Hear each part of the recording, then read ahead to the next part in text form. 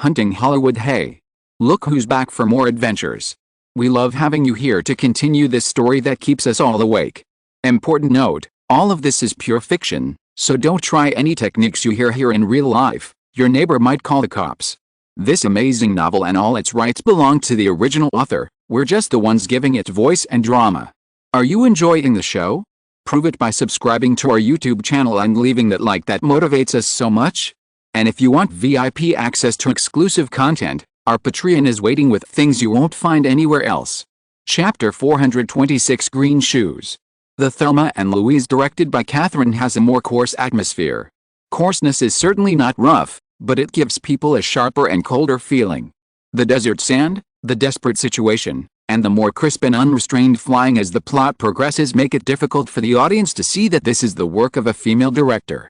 However, the director is still a woman after all. Therefore, the new version of Thelma and Louise highlights feminism more clearly. Fortunately, under the continuous influence of Simon, Kathryn gave up the deliberate preaching in her original works and focused more on expressing certain views through the story. In the initial discussion, Kathryn once hoped that the two heroines would successfully escape to Mexico in the end. However, in the final version, Selma and Louise still drove off the cliff, thus sacrificing a complete story. After the preview and discussing the publicity and promotion matters for the last 2 months, Simon took Kathryn back to Cape Dumay Manor. It was already past 6 o'clock. Kathryn was notified in advance that she would come today, and Janet had already asked people to prepare dinner. After returning home and greeting Kathryn warmly, Janet talked about another matter. The lawsuit against Matthew Broderick and his gang was completely concluded today. During this period, the investigation and lawsuit of the original attack case have always been the focus of media attention, but Simon himself did not spend too much time on this trivial matter. After several months of investigation, the Santa Monica Police Department officially reported the results of the investigation to the media last week. In fact, the truth of the matter has long been obvious. The Los Angeles District Court officially announced the verdict today based on the results of the investigation and the content of the prosecution of both parties. The lawsuit filed by Matthew Broderick, Mark Stein and the other 6 was completely dismissed. In response to Simon's lawsuit, the 6 people were sentenced to compensation ranging from $5 million to $1 million for defamation and a total of 600 hours of community service, and were not allowed to discuss any matters related to Simon publicly. In addition, because the two parties initially signed a settlement agreement privately and Simon did not file a lawsuit for intentional injury, the original attack case was ignored by the court. If she had not been pregnant, Janet would not have planned to let it go so easily. Now that she had a little life in her belly, the woman no longer had the heart to pursue. Moreover, the compensation of $1 million would basically drain the wealth of several people. 3 of the 6 people could not afford it at all, and could only bear such a civil compensation debt for a long time. Unless they paid off the compensation in the future, they would never be able to turn over a new leaf. When dinner started, this trivial matter, which was insignificant to Simon now, had been completely exposed. After dinner, and being held by Janet until after 9 o'clock, Kathryn firmly rejected Janet's suggestion to invite her to stay overnight, and got up to say goodbye and left. Janet was already 3 months pregnant, and she could actually do something. However, to be on the safe side, the woman had no intention of letting Simon touch her, and Simon had no intention of teasing the pregnant woman. During this period, he only took the female assistant to Los Angeles to be intimate, or went hunting like last Saturday. Although he would not treat himself badly in matters between men and women, Simon was actually very restrained.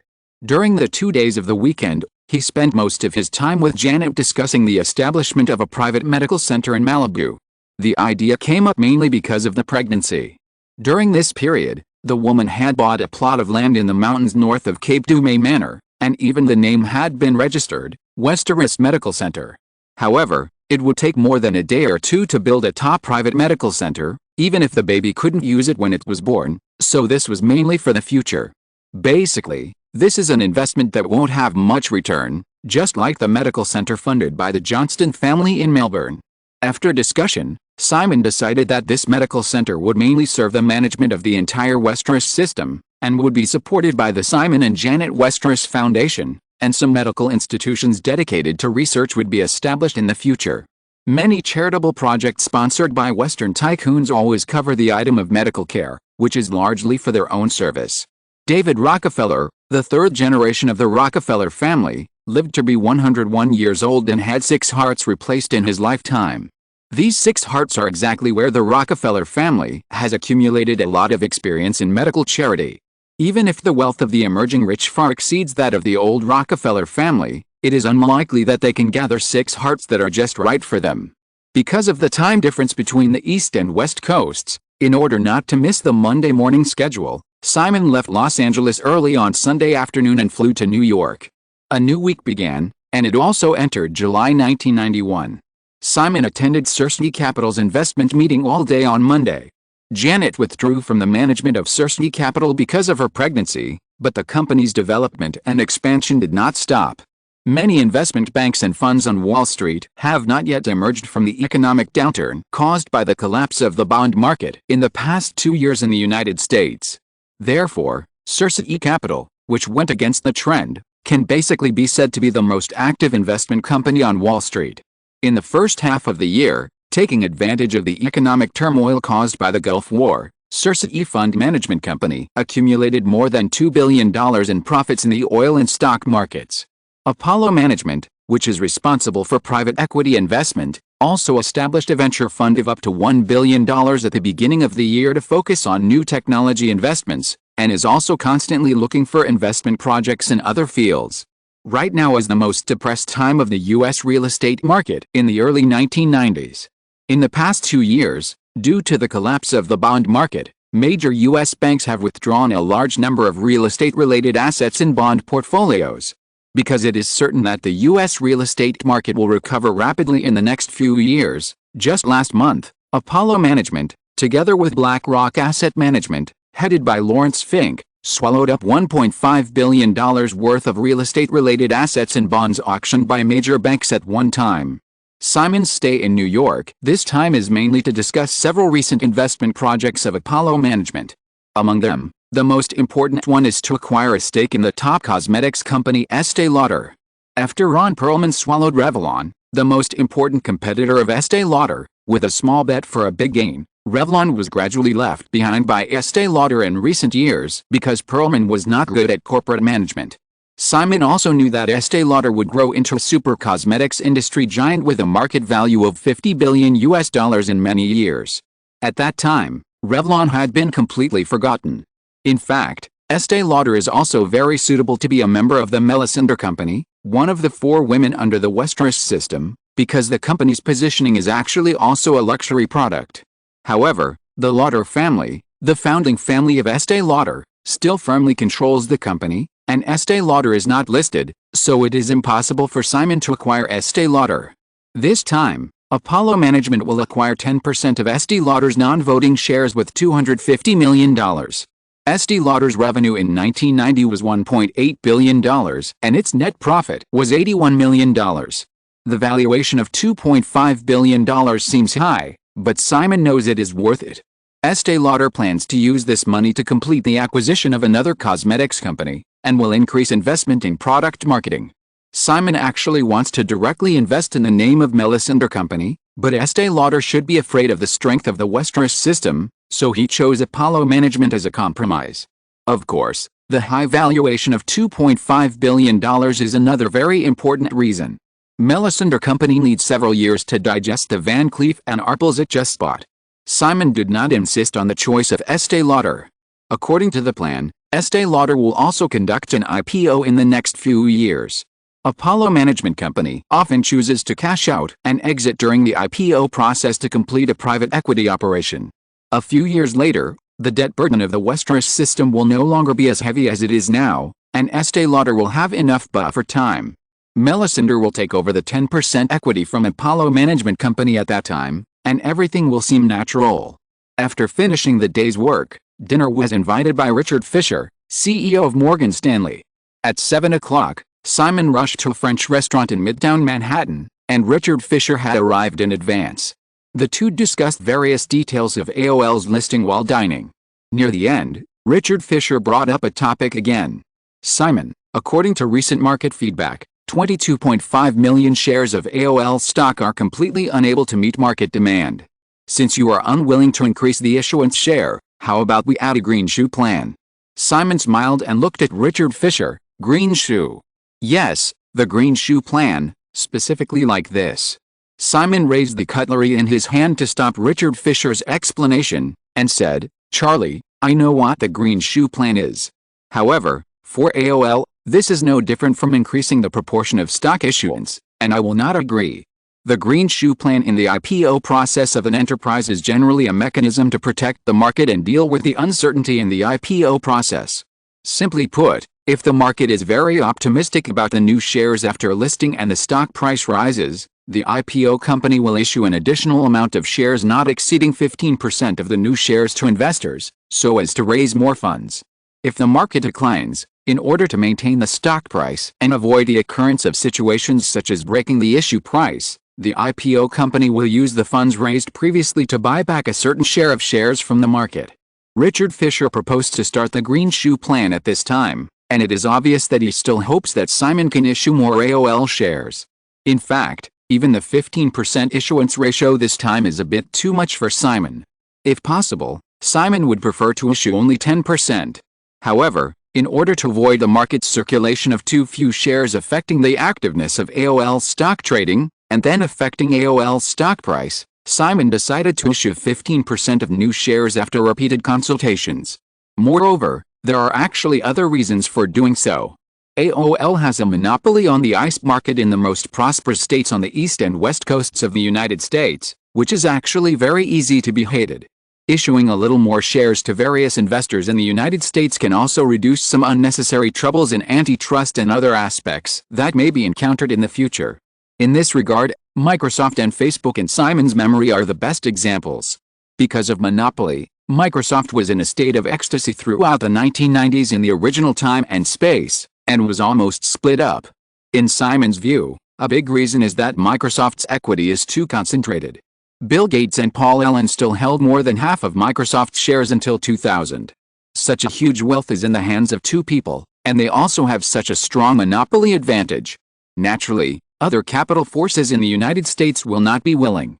Later, when Damon continued to reduce his holdings of Microsoft shares, Microsoft gradually became a public holding company jointly held by many types of investment banks and funds in the United States. Microsoft never encountered too much antitrust trouble in North America. Later, Facebook, because it became a public holding company early on, during the data leak scandal that shocked the world, the media exaggerated the rhythm of Facebook almost going bankrupt in minutes, with Zuckerberg resigning and being fined trillions of dollars. The final result? It was just a joke congressional hearing. When everyone thought that they would see a large number of congressmen fiercely bombarding Zuckerberg, for a full 4 hours, everyone heard only meaningless questions such as "My granddaughter is a loyal user of Facebook and wants you to give her an autograph, and please explain what big data is." In the final analysis, because a large number of American retirement funds, insurance funds, investment banks and other institutions hold Facebook shares, the US government will never really bring Facebook down unless it has a brain attack, even if the punishment is slightly heavier. In order to avoid the same fate as Microsoft in the 1990s, Simon will continue to list high-quality companies in the Westeros system, and will also continue to reduce his shareholding in these companies. The cashed-out funds can also be used for other investments. In the end, Simon hopes to achieve a way to integrate the entire Westeros system into the American economic system.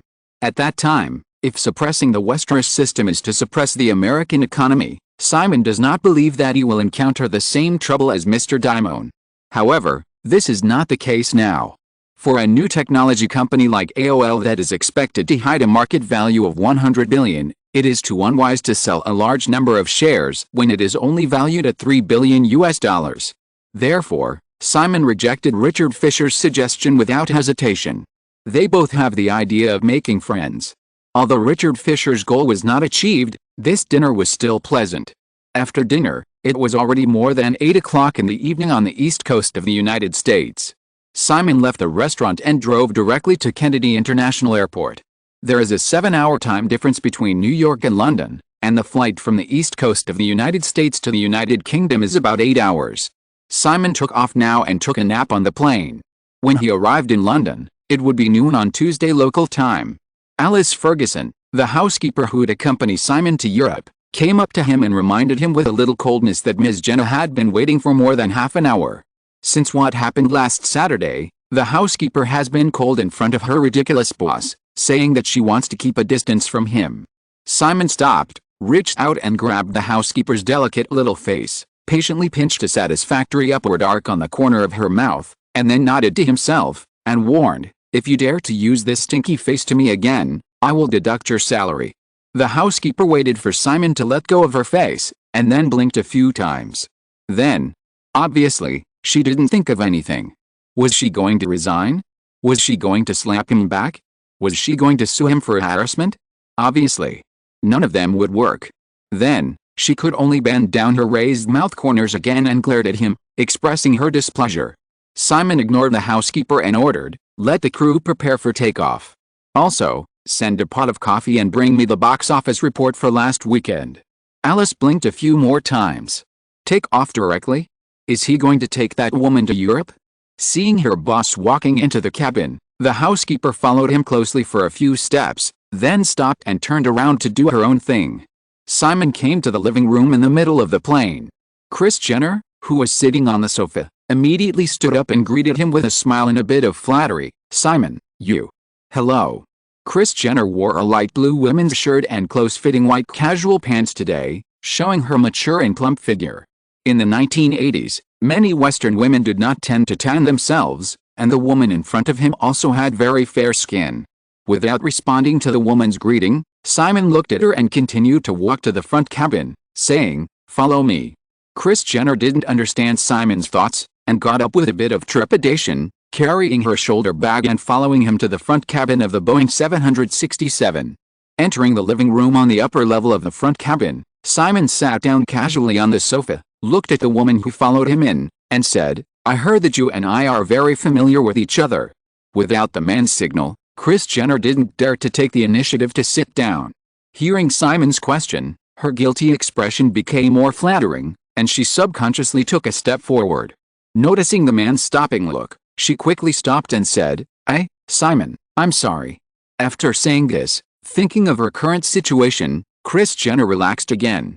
If this little man was dissatisfied with her for getting the opportunity to appear in The Real Housewives of New York under his guise, he didn't need to see her at all. Now, things seemed very clear. So she pointed to the seat next to Simon, with a slightly more seductive look on her face, and said, "Simon, can I sit down?" Simon shook his head. "Stand." The woman had to continue standing, watching the man leisurely pick up a magazine and flip through it, not knowing what would happen next. However, thinking about what happened at the beginning of the year, she still had to get the chance of The Real Housewives of New York anyway. A few months ago, her ex-husband suddenly stopped her credit card and divorced her cleanly. Because of the prenuptial agreement, she basically didn't get anything. After being a housewife for so many years, she found that she couldn't do anything except continue to be a housewife. She could only marry another man soon. However, she didn't want to experience the feeling of suddenly having nothing again. Therefore, when The Real Housewives of New York recruited female protagonists, she learned that she was unlikely to be selected, so she took the risk of using the name of the little man in front of her. She used to pay close attention to the Real Housewives of Beverly Hills series. The housewives who participated in this reality show not only gained fame and status, but some also developed a good career because of it.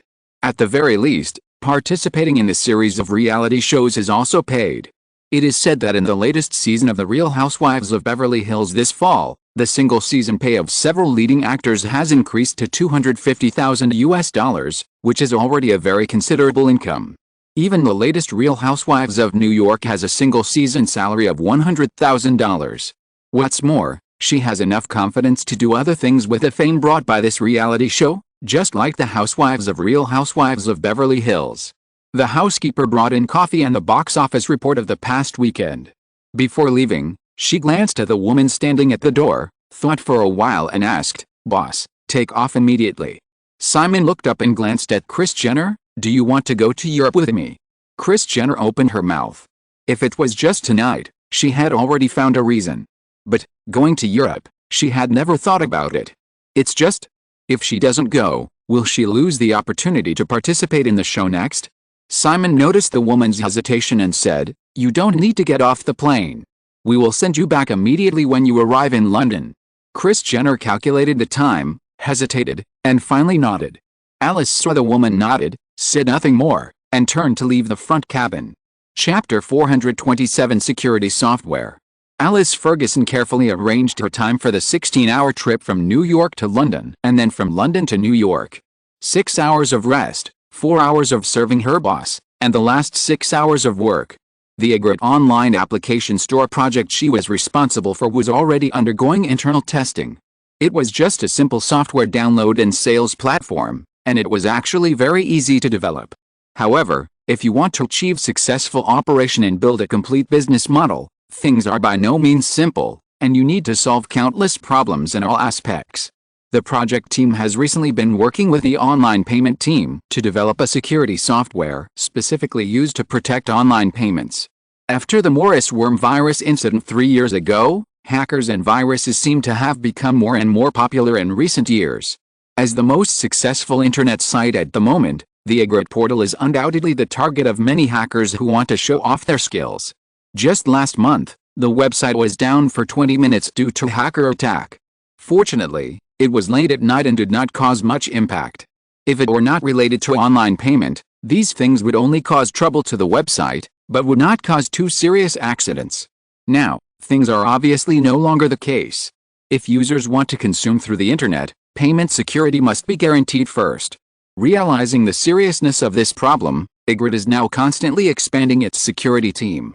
Attacks are inevitable, and it is still feasible to reduce risks as much as possible through a strong technical team and reasonable response strategies. The boss's intention is to develop a free security software. Realizing the business opportunities, of course, some people have mentioned charging. However, Simon's words dispelled many people's thoughts. Once charging is made, and a security software industry that others have entered is formed, then the internet is likely to suffer a large-scale virus catastrophe every once in a while. After figuring out the joints, even Alice herself had to admit that the man was right. Just like the world we live in, because the interest chain involved in the military industry is too huge, war is inevitable. The Boeing 767 landed again on the runway of New York's Kennedy International Airport. The housekeeper knocked on the door of a guest room in the middle cabin. When the other party opened the door, she said in a cold tone, "Ms. Jenna, the car has been arranged outside. The driver will take you back to Manhattan." Kris Jenner tried to build a good relationship with Simon's housekeeper along the way.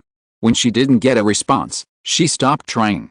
At this time, she just agreed, picked up her bag and walked out.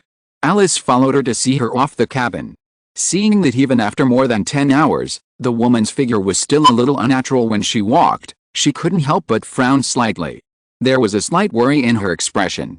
In the previous more than 10 hours of the journey, the woman was only in the front cabin for more than an hour before being sent out. During this time, the housekeeper was called in by a hateful guy to deliver something, and then naturally saw some scenes that she shouldn't have seen. The memory is deep. Therefore, she felt that if someone dared to do that to her, she must resist. Definitely. After sending the outsiders away, Alice took the other 3 girls to tidy up the cabin, watched the plane being stored in the hangar, and left Kennedy International Airport. A week's work began.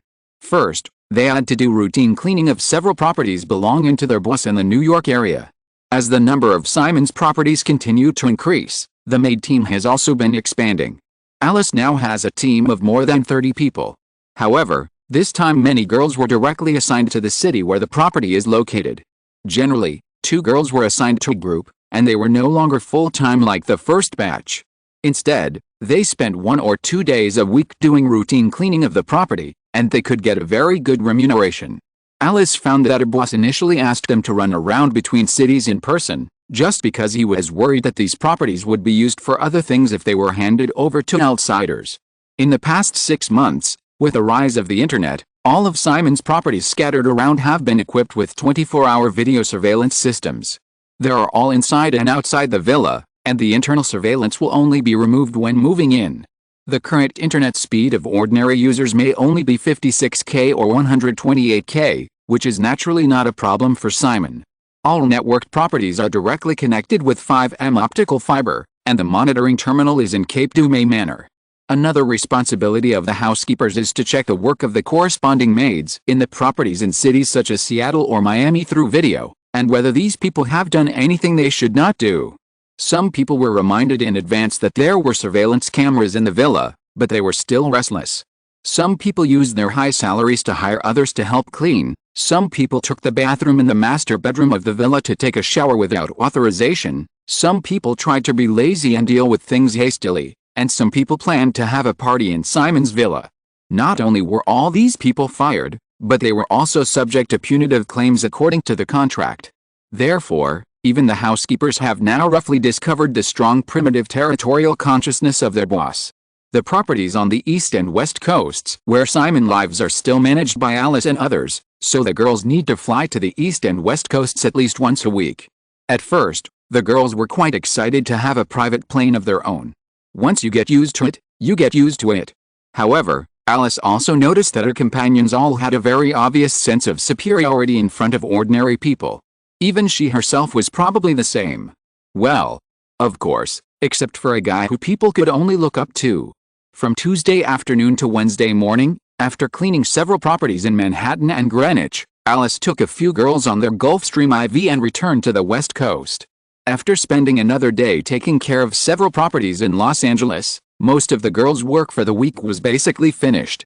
Therefore, it is really appropriate to say that a certain guy is just throwing money at a vase.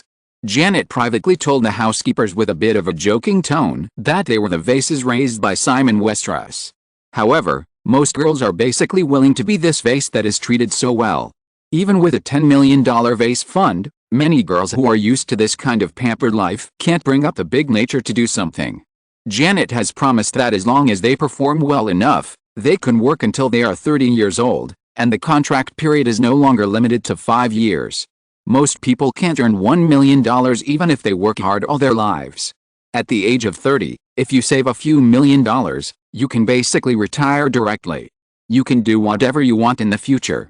Why work so hard? What's more, the $10 million vase fund is really not easy to get. Alice certainly didn't have such an idea. If she didn't want to make a career, she would never accept the current job. The housekeeper has always been conscientious and responsible for her main job, but she didn't waste any extra time on the affairs of Ygritte. Privately, she is still looking for how to get her share of the $10 million vase fund. Of course, the treatment she deserves should not be wasted. She has no intention of saving money for someone. In addition, she also has some thoughts of competing with another vase. When she first joined the company, she was cheated by the girl sitting next to Simon. Women are very vindictive. The card camera project of C-girl Claire Jean and Simon's seemingly biased support made the housekeeper feel a little threatened. Ygritte bought all of Tinkerbell's first batch of 1,000 Icom 10s in its official name, and launched a free trial for blog users in June, which caused a very strong response during this period. In order to promote Icom, the blog team also developed a web interface. All users who send pictures through Icom will have a picture from Icom prompt attached to the web blog post, and this text will also directly lead to Tinkerbell's official website. Because it is the first product, Icom inevitably has some minor problems. However, in the face of this product's super high-cost performance, other professional digital cameras worth thousands of dollars at the same time are not competitive at all. Not to mention the full support of Ygritte. During this period, driven by the trend of posting pictures on Ygritte's blog, many users have asked where they can buy such a camera. North American merchants with a keen sense of smell naturally cannot ignore such business opportunities. As of early July, Tinkerbell has received orders for more than 100,000 units from electronics retailers across North America. It is obviously unlikely that such an order will be realized in a short period of time, but it is definitely a good start. In the early discussions between C and Simon, they also considered remote sales through the internet if they could not establish a smooth retail channel, just like the current TV shopping. Now, because of the popularity of Icom, some things seem to be a natural outcome. Of course, competition is also inevitable. Simon reminded C in advance that many powerful electronics manufacturers, such as Sony, Panasonic, etc., may only need 1 month to launch such a simple card camera. However, Tinkerbell's advantages are actually very obvious because of the support of Ygritte. In addition to the most obvious time advantage, Icom directly shoots GIF image format developed by Ygritte, Photoshop software is also enough to provide a large degree of bonus, and there is also its official technical and promotion support. With such obvious advantages, if it fails again, Simon can only let other electronics manufacturers enter this market. According to the development plans set before, enriching the content of the internet platform as soon as possible is the first priority. Simon personally followed up the filming of Wonder Woman in the UK. In North America, the summer season is still going on. From June 28 to July 4, Terminator 2 opened its first week and finally earned $56.93 million at the box office. This result is obviously not comparable to Batman: The Dark Knight. However, the first week box office of $56.93 million also exceeded most people's expectations, and Fox was relieved. The first week box office reached $56.93 million, which means that Terminator 2 is still very guaranteed to get $200 million at the North American domestic box office. A North American box office of $200 million basically recovers all the production and publicity costs in the early stage. With a continuous increase in the production cost of Hollywood movies and the continuous expansion of overseas markets, video channels and TV platforms, the North American domestic box office of Hollywood movies has become less and less important. People use the domestic box office more as a measure of the final commercial potential of a film. Many movies with a budget of more than $50 million cannot recover their costs at all just by relying on the domestic box office. It is very rare for a film like Terminator 2, with a total budget of $100 million for production and promotion, to be able to recover its costs just through North American theatrical distribution. The domestic box office can reach $200 million, and the film's overseas box office potential is the same, or even higher. Including the subsequent videotapes and TV broadcasting platforms, the project's net profit scale in the next 3 years can basically reach $200 million. The profit scale of the two blockbusters in the DC movie universe can only be described as a miracle, and there is no comparison at all.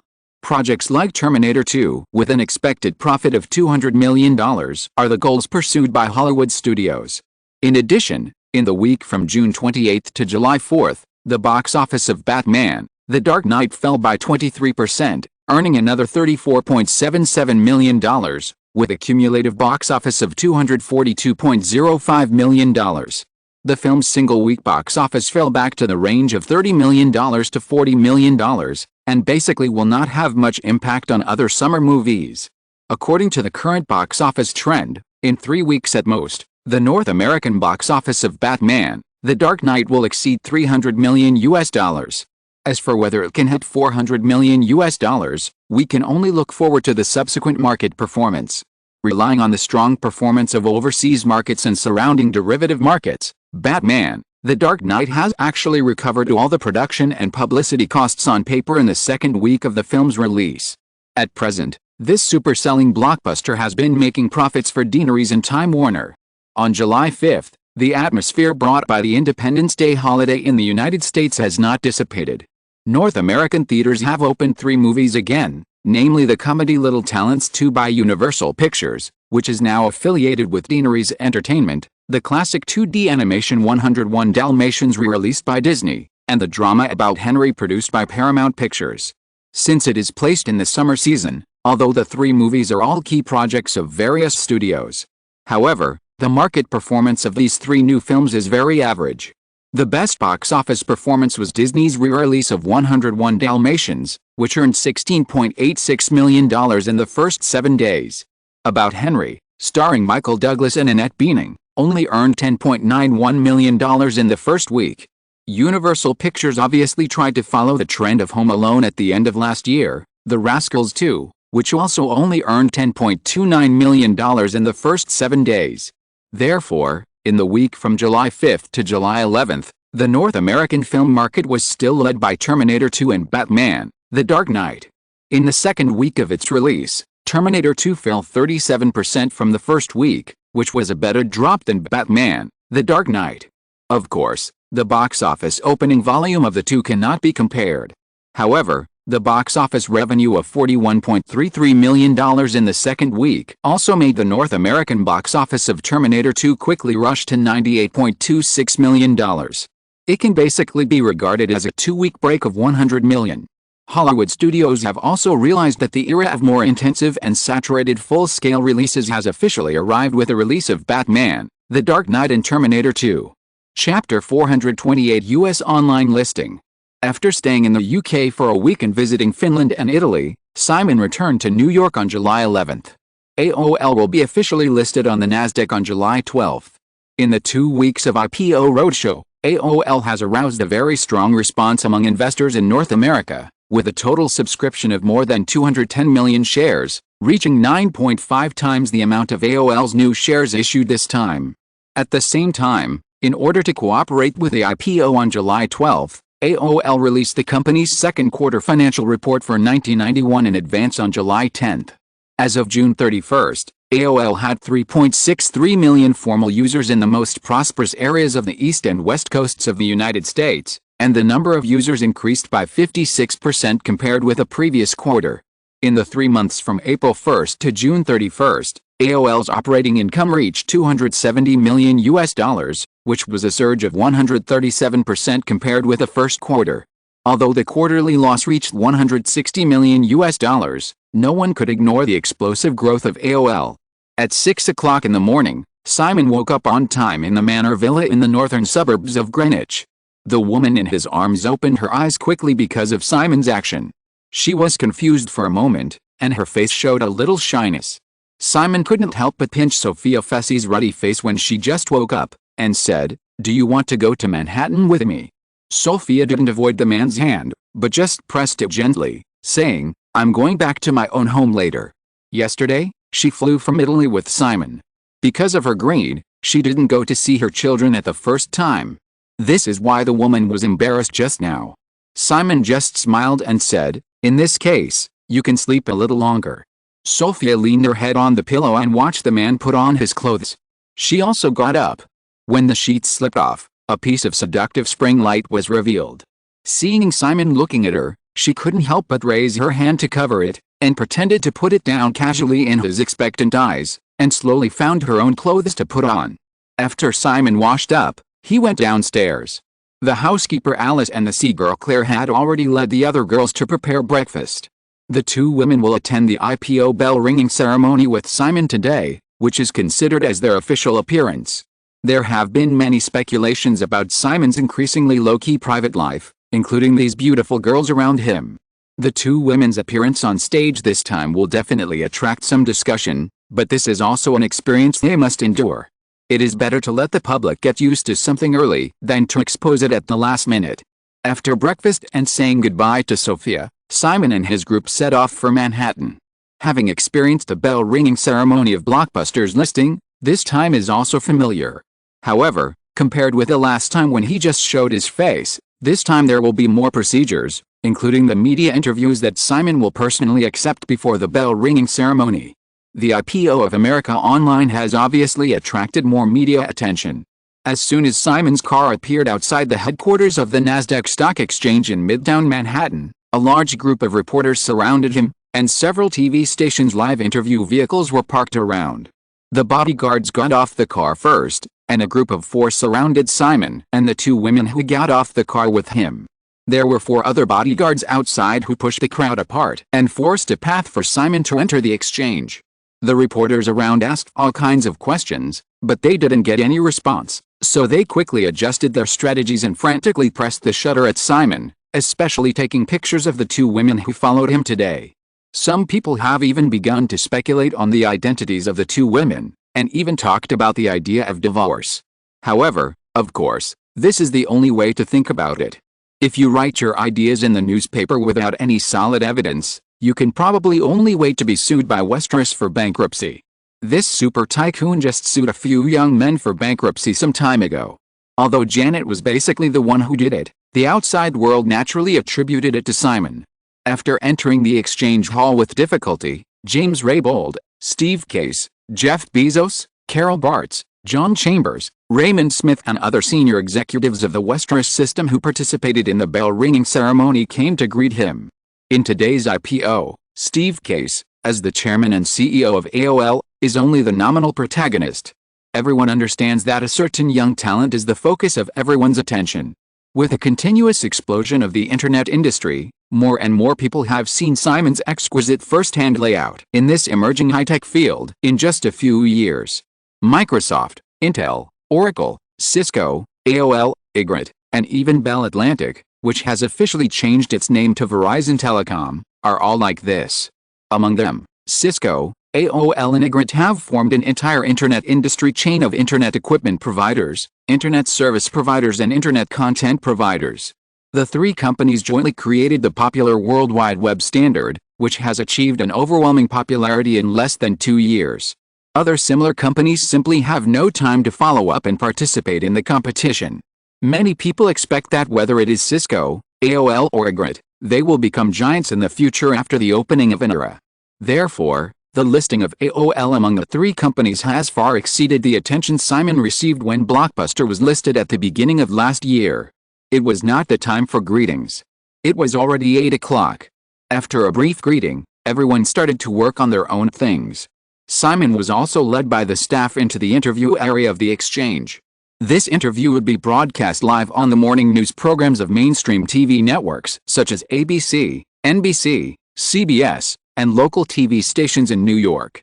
The interview lasted only 10 minutes, and each reporter was only allowed to ask one question. Because it was a rare public interview opportunity for Simon Westeros, everyone was in high spirits. There were 2 sofas in the interview area. Simon sat on one of them. Next to him was Richard Seaman, the vice president of the Nasdaq exchange, who was the host himself. After a simple preparation, the vice president took the lead and said, "Simon, this opportunity is really rare, so how about giving me a chance to ask questions first?" Simon smiled and nodded, saying, "Of course, but you have already asked, so next." Everyone was stunned and laughed together. This was of course just a joke. Richard Seaman didn't take it seriously and insisted on holding the microphone and said, "This should be your second time to come to the Nasdaq Stock Exchange. The last time was Blockbuster, and this time it is America Online. What I want to ask, well, of course, is not which company it will be next time, although I really want to know, but what do you think of the current situation of the U.S. stock market and its trend in the next few years? If possible, can you give us some investment advice?" This is obviously a big question. However, with Simon's current status, he is also fully qualified to comment on the economic trend at the national level. Although it was somewhat off topic from today's AOL IPO, Simon thought for a moment and said, "As we all know, the federal stock market experienced a strong rebound for several months in the first half of the year. Due to the weak real economic conditions, many people feel that this rebound is very exaggerated, but I don't think so.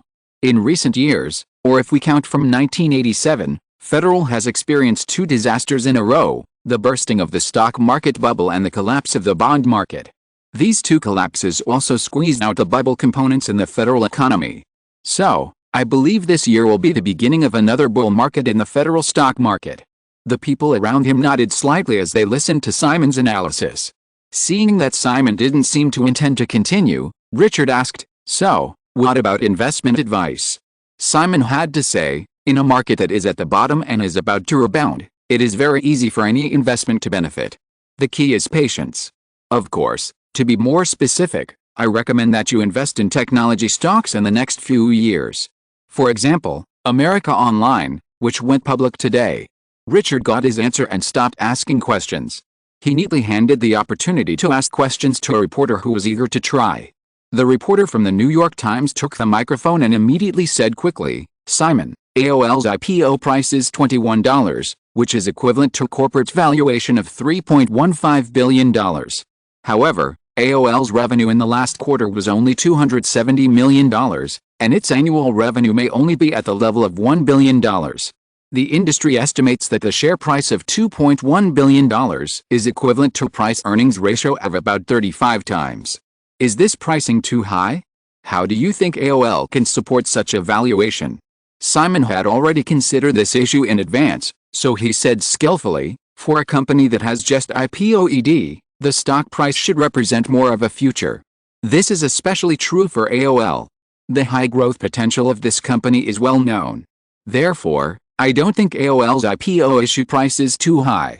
In fact, I think it is a bit low." Simon's answer is somewhat panacea. Anyone who has carefully analyzed AOL can probably see that this company not only represents a high growth potential, but also has a strong monopoly nature. Because the technical patents of the World Wide Web are in the hands of the Westeros system, not just AOL itself, which has an exclusive agreement in the operating areas of the three major operators. Moreover, whether it is Cisco, the upstream internet equipment provider, or Ygritte, the downstream internet content provider, there are too many ways to protect AOL's advantages in the industry. In the past 6 months, the two operators, Bell Pacific on the West Coast and 9X on the East Coast, have not completely torn their faces with AOL. The contract is one of the reasons, and the other is the lack of upstream and downstream technical and content support. If these two companies tear up the original exclusive agreement in order to enter the ISP field, then they obviously cannot get the support of Cisco and Ygritte, let alone the authorization of the corresponding technology in the World Wide Web field. If the agreement is torn up, it only needs to be compensated according to the agreement. Then, in the absence of technical authorization, it is not impossible to force the infringement of World Wide Web technology, even if it is sued to bankruptcy by the Westeros system. Any company with a little business ethics bottom line will not do this. However, Simon could not clearly state these relatively sensitive advantages in any way. If he did, it would be a handle for others. Warren Buffett has a very well-known toll bridge theory, which means that if a company has a strong monopoly advantage in a certain area, the company has absolute pricing power.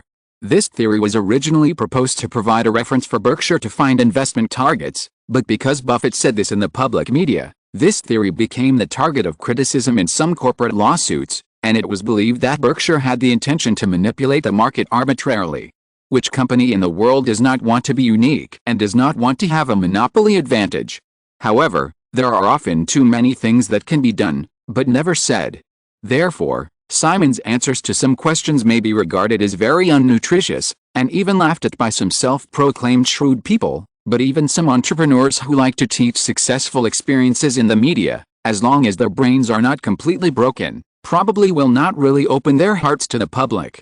Of course, even if he deliberately concealed his shortcomings, Simon actually revealed enough things in the following 10 minutes of interview time. After a few years, the market has been very blind to Simon, who has created a series of wealth miracles in just a few years. AOL is one of the core enterprises of the Westeros system. Therefore, when the bell-ringing ceremony ended and the inquiry before the official opening began, the stock price of AOL began to soar. This continued until 10:30. After 5 rounds of inquiries lasting more than an hour, AOL finally opened for trading at $32.75. $32.75, compared with the issue price of $21, the increase has reached 56%. However, this is just the beginning. In the following trading sessions, the stock price of AOL continued to rise, and the increase was so high that some investors who subscribed to the stock in the early stage could not help but have the idea of selling. In the end, as of the closing at 3:30 p.m., the stock price of AOL finally settled at a high of $43.25. On the first day of the listing, the overall increase of AOL's stock price reached 106%, and the market value was $7.46 billion at the close of the day. After the IPO, Westeros's shareholding ratio in AOL dropped to 65.4%.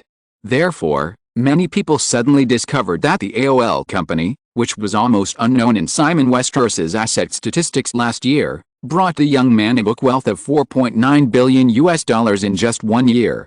This wealth of $4.9 billion alone has exceeded the total wealth of most of the rich people on the U.S. local rich list and even the global rich list.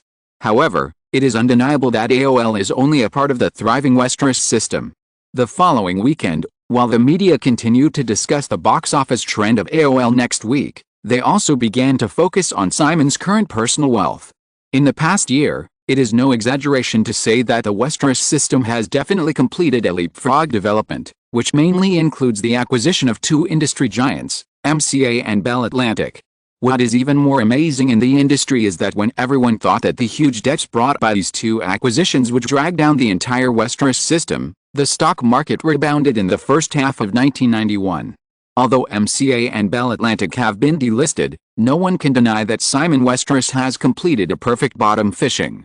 If the 2 acquisitions were delayed by a month or 2, By the time the Gulf War began, Westeros would not have been able to acquire the two companies at the original price. Therefore, referring to the current stock market situation, the current value of the two companies is definitely more than the initial $14 billion. Chapter 429, the second half of the summer season. IPOs usually choose to list on Thursday or Friday, so that if there is an emergency, the weekend market closure can provide a buffer for IPO companies to solve the problem. AOL's listing date was Friday, July 12. Of course, this IPO has been smooth sailing so far.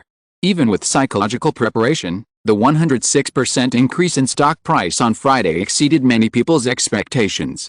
The closing price of $43.25, the market value of $7.46 billion, and Simon Westeros's wealth increase of $4.9 billion all stirred the nerves of countless people. A company that is still burning money and losing money received a price-earnings ratio of 72 times on the day of its listing. While all parties were amazed and envious, they were also discussing whether the company was worth such a stock price. In this atmosphere of discussion, AOL's stock price inevitably began to pull back in the new week.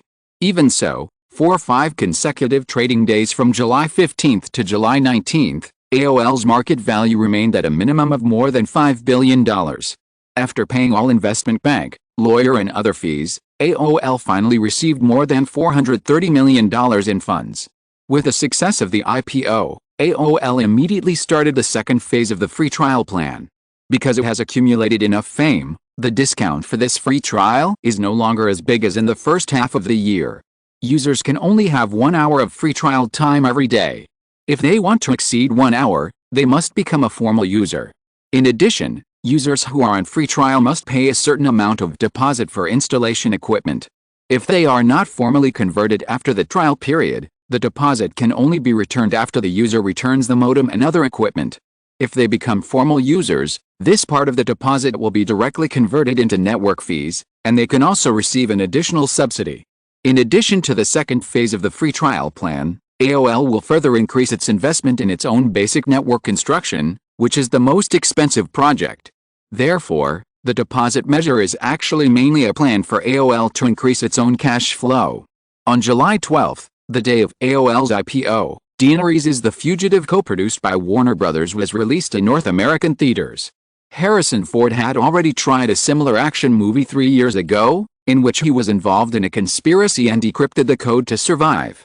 The movie was directed by Roman Polanski and was called The Dead in Paris, but it did not cause much response at the box office. This time, The Fugitive far surpassed The Dead in Paris in terms of both word of mouth and publicity. With its coherent story, the film received a comprehensive media rating of 9.1 points. The Los Angeles Times commented that the film's smooth and tense plot gives people a sense of tension as if injected with adrenaline. Warner Bros. Had previously focused most of its attention on The Dark Knight, so The Fugitive was inevitably neglected. However, in its first week, relying on only 2,340 screens, The Fugitive still strongly earned $37.61 million in box office, with an average of more than $16,000 per theater. The $37.61 million first-week box office also left The Dark Knight and Terminator 2 behind, successfully winning the box office champion position for the new week. In comparison, Disney's new film, Detective Angels, which opened at the same time, only earned $5.27 million in the first 7 days of its opening week. On July 19, the second half of the summer season, 2 new films were released in North American theaters, namely We Are the Four, produced by Universal Pictures, and Abby and Teddy's Adventures 2, produced by Orion Pictures. We Are the Four is an old-time American gangster movie similar to Once Upon a Time in America and Scarface. Abby and Teddy's Adventures 2 is the sequel to the sci-fi comedy produced by Orion 2 years ago. The first film grossed more than $40 million in North America, which is also a hit. In addition, this is also a comedy series starring Keanu Reeves. Keanu just transformed into a tough actor with Kathryn's Point Break at the beginning of the year, and gained a lot of popularity. His silly performance in Abby and Teddy's Adventures 2 has a sense of ruining his image. Period.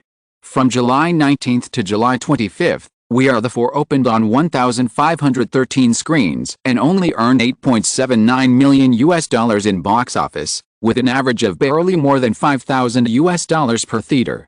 As a key project of Orion, The Adventures of Abby and Adele 2 had a good start, opening on 1,620 screens, with a box office of $15.66 million in the first week, and an average of nearly 10,000 yuan in theaters. The opening data exceeded twice that of the first one. However, the reputation of the film has collapsed, and it is expected to be difficult to get out of the long term. The box office performance of the two new films was average. The box office champion this week was still The Fugitive. The box office fell by only 11% in the second week, and collected another $33.36 million. The cumulative box office in 2 weeks also reached $70.97 million. Because Harrison Ford's salary was as high as $10 million, the production cost of The Fugitive eventually reached $40 million, and the publicity and distribution budget was $20 million. According to the latter sharing contract signed by Warner Brothers and the theater chain, Deaneries and Warner Brothers have recovered most of the production and publicity costs in just 2 weeks with a North American box office of $70.97 million. The opening of more than $30 million for 2 consecutive weeks means that The Fugitive obviously still has great box office potential. In addition to The Fugitive, which has the highest weekly box office in the theaters, it is worth mentioning that the total North American box office of The Dark Knight, which was released for the 7th week from July 19 to July 25, officially exceeded $300 million, reaching $305.11 million. However, the single-week box office of The Dark Knight has also slipped to $15.11 million, ranking 4th on the single-week box office list behind The Fugitive, Terminator 2 and Abby and Daredevil 2. Based on the box office curve since the opening, the distribution department of Warner Brothers. Pictures predicts that the final North American box office of The Dark Knight may be between $360 million and $390 million, and the $400 million mark should be hopeless. In addition, the overseas box office of The Dark Knight also exceeded $300 million earlier than the domestic box office. Because there are still many overseas ticket warehouses waiting for release, Warner Brothers predicts that the expected overseas box office of The Dark Knight will be between $500 million and $550 million, which is basically the same as the first one. The global total box office scale is the same as that of Batman Begins, which will be around $900 million.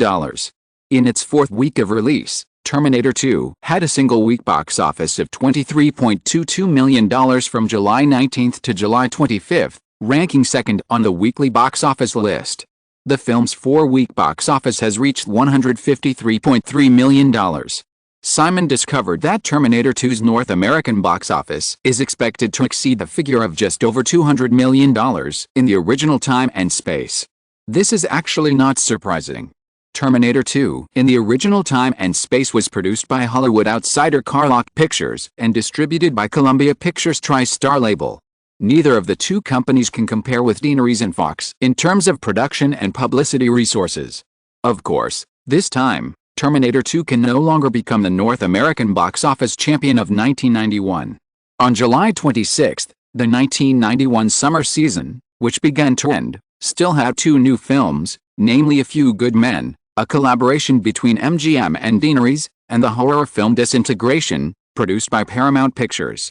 The new version of A Few Good Men stars Tom Hanks, Robert De Niro and Demi Moore. The story has been modified to be a story about a down-and-out but upright middle-aged lawyer defending 2 Marines accused of murder. From the beginning, A Few Good Men was confirmed to be a courtroom crime film like Harrison Ford's hit Pushing Innocence last year. The film could not be released like a popcorn movie, and we can only hope that it can have a long-term reputation. Fortunately, although the story has been modified, the media reviews of the film are still very good, and Tom Hanks, Robert De Niro and Demi Moore are enough to support the popularity of this film. In the first week of opening, A Few Good Men earned $26.73 million at the box office on 1,902 screens. Although it is not as good as any of Batman, The Dark Knight, Terminator 2 and The Fugitive, the average theater revenue of more than $13,900 also met the expectations of Deaneries and MGM. Moreover, in the first week of August, the second week of the release of A Few Good Men, the film's single-week box office fell by only 13%, earning another $23.39 million. Such a box office trend has obviously 100% ensured the birth of another member of the billion-dollar box office club. Kevin Costner's new film Robin Hood, released on August 2nd, once again brought a surprise to the producer Warner Brothers Pictures. This costume action film, produced and distributed by Warner Brothers Pictures alone, was released on August 2nd, which shows its treatment in the summer season. However, the film earned $39.19 million in the first 7 days of the week, which is better than The Fugitive, which was released on July 12th. Subsequently, on August 9th, The Silence of the Lambs, produced by New World Pictures under Deaneries Entertainment, basically announced the end of the 1991 summer season. Moreover, the comprehensive media score of 9.6 points for The Silence of the Lambs also means that this is a perfect ending. Before the release, the outside world basically didn't pay much attention to this movie, which cost only $15 million to produce and was released by New World Pictures under Deaneries Entertainment.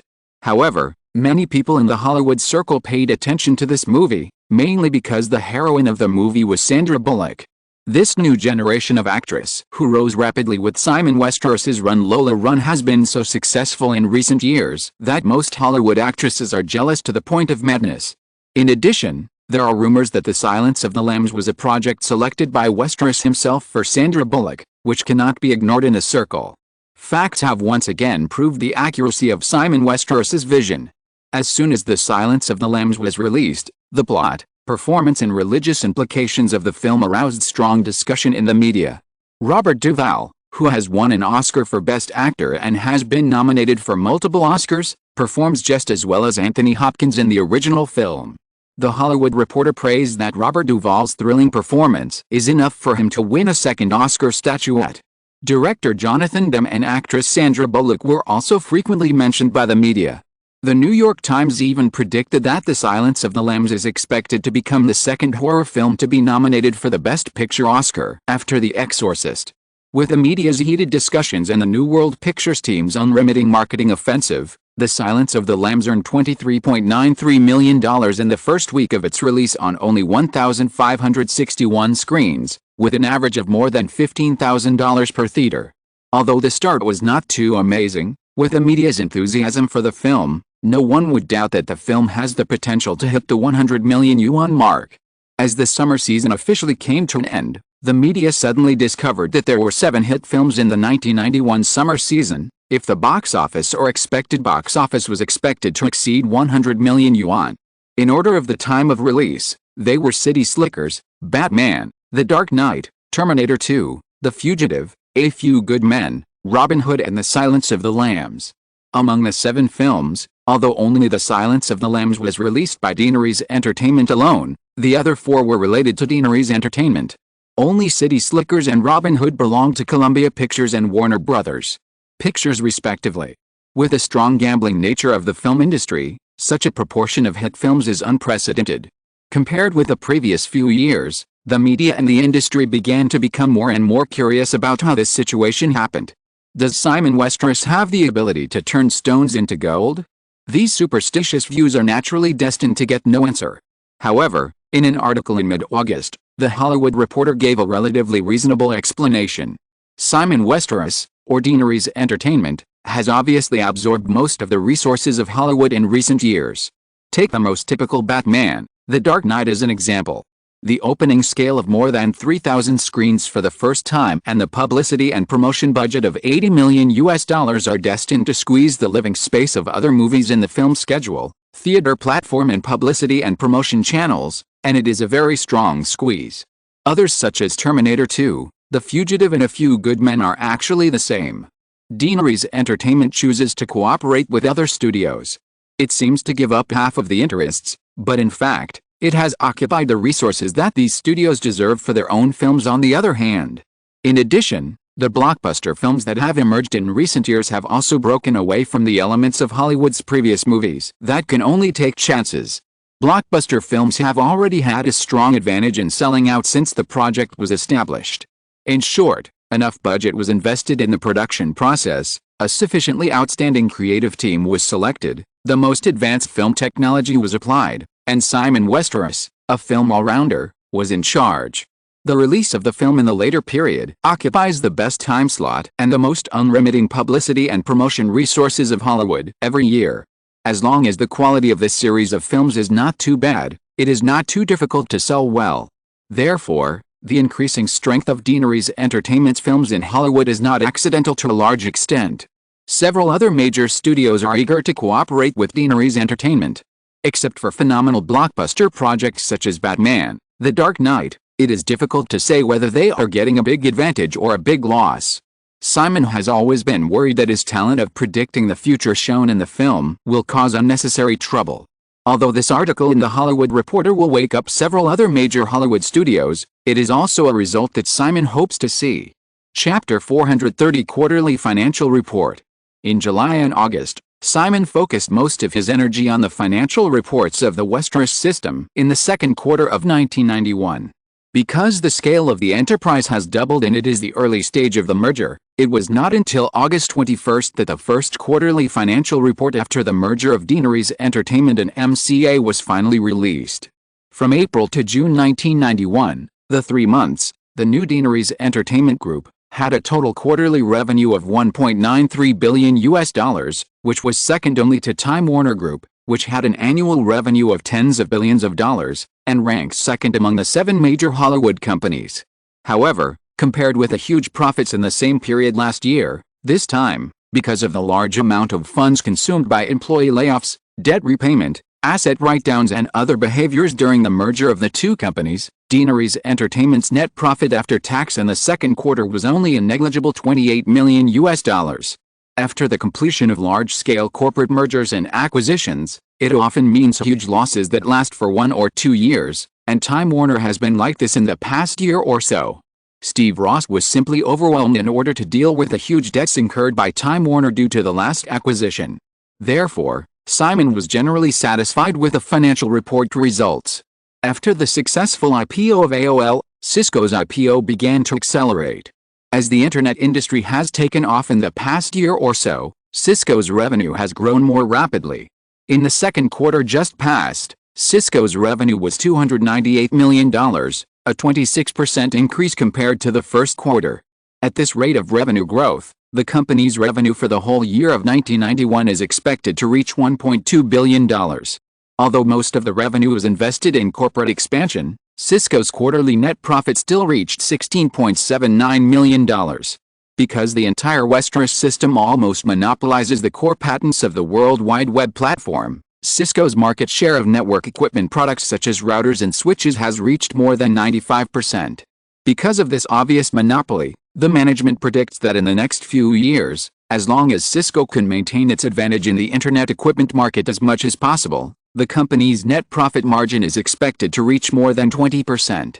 Unlike AOL, which is limited to the 3 major operator areas on the east and west coasts of the United States, Cisco is facing the entire North American and overseas internet equipment market.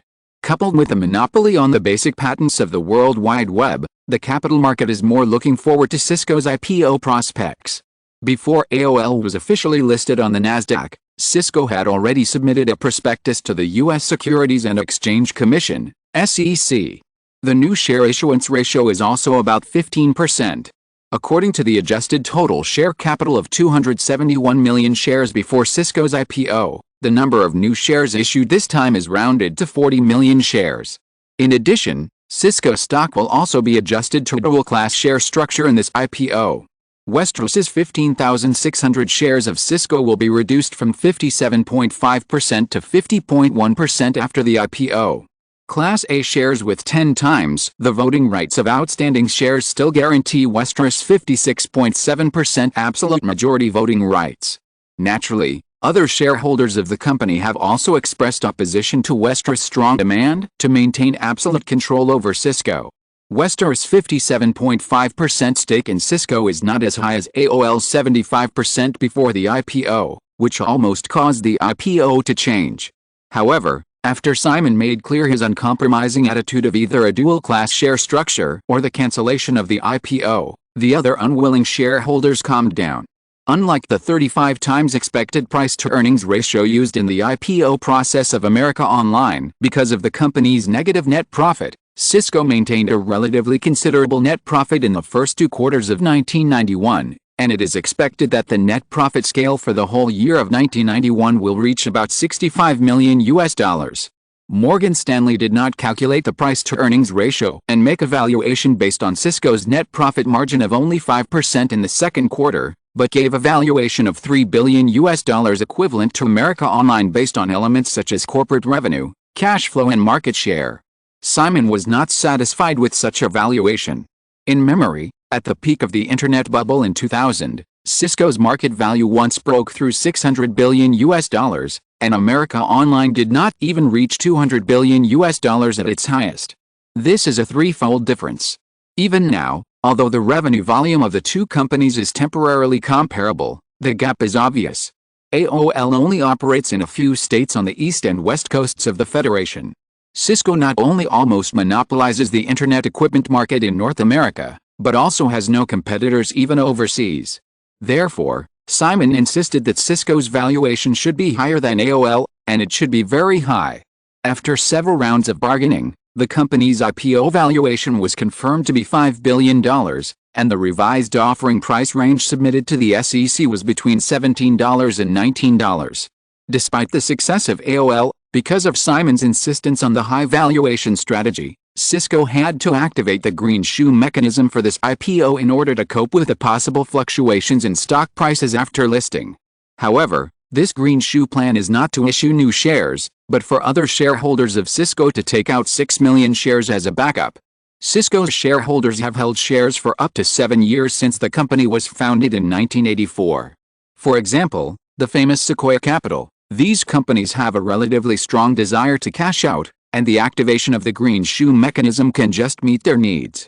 Westeros Company and other Cisco shareholders agreed that once the stock price rises after listing, other shareholders will provide investors with an additional 6 million shares. If the stock price falls after the listing, Westeros will buy about 6 million shares at its own expense to stabilize Cisco's stock price. In fact, if necessary, Simon would not even mind buying all of Cisco's outstanding shares to privatize the company again. However, Simon is confident that it is unlikely that Westeros will need to invest in buying shares. Through this period of operation, the final date of Cisco's IPO was confirmed as September 6, which is also a Friday, and the date is about 2 months later than the AOL IPO. 2 consecutive IPOs also made Simon realize that he had opened the internet era ahead of time. You know, the World Wide Web standard in memory was gradually formed in 1993, and then, in 1995, the internet industry began to explode. Now, Simon proposed a complete World Wide Web technology solution in 1990, and the internet era has arrived ahead of time. The internet had already sprouted in the 1960s, and computers began to appear in the 1970s. After decades of accumulation, the internet industry has already had a very fertile soil. The World Wide Web is like a seed that was planted 3 years in advance. In the already fertile soil, the seed quickly took root, sprouted, and spread with the wind. What's more, there's Simon, a farmer from the future with decades of farming experience. Graphical browsers, ignorant portals, and the early efforts of America Online, etc., all provide super nutrients like oxen for the growth and spread of this seed. Cisco's IPO roadshow started on August 26, and Simon himself naturally did not need to follow up in person. After the European trip in early July, Simon has basically stayed in Los Angeles for more than a month, working while accompanying Janet, who is 5 months pregnant. After several pregnancy tests, the gender of the little guy has been confirmed, and it is a boy. This makes Janet very happy. Because the woman felt that she couldn't imagine a girl named Melbourne, she even planned to snatch the female assistant's backup name Seattle if it was a girl. Everyone felt that Seattle seemed to be more suitable for a girl's name. Of course, being able to give birth to the eldest son of the Westeros family was actually one of the reasons why Janet was happy. After a detailed genetic test, it was confirmed that the little guy was very healthy, and the last trace of worry in Simon's heart was completely dissipated. Some marriages have lasted for thousands of years and still exist in most countries in modern society. Naturally, there is a rationale for their existence. Simon's worries are more from the influence of his life and education environment in his previous life. Deanery Cinema. It was already August 28. In the screening room of the number 1 office building in the administrative district, the internal preview of Toy Story ended at 4 o'clock in the afternoon. This 3D animated film that the Pixar team has been busy with for more than 2 years finally cost $35 million, which is $5 million more than the original version in time and space. Moreover, this does not include some technical research and development and basic equipment investment. In order to support the production of Toy Story and the development of CG technology for Deanery's special effects, Simon built a rendering farm with 1,000 top-level graphics workstations at Deanery's studios. In fact, there was no concept of rendering farm in this era. Many studios that produced computer animation-related businesses often just piled up a large number of workstations of different brands and types in a room for graphics rendering. Therefore, this was obviously the world's first rendering farm, and it cost $20 million. With the great success of blockbuster films such as Batman Begins, Batman, The Dark Knight and Terminator 2 that used a lot of CG special effects, the rendering farm invested and built by Deanery's Entertainment has gradually attracted the attention of the industry. However, there are not many people willing to spend such a sum of money to build a rendering farm. $20 million is a huge sum of money that is completely out of reach for small animation special effects companies. The 7 major Hollywood studios that have the ability to invest this money do not have a series of professional software that Deanery's Entertainment has invested in research and development for several years. Fortunately, Deanery's Entertainment special effects studio and rendering farm do not refuse external orders. This is of course a strategy of Simon. In the short term, he does not want a second studio with top special effects technology to appear in Hollywood. In the heyday of the original time and space, Disney, because it successively swallowed up Pixar Studios and Lucasfilm, which owns Industrial Light and Magic, was actually significantly ahead of its peers in special effects technology. The most obvious comparison is the difference between the Marvel Cinematic Universe and the DC Cinematic Universe. The Avengers can make daytime special effects lasting dozens of minutes, and the superheroes smashing all the way makes people excited. Justice League, or most DC superhero series, gives people a dark feeling. Many special effects scenes take place at night, and some shots even give people a sense of déjà vu of a 50-cent online game. This is not accidental. One of the main reasons is that night special effects have lower requirements for CG technology and are more cost-effective. Now, Deanery's Entertainment has been leading the industry in special effects for at least 3 years. Pixar's 3D animation software, Renderman rendering software, and Deanery's Maya software are all in short-term competition, and the industry has established corresponding software patent barriers in advance. With Simon's continuous investment in the research and development of film special effects technology, this advantage is destined to continue. Although the new version of Toy Story was born 4 years earlier, due to the unremitting support and investment of Deanery's Entertainment, the film is more mature in technical details than the version that Simon remembered after 5 years of ups and downs. Both the 3D images and the character movements are smoother. Although the people who participated in the preview could not be sure whether such a 3D animated film would be recognized by the market, they all said that they had tried their best in a very interesting 90 minutes. After the preview, Simon stopped John Lasseter after discussing the film's publicity and promotion strategy, and praised his work results without hesitation. One more thing, John. Doesn't the production team of The Lion King want to go to Africa to collect folk songs? The two walked together on the corridor of the studio park. John Lasseter nodded and said, "Everyone hopes to see the scenery of the African savannah in person, and then invest in the production of some scenes of this film." Coincidentally, Guillaume Films is preparing to produce a documentary about the African savannah. You can contact Ella tomorrow and select some people to go with you. The documentary about the African savannah is naturally because of the very successful Antarctic documentary Ice World in this summer. With a production budget of $3 million, Ice World has been released for more than 3 months and is about to be released. As of last week, the cumulative box office of this documentary in North America has reached $51.69 million. Such box office results exceed many large productions with an investment of more than $30 million in the summer. Therefore, during this period, various Hollywood studios have been looking for various documentary projects. Since they have tasted the sweetness, Deanery's Entertainment will certainly not only produce this documentary. After Ice and Snow World, the original team has begun to prepare a documentary project about Antarctic penguins similar to Emperor Penguin March in Simon's memory. In addition, Simon approved a documentary about the African savannah. The production team will rush to Africa next month, just in time to bring Pixar's Lion King team with them. The two chatted for a few words and then parted in the parking lot. Back at Cape Dumay Manor, Janet has begun to prepare dinner. After becoming pregnant, although the woman put down her work at SYNOPSIS Capital, her days are still fulfilling. She is busy managing the Simon and Janet Westeros Foundation, preparing for the Westeros Medical Center, attending pregnancy training classes regularly, paying attention to the progress of the Westeros building project, etc., so there is no tendency for pregnant women who take a break to feel lonely, depressed, insecure, etc. Simon was originally worried that his busy work and occasional need to leave Los Angeles would cause trouble to Janet. After a long time, he found that this worry was completely unnecessary. After accompanying the woman to dinner, Simon had to leave Los Angeles overnight. This time he went to New York, because Time Warner's long-prepared stock issuance was officially launched tomorrow. Steve Ross had personally called Simon many times before, hoping that Simon would show up.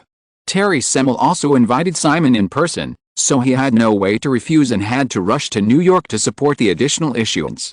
Chapter 431 Additional Issue. It is impossible to make a big splash like an IPO, but Time Warner has gone through a lot of ups and downs for this $3 billion stock issuance plan, so the issuance ceremony is very grand. The three hit movies of the summer season, Batman, The Dark Knight, The Fugitive and Robin Hood, injected a very powerful shot of adrenaline into Time Warner's issuance, which made the last step of the issuance seem natural. In addition to supporting this issuance, Simon also bought 1 million shares of Time Warner in his private name at the request of Steve Ross, and officially became a shareholder of Time Warner. Although there are only 1 million shares, and they are preferred shares without voting rights, and they have to go through a 12-month lockup period before they can be sold, at the price of $80 for the new shares issued by Time Warner this time, Simon also spent $80 million. Fortunately, this batch of shares is very worthwhile even from a pure investment perspective. After the rebound in the first half of the year, the current trading price of Time Warner's publicly traded common stock has reached $109 per share. What's more, Simon also knew that Time Warner's stock price would continue to rise throughout the 1990s due to the bull market brought about by the new technology wave. In addition to the 1 million shares Simon bought in his private name, SYNOPSIS Capital recently reached another cooperation with Time Warner. This is an investment in Six Flags, an amusement park company. Apollo Management, a subsidiary of SYNOPSIS Capital, plans to invest $80 million and acquire a stake in Six Flags together with Time Warner. Subsequently, Time Warner plans to revive this amusement park company with sluggish business conditions by licensing its cartoon characters such as Bugs Bunny as a means of publicity. Speaking of which, this cooperation is actually an exchange. It is not only to increase the cooperative relationship between the two parties again and boost the market's confidence in Time Warner's development prospects. Moreover, SYNOPSIS Capital has invested in Six Flags, and Time Warner has also formally agreed to establish DC superhero attractions in Universal Studios under Deaneries Entertainment. Six Flags is an amusement park that mainly operates roller coasters, Ferris wheels and other entertainment facilities. It is not in great competition with theme parks such as Universal Studios. The cooperation between the two parties is both an exchange and a win-win situation. The additional issuance ceremony lasted for a whole morning, and Time Warner held a reception at the Gramercy Hotel in Midtown Manhattan. Most of the Hollywood stars close to Time Warner were present today. Steve Ross also invited a large number of politicians and celebrities, and the reception was very lively. Today's protagonist is not himself, and Simon has no intention of stealing the limelight. He simply greeted some acquaintances and hid in a corner of the hall to chat with Spielberg.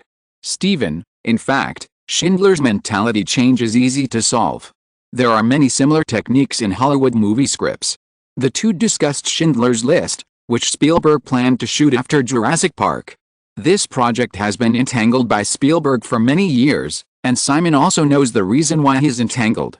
He didn't understand why a capitalist who was only interested in profit and lustful would suddenly turn into a savior who was willing to give up all his wealth to save the Jews.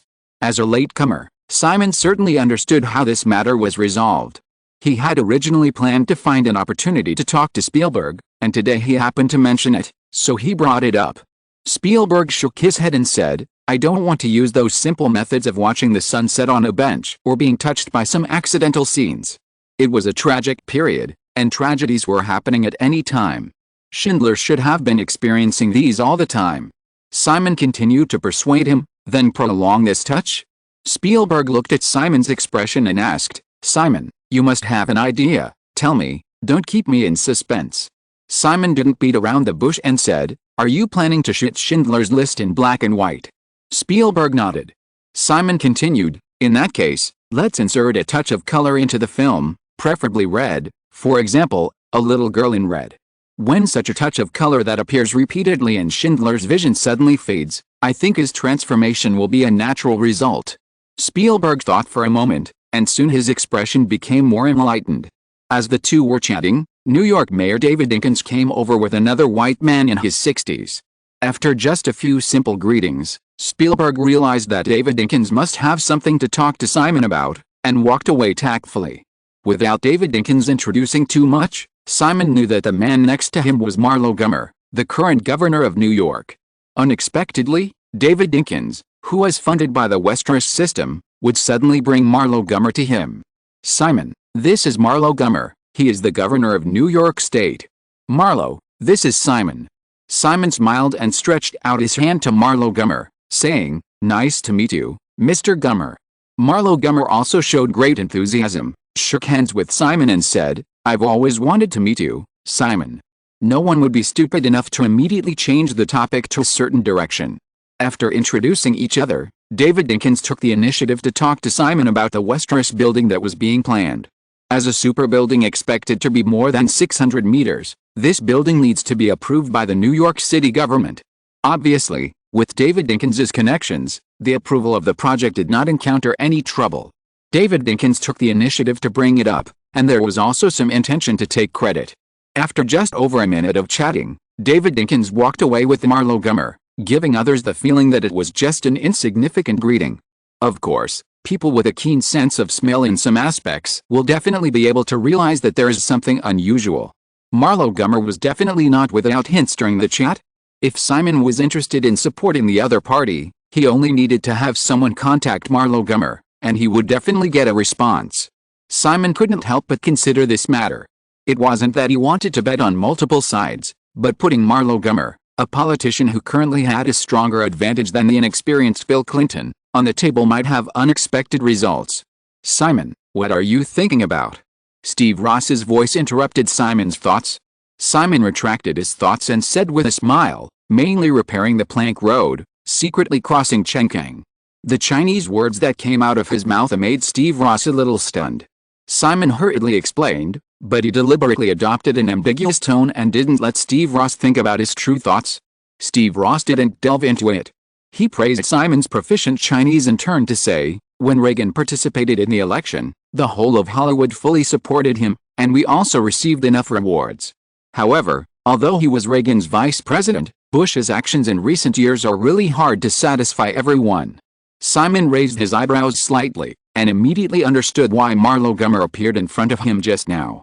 Ross's help may have played a role in this. Although Warner Brothers is one of the 7 major Hollywood studios, Time Warner's headquarters is in New York. Steve Ross also lives in New York and is very familiar with the political circles on the East Coast. So, Steve, you plan to support Marlowe Gummer next year? Steve Ross shook his head and said, of course not. Although I am optimistic about Marlowe, he has not even won the party nomination yet. I will only support the one who gets the party nomination. Simon said, the Gulf War was fought so beautifully, Bush should win very easily next year. If the whole Hollywood turns to the Democratic Party, once Bush is re-elected, we may be in trouble. Ross smiled, raised his hand and patted Simon on the shoulder gently, saying, Simon, George Bush is a very mature politician. You know, such politicians will not easily make enemies for themselves. They are better at waiting. Moreover, the Bush family has longer-term political ambitions. They will not blatantly suppress Hollywood just because we switch to the Democratic Party. They see our dissatisfaction and are more likely to choose to win over. Simon actually understood some of this truth, but still nodded with a learned look on his face. After chatting with Ross for a while, Simon said goodbye. Although Steve Ross was a little disappointed, he did not try to keep Simon and personally escorted Simon out of the reception hall. Rushing from the Gramercy Hotel to the nearby Westeros headquarters, it was almost 1 p.m. James Raybould was already waiting for Simon. Simon took the initiative to mention what he had just encountered with Marlo Gummer and expressed his thoughts. James also expressed his approval. Judging from the current situation, Marlo Gummer is the most likely to be nominated among the politicians who intend to participate in next year's presidential election. There is no harm in giving him some support. A little disclosure of the news can also make some people ignore another chip that the Westeros system is betting on. After a general discussion of the specific implementation plan, at 1:30 p.m., the guest they were waiting for arrived on time. The guest's name is Albert Gore Jr., also known as Al Gore, and he is currently a senator from Tennessee in the U.S. Congress. Albert Gore Jr. was born into a political family. His father, Albert Gore, became famous in the 1950s for proposing the American Interstate Highway Plan to make the U.S. economy take off after the war.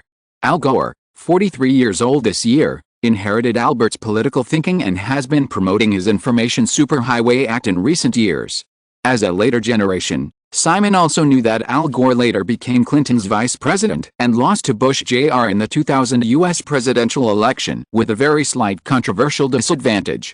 After the failure of the 2000 presidential election, the Gore family's dream of the White House that lasted for 2 generations was completely shattered. In the information collected at present, Simon found that Al Gore is a very standard politician who can be called flawless. He has received a good education, has a harmonious family, has no scandals, and has a very steady political career, step by step.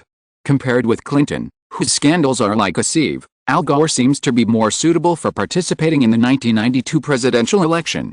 However, it was precisely because he was born into a political family and was too mature and experienced in this area that Al Gore did not choose to participate in the 1992 presidential election. Because in the eyes of these old politician families, George Bush's re-election with the reputation of a victory in the Gulf War was almost certain. According to the convention of the U.S. presidential election, unless it is a re-election, a politician only has one chance to enter the White House in his lifetime.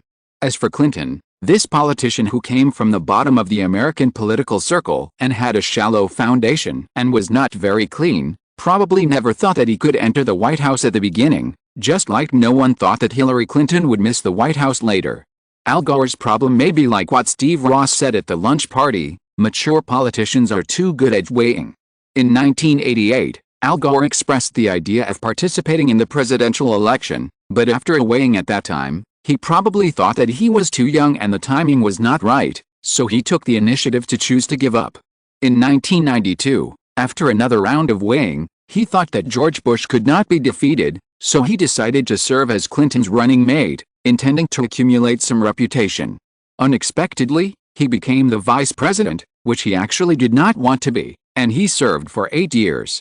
In 2000, taking advantage of the economic prosperity brought by Clinton's 8 years in office, he was almost a popular choice, and he could also continue the campaign strategy of Bush Sr. being elected president from Reagan's vice president.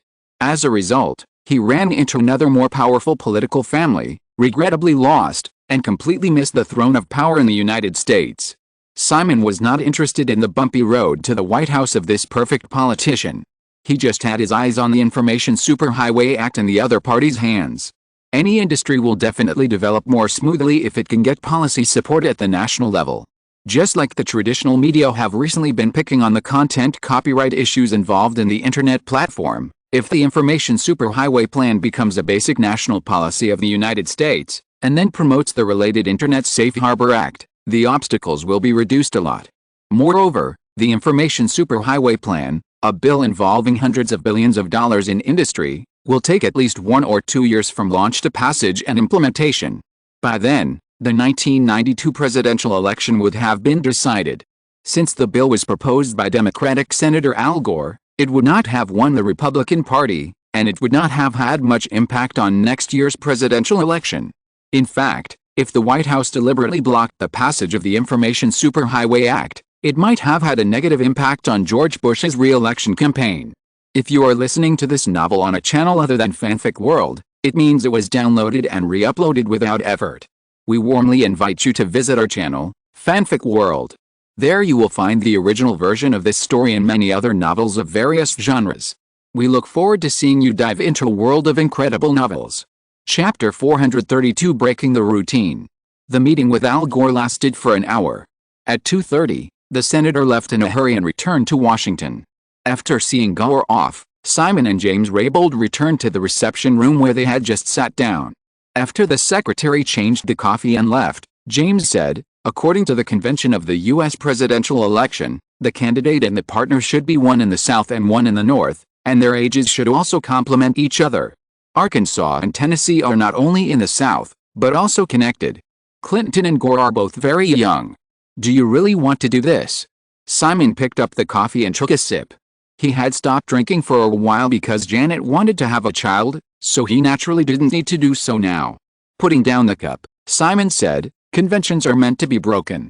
After so many years of conventions, the federal people should also want to see something new. Moreover, in my opinion, the key to the success or failure of this election is not Clinton himself. In next year's presidential election, George Bush's advantage is really too great. Born into a century-old political family, with a deep political experience, and the public reputation brought by the victory in the Gulf War, all of these are far beyond the reach of Clinton, who came from a lower class and has a dirty background. The only way to win such an election is to take the opponent by surprise. The key to Bill Clinton's victory in the 1992 presidential election was to allow Ross Perot, who also belonged to the conservative camp, to participate in the election as a third party to share George Bush's votes. James understood what Simon was referring to and said, Perot has recently established the Reform Party and has been continuously campaigning for himself in the media. However, the results of Joseph's team's follow-up show that the public is not enthusiastic about his candidacy next year. This is only temporary. Right now Bush's reputation is still at its highest because of the victory in the war at the beginning of the year, and the Democratic Party's candidate has not yet been announced. If Bush's war halo begins to fade next year and the Democratic Party's candidate fails to arouse public response, Perot's candidacy may gain the support of a large number of people. Simon thought for a moment and said, let's not pay too much attention to Perot for the time being. The focus of the operation before next year is to help Clinton clean up his mess as much as possible. Clinton still has some reservations about us and does not fully trust us. However, Hillary's very cooperative. She probably sees the sincerity of our bet this time. With her cooperation, Joseph has also helped sign 3 confidentiality agreements and resolve a live cattle futures operation that was a disguised way of giving money. James couldn't help shaking his head when he said this, and said, don't you dislike Rudy Giuliani? I think this person is actually worse than Giuliani. This is a man who can get things done. Moreover, his shortcomings can give us more room for maneuver. If it is Jimmy Carter, how much benefit do you think we can get even if we help him enter the White House? Jimmy Carter, who was in power from 1977 to 1981, gave most people the impression of mediocrity and inaction. This president was also very careful about his reputation, so he seemed even more timid. He basically had no achievements to show for his 4 years in power, so he lost the re-election to Ronald Reagan, who is an actor with little experience. James also nodded in agreement. In everyone's current position, if you still have too strong moral cleanliness, you really don't want to do anything. After finishing the work here, Simon rushed to the East Coast headquarters of Deanery's Entertainment in Greenwich to deal with some things, and set off to return to the West Coast in the evening. I left after dinner yesterday and arrived in Los Angeles. Today's dinner has just begun to be prepared. Back to Cape Dumay Manor, Seagirl Claire Gain is waiting for him.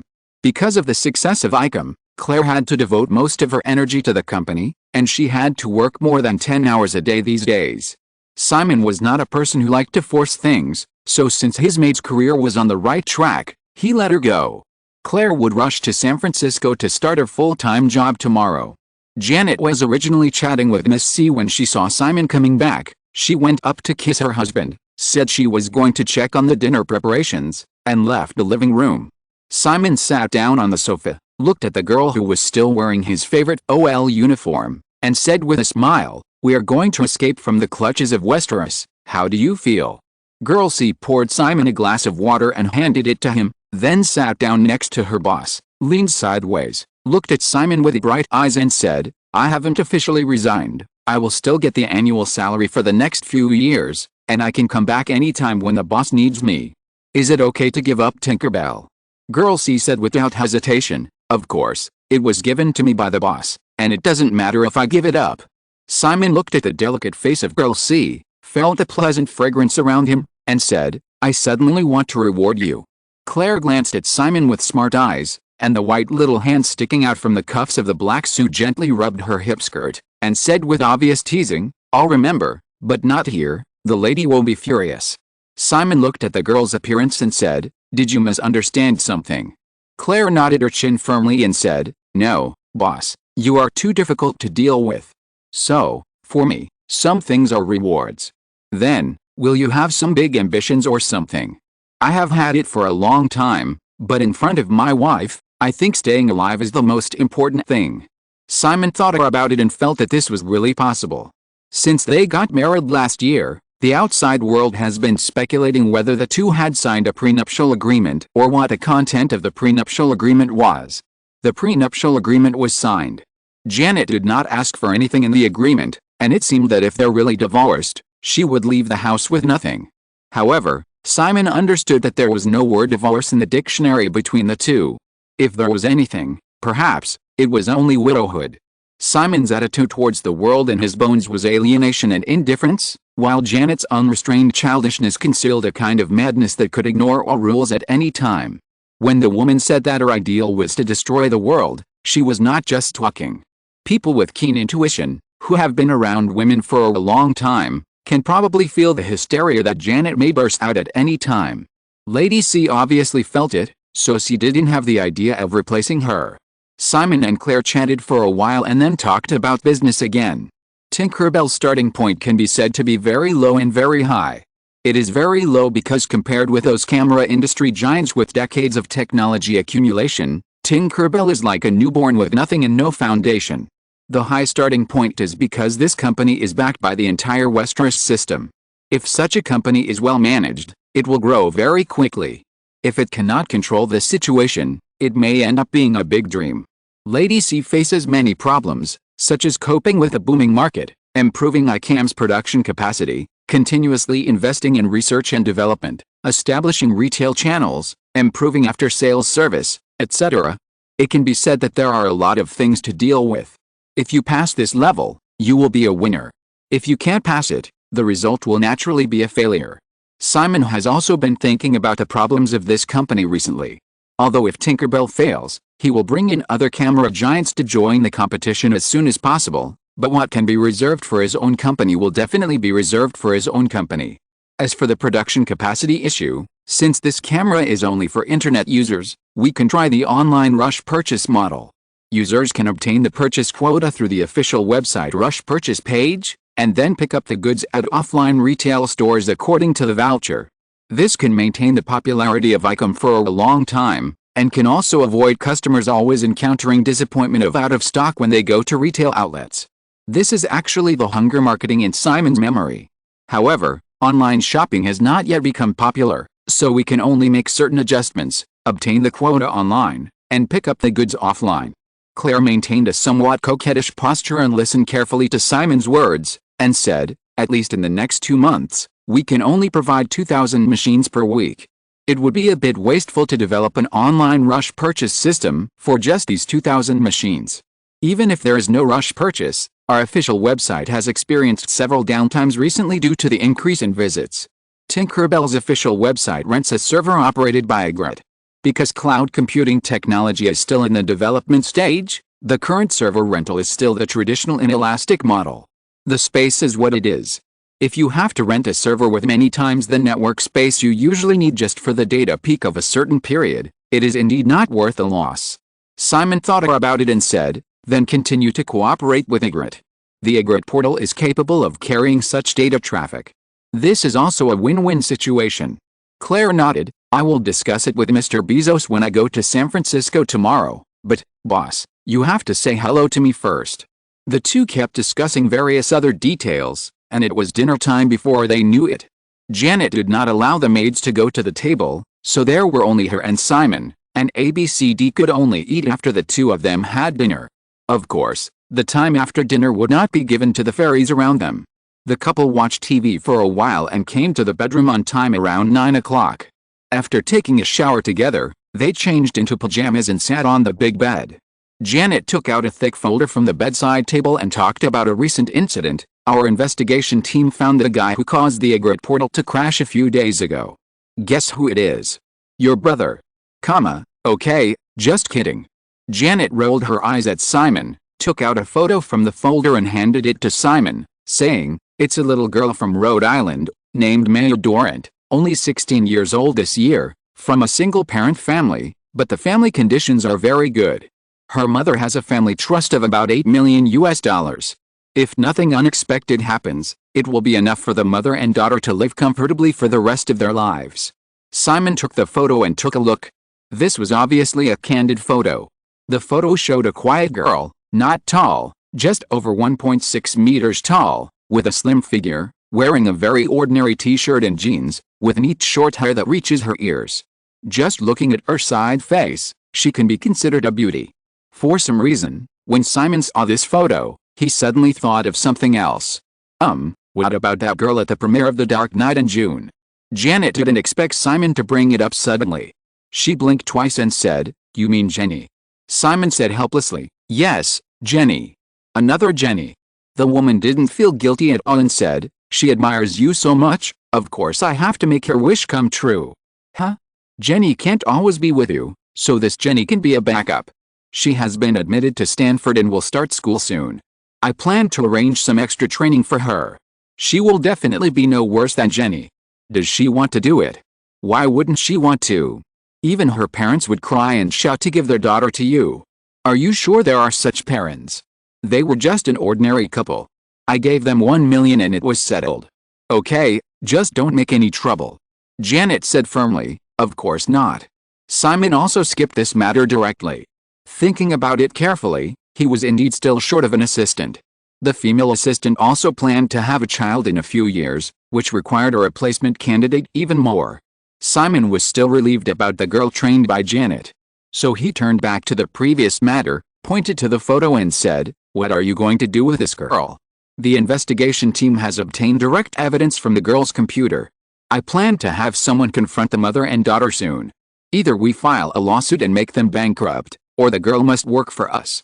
Simon did not pursue the process of the investigation team's obtaining direct evidence, but asked, "Isn't she only 16 years old?"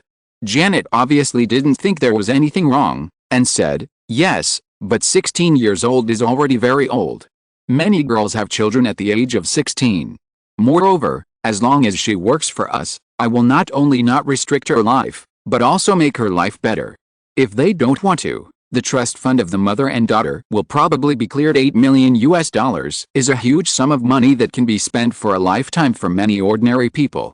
However, if the egret portal was forced to go down for 20 minutes a few days ago, $8 million is not enough to compensate."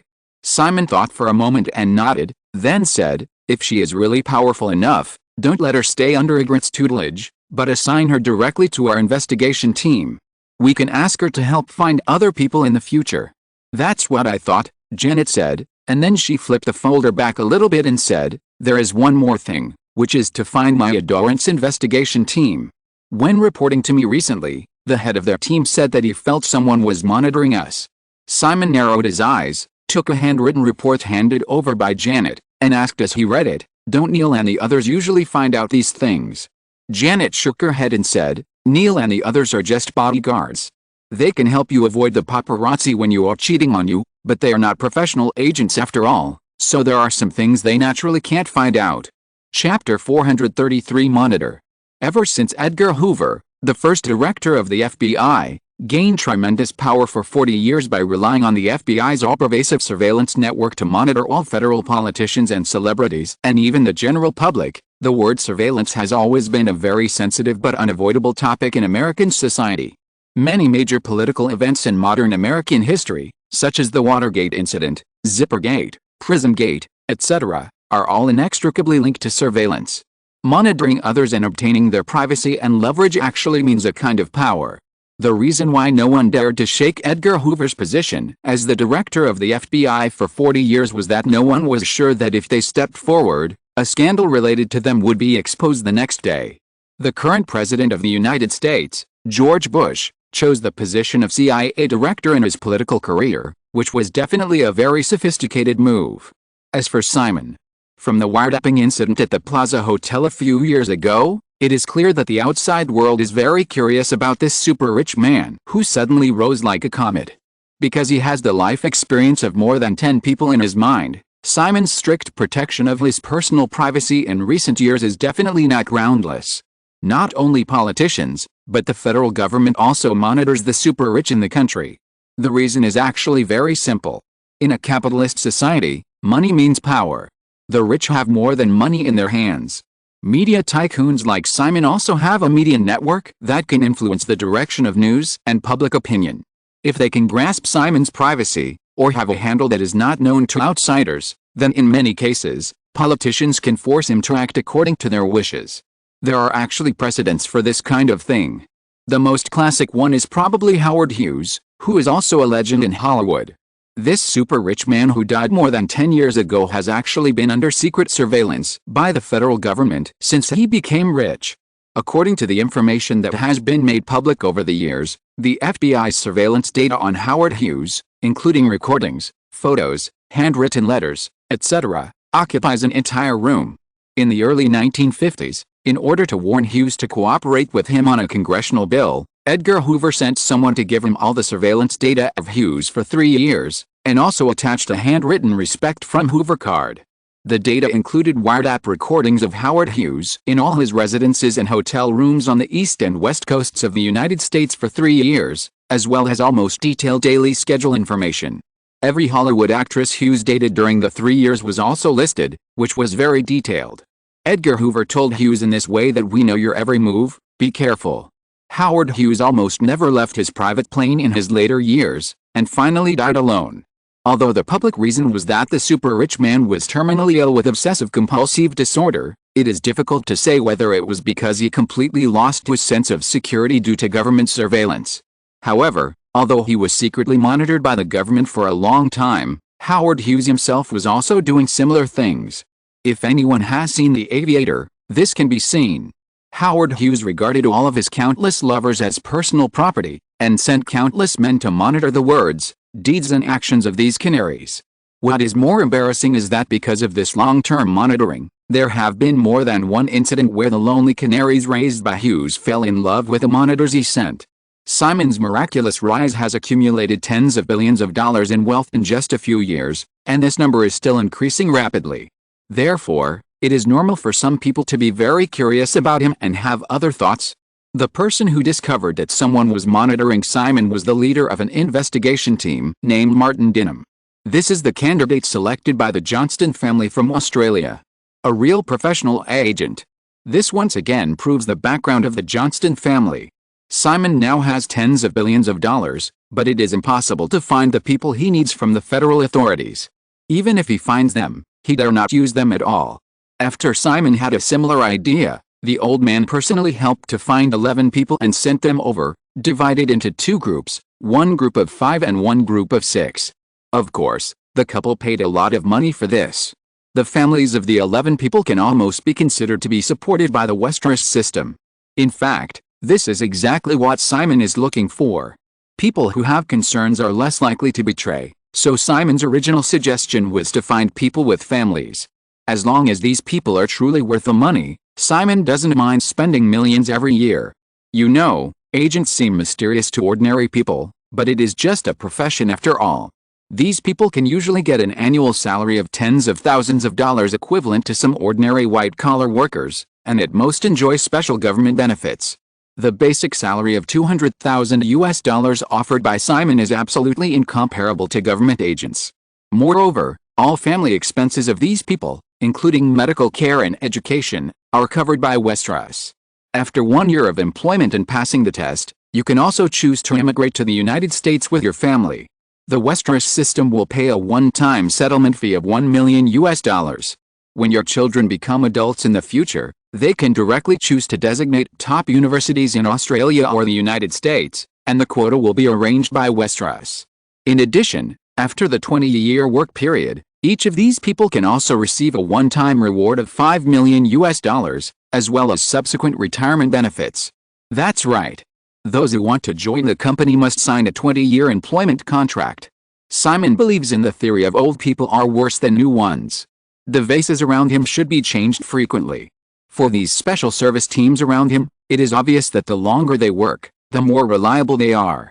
After humans get used to a certain kind of life, even they themselves are often not easy to change. Therefore, when time is long enough, something called loyalty will usually be formed. After Martin Dinham led his 5-member team to complete the investigation of the Egret portal hacker attack some time ago, he reported his investigation results to Janet. After leaving Cape Dumay Manor, he unexpectedly noticed that someone was following him. Simon and Janet did not want their investigation team to be discovered by others, and Martin Dinham also received similar advice. Realizing that he was being targeted, Martin Dinham calmly arranged for his colleagues to conduct a counter-tracking, and finally found that it was a man in his 30s named Frank Blaze. According to the information collected later, Frank Blaze is 33 years old. Dinham specifically noted that this age might be false. 13 years ago, Frank Blaze immigrated to the United States from the UK as a student. Now he is an ordinary and somewhat down-and-out plumber, single, and has no bad habits. After the members of the investigation team sneaked into the other party's residence, they quickly found direct evidence and installed a bug. The current investigation is still ongoing, and 2 other colleagues of Frank Blaze have been found. However, Martin Dinham has given a result in the report. This group of people has no ill will towards Simon, and the intensity of monitoring him is also very low, which obviously gives people a feeling of fishing for 3 days and drying the net for 2 days. Only 3 people have been found so far. In addition to Frank Blaze, there is Luther Randolph, whose public identity is a thug in a dance hall in Compton, and Johnny Pister, a driver for a moving company in Koreatown. Including Frank Blaze, the 3 have an unsettled job and are immigrants with very obvious characteristics. Although Johnny Pister is married, this is probably just a cover. It is very common for agents who have been lurking for a long time to choose a marriage. From the current investigation data, the 3 should be just pawns. We are still tracking down the upper line. In addition, they give me a feeling of, well, abandoned. In Burbank, in an inconspicuous bungalow office in Universal Studios. Simon listened to Martin Dinham's introduction and said, abandoned? So, they are not people at the federal government level. If it was the FBI, it would obviously be impossible to be abandoned. Since Martin Dinham determined that the 3 were very professional agents, not ordinary informants, they could not be abandoned unless they were overseas spies. Martin Dinham nodded and said, I guess the 3 people are either from the Stasi or the KGB. The Stasi was disbanded after the merger of East and West Germany, but this spy network did not disappear. The director of the Stasi Foreign Intelligence Service applied for political asylum from the Australian government 3 months ago because the West German government required him to hand over the Stasi's list of foreign network spies before he could be granted amnesty. The KGB is also a possibility. The Soviet Union is on the verge of collapse. The country's current economic situation is very bad. It simply has no strength to support a huge overseas spy network. Simon thought for a while and said, judging from the surnames of the 3 people, the possibility that the Stasi has abandoned them should be higher. Martin Dinham shook his head. The name is just a code name and will not reveal anything. Simon asked again, then, do they have Slavic characteristics? Luther Randolph should have some Eastern European ancestry, Martin Dinham said, but this still doesn't mean anything. After hearing what the middle-aged man said, Simon suddenly asked, Martin, is your name real? Martin Dinham shook his head and said with a smile, it's fake. My real last name is Bedford. I'm just used to it. It's also on many passports, so I didn't change it this time.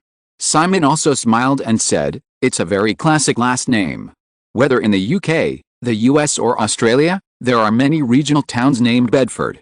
This alone shows the universality of this standard British last name. Since he was going to use these people, Simon naturally investigated their backgrounds, so he knew Martin Dinham's real last name and more about him. Martin Dinham probably knew this, so he acted very calmly. Simon Westeros gave them enough things, and Martin Dinham didn't think it was natural to get these. After a few digressions, Martin Dinham continued, so, boss, what should we do next? Simon did not answer, but asked, besides this team, do you think there are other people? Martin Dinham shook his head and said, I don't know about this.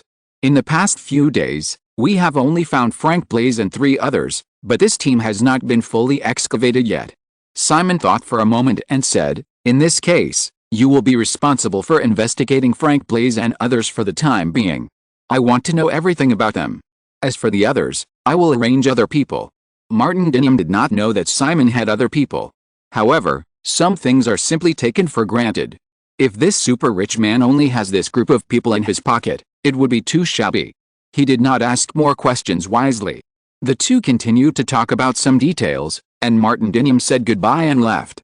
Simon continued to stay in this old bungalow office in Universal Studios, slowly flipping through the scripts sent by Ella Deutschmann, while thinking about what to do next. In recent years, Simon has only been concerned about preventing his private residence from being invaded by outsiders, but has ignored other aspects of monitoring. Monitoring the super rich is mainly to obtain the privacy of these people that is not known to outsiders. Many people think that Simon, a super rich man who has risen rapidly, may have a big secret. In addition to catching his handle, there are probably people who hope to get this big secret that could make them rich in just a few years. In just a few years, there are probably few people who can remain unmoved by hundreds of billions of dollars of wealth. Therefore, Simon simply does not believe that there is only such a shabby group of people around him. The security measures such as anti-eavesdropping that he thinks are very careful may not be so airtight.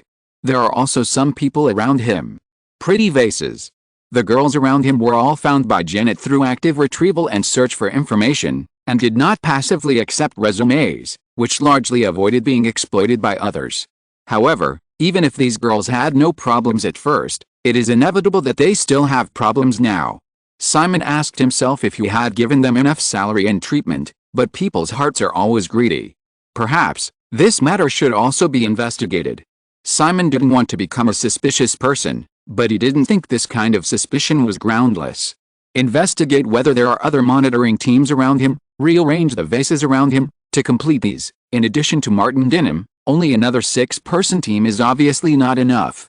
Thinking about it, Simon remembered that Sophia had also found a group of people in Europe. They were said to be retired agents of the Stasi. He had seen the background investigation work reports made by the other party for the European-made team.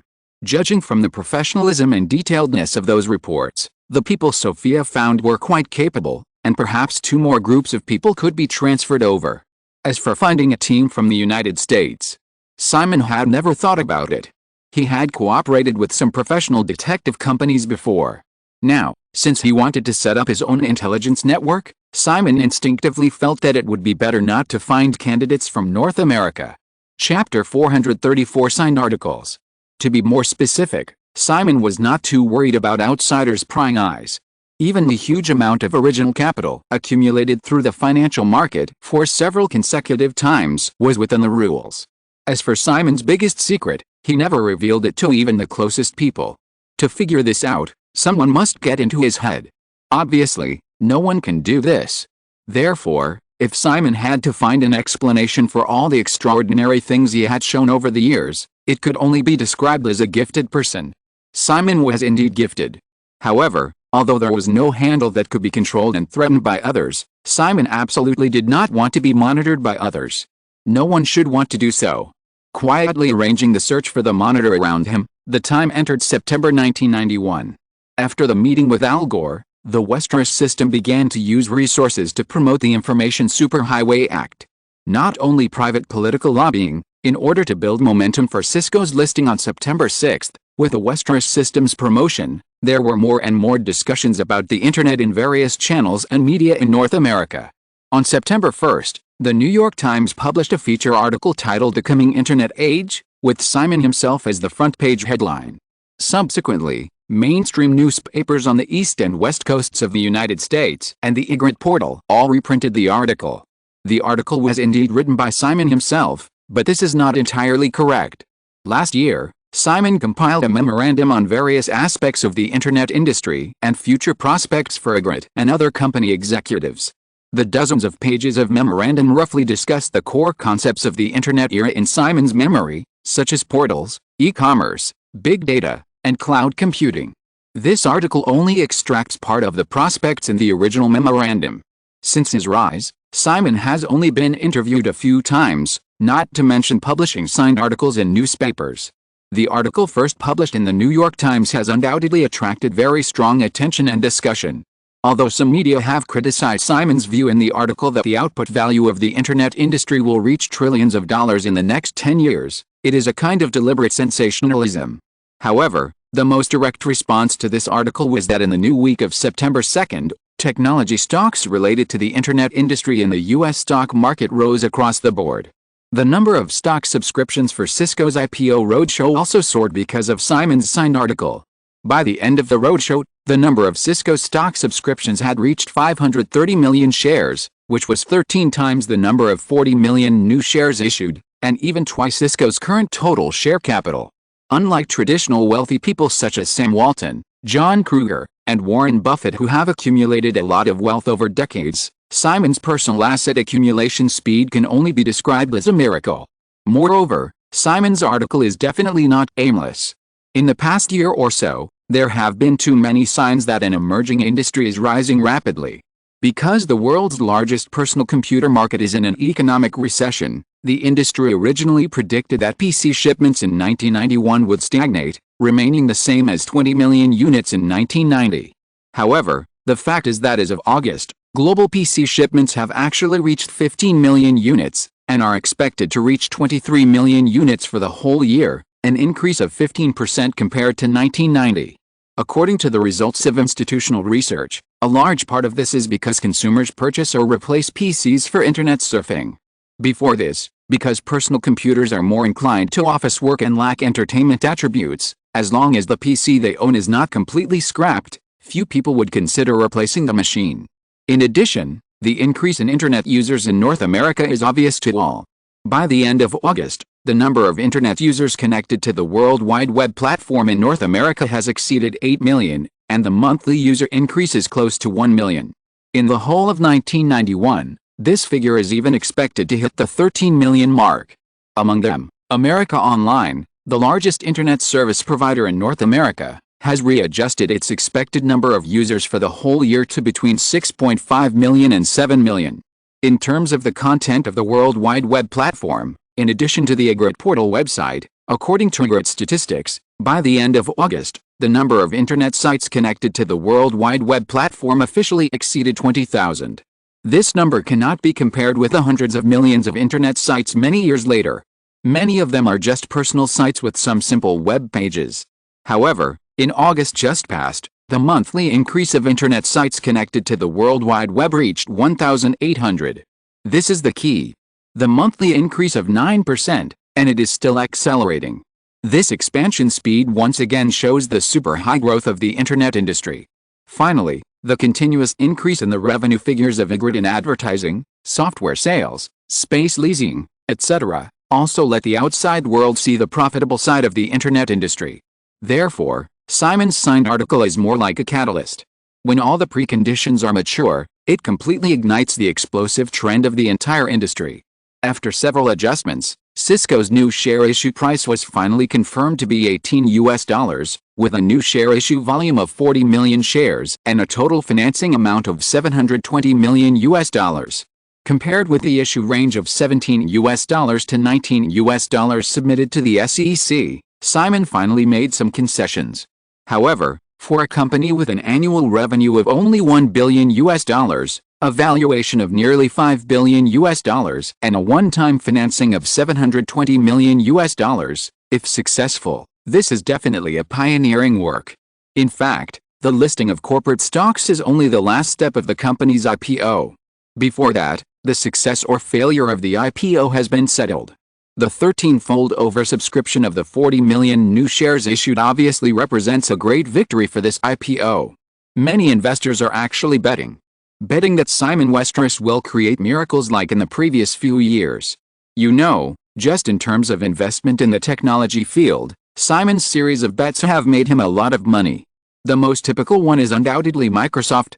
Affected by the continued hot sales of the Windows operating system, Microsoft's market value reached $12.6 billion at the close of the day before Cisco's official listing. Westeros' 20.3% stake in Microsoft has therefore increased in value to $2.55 billion. Intel, which is increasingly inclined to ally with Microsoft, has also seen a rapid increase in its stock price this year due to the continued growth of the PC industry and the increasing demand for high-performance personal computers. At the close of the day before Cisco's listing, Intel's stock price increased by more than 35% compared with the same period last year, with a market value of $10.7 billion, officially becoming a giant with a market value of tens of billions. Westeros holds 15.6% of Intel's shares and is the largest shareholder of this high-tech company that has long been a public holding company. Intel's market value reached $10.7 billion, and Westeros's shares increased in value to $1.67 billion.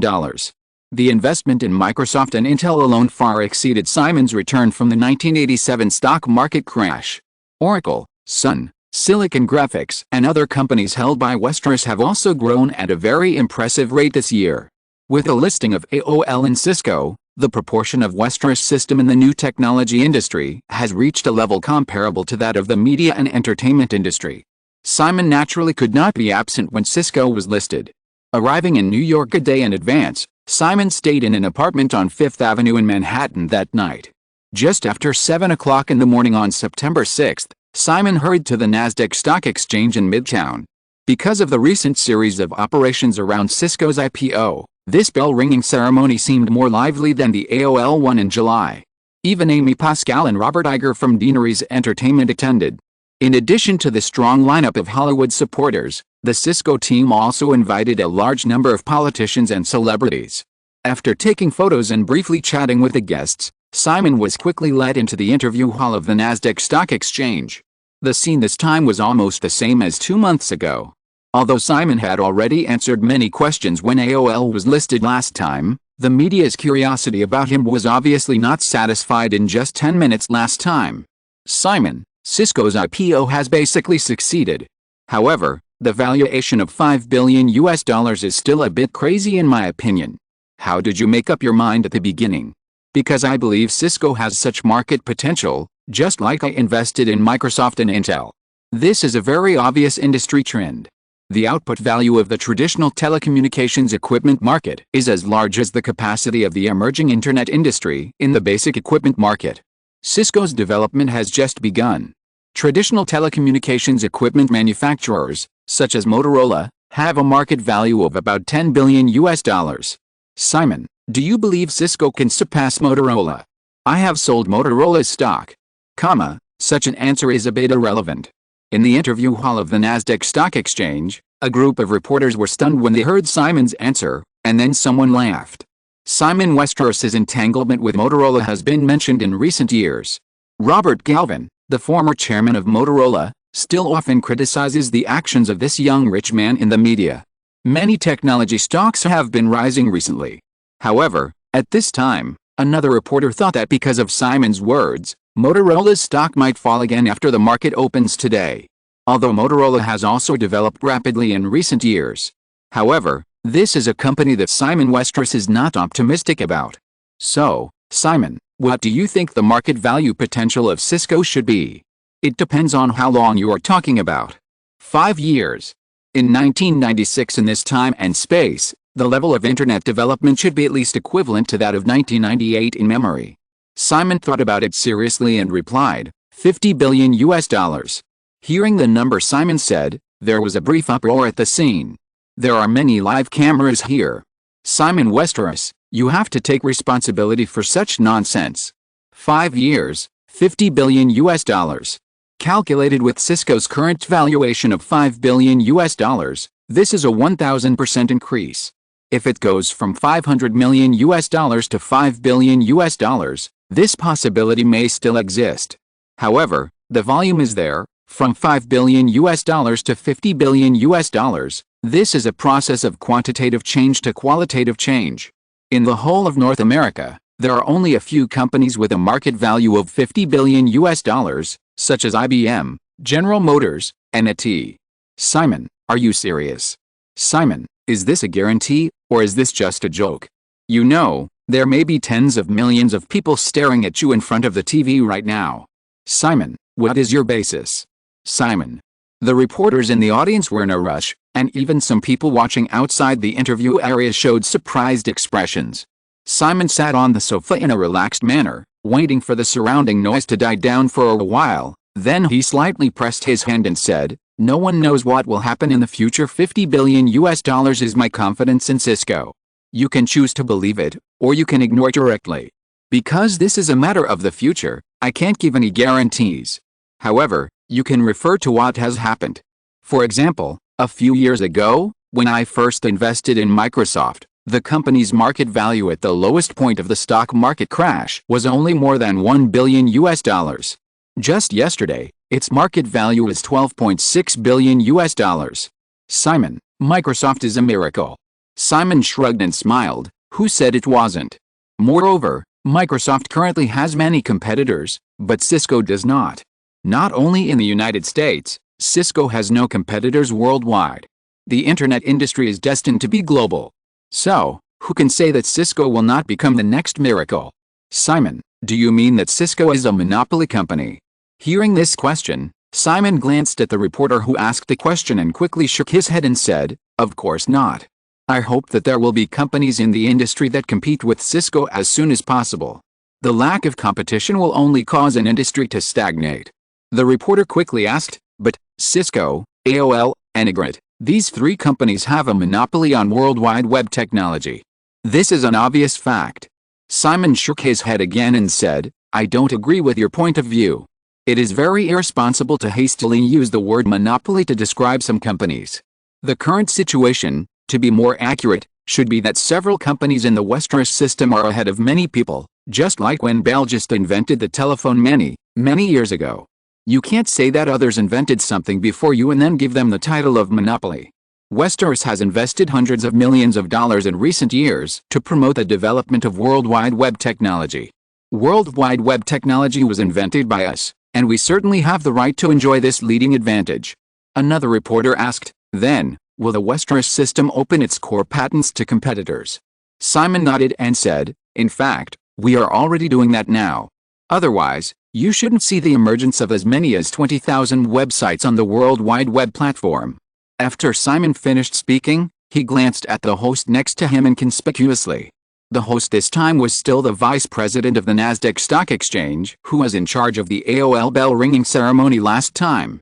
The other party understood and chose a media that was relatively close to the Westeros system, directly avoiding the sensitive topic of monopoly. Chapter 435 Crazy Stock Price. After the bell ringing ceremony, when the inquiry phase began, some people who participated in the listing even had a sense of unreality as they watched Cisco's stock price soar. After 7 rounds of bidding lasting 2 hours, Cisco's stock officially started trading, with an opening price of $28, a 55.5% increase compared to the issue price of $18. The 55.5% opening increase was comparable to that of AOL 2 months ago, but Cisco's opening market value was $8.7 billion, which alone exceeded the highest market value of AOL's IPO 2 months ago. However, the opening market value of $8.7 billion was still just the beginning. Throughout the rest of the day, the entire capital market was closely watching Cisco's rising stock price. Not counting the inquiry phase before the opening, Cisco's stock price reached a high of $49.75, equivalent to 276% of the issue price, and its market value peaked at $154.70. Such a market value has surpassed the relatively old technology giants Microsoft and Intel. Finally, by the end of the day, Cisco's stock price was fixed at $36.25, with a single-day stock price increase of 101% and a market value of $11.27 billion. In just one day, a corporate giant with a market value of tens of billions of dollars was officially born. In Simon's memory, Yahoo's stock price peaked at more than 3 times the issue price on its first day of listing. However, the highest point of Yahoo's stock price on the day of listing was only about $1 billion. A company with a market value of $1 billion and a company with a market value of $10 billion are obviously not the same. What's more, it was still 1991. In this era, there was no corporate giant with a market value of hundreds of billions of dollars in North America. A market value of tens of billions of dollars is already a threshold. For example, Time Warner, a media giant with a net asset value of $25 billion, had a market value of only more than $8 billion last year due to the economic environment and high debt. After the rebound of the U.S. stock market this year, it returned to the club of tens of billions of dollars in market value. Therefore, Cisco's market value breaking through the $10 billion mark in a single day can definitely be called a miracle. Prior to this, many Wall Street analysts predicted that Cisco's best IPO market value should be $3 billion, and if the market feedback is good after listing, the market value is expected to exceed $5 billion. As for Simon's direct determination of Cisco's IPO market value at $5 billion, Wall Street generally believes that this is a risky move of killing the goose that lays the golden eggs, and it is a stupid move by Simon. The issue price is set too high, which limits the room for stock price growth. Even if the IPO is barely successful, it is likely to cause the tragedy of the stock price breaking the issue price after listing. Once a company's IPO breaks the issue price, its development in the next few years may be overshadowed. The final result of the matter was obviously beyond everyone's expectations. The highest single-day increase was 176%, and the highest market value was $15.47 billion. The closing increase reached 101%, and the closing market value was $11.27 billion. Such an excellent start, even if the stock price will fall back in the next period of time, cannot completely conceal the fact that Cisco is favored by the capital market. Looking back from the results, many people found that Cisco's opening on the first day of listing was not an accident. The most notable point is that compared with the last AOL IPO, Simon Westeros's public performance in this IPO is obviously more high-profile and flamboyant. The entire Westeros system is building momentum for Cisco's IPO. Simon Westeros even published a signed article in the New York Times for the first time. A young man who has accumulated tens of billions of dollars in wealth in just a few years is enough to be enthusiastically sought after by the capital market. Simon Westeros's prediction at the bell-ringing ceremony that Cisco's market value is expected to exceed $50 billion in the next 5 years has completely ignited the market enthusiasm accumulated by the Westeros system for Cisco's IPO during this period.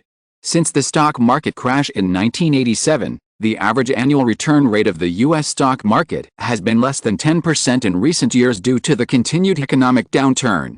Even if Cisco's market value of $11.27 billion at the close of the day is calculated, if the company's market value can reach $50 billion in 5 years, the return on investment will be enough to attract countless North American pension funds, insurance funds and other capital forces. Influenced by Cisco's surge on the first day of listing, the technology sector of the U.S. stock market also rose across the board. Microsoft's stock price rose by 6.3% that day, and its market value reached $13.39 billion at the close. Intel's stock price rose by 3.7% that day, and its market value closed at $11.09 billion. AOL's stock price rose by 7.1% that day, and its market value reached $7.19 billion, returning to its peak on the first day of its IPO in July. Among the soaring technology stocks, Motorola, which fell by 3.9% in a single day, was like an alternative. This result was only because Simon Westeros said in an interview on the day Cisco was listed, "I have sold Motorola's stock." In fact, in Simon's memory, Motorola's market value once reached hundreds of billions of yuan at the peak of the new technology wave, around 2000. The company's performance has continued to rise in the past 2 years due to the rise of mobile communications, so it is very worth investing in.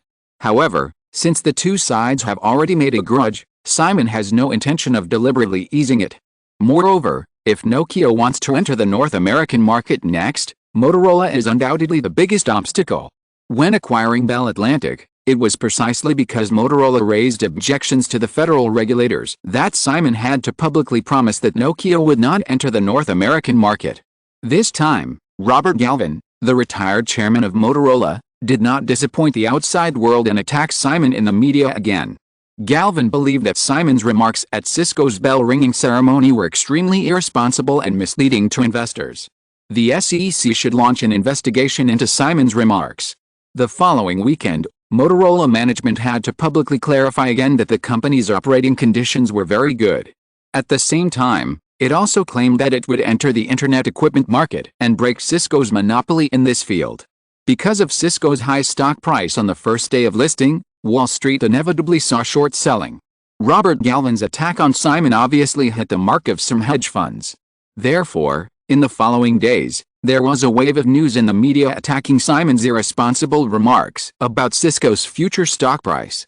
However, predicting the future stock price trend of a company is simply what the entire Wall Street does. Every Wall Street investment bank will regularly publish corresponding evaluation reports. Although Simon's statement about Cisco's market value of $50 billion in 5 years seemed a bit outrageous to many people, it did not violate any federal stock market regulations. Despite some disturbances, Cisco's IPO was a great success anyway. After deducting various formalities from the $720 million in financing, Cisco finally received $660 million. The management team announced a series of corporate development measures in the following week. Influenced by these good news and the active market transactions, Cisco's market value has remained steadily above $10 billion in the second week of listing. In addition, the green shoe plan that was determined at the beginning was also implemented smoothly. Some other shareholders of Cisco sold an additional 6 million shares at the issue price of $18, cashing in $108 million. At the beginning, these shareholders were complacent that Simon agreed to activate the green shoe mechanism.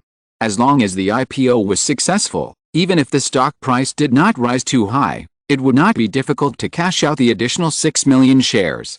However, when Cisco's market value exceeded $10 billion in a single day, these shareholders who promoted the green shoe plan inevitably regretted it. According to Cisco's current stock price, these 6 million shares are completely like giving away at half the price. The shareholders who sold the shares have lost hundreds of millions of dollars at one time.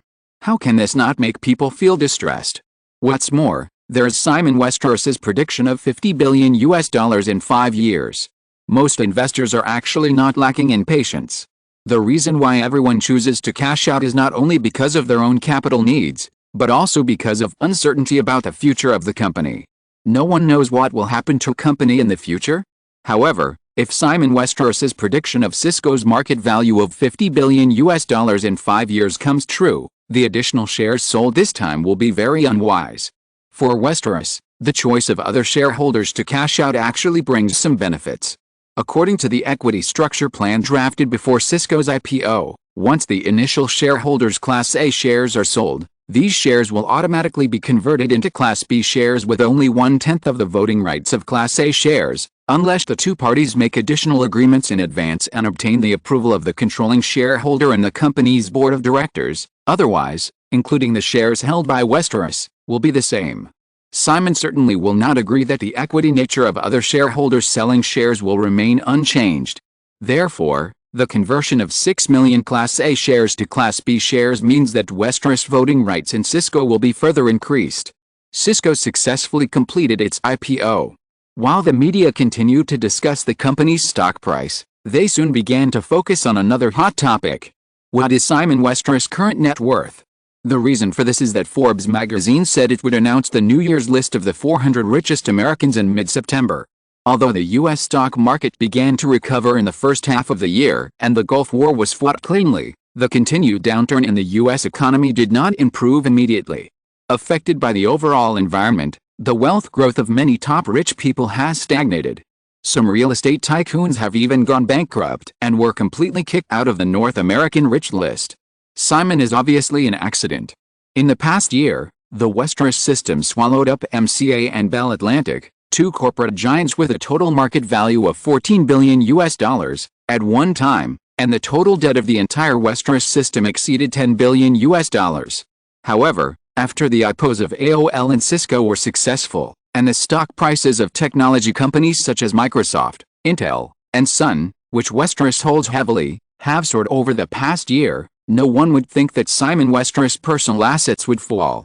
Simon Westeros has already locked in the title of the richest man in North America and the richest man in the world since last year.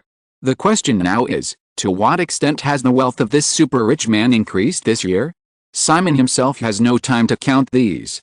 Although Cisco's IPO was a great success, John Chambers and other management were under increased pressure because of Simon's 5-year $50 billion statement.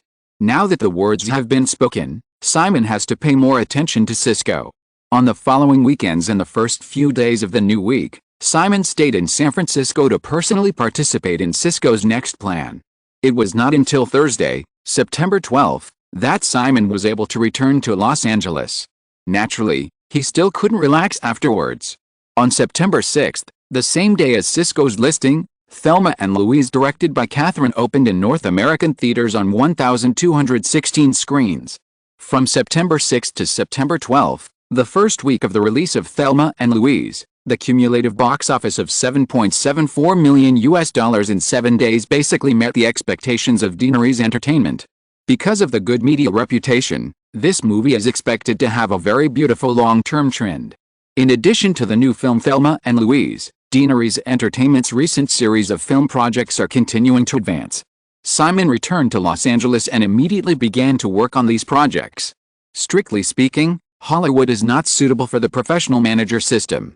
The big studios have always been more inclined to make decisions in a paternalistic way.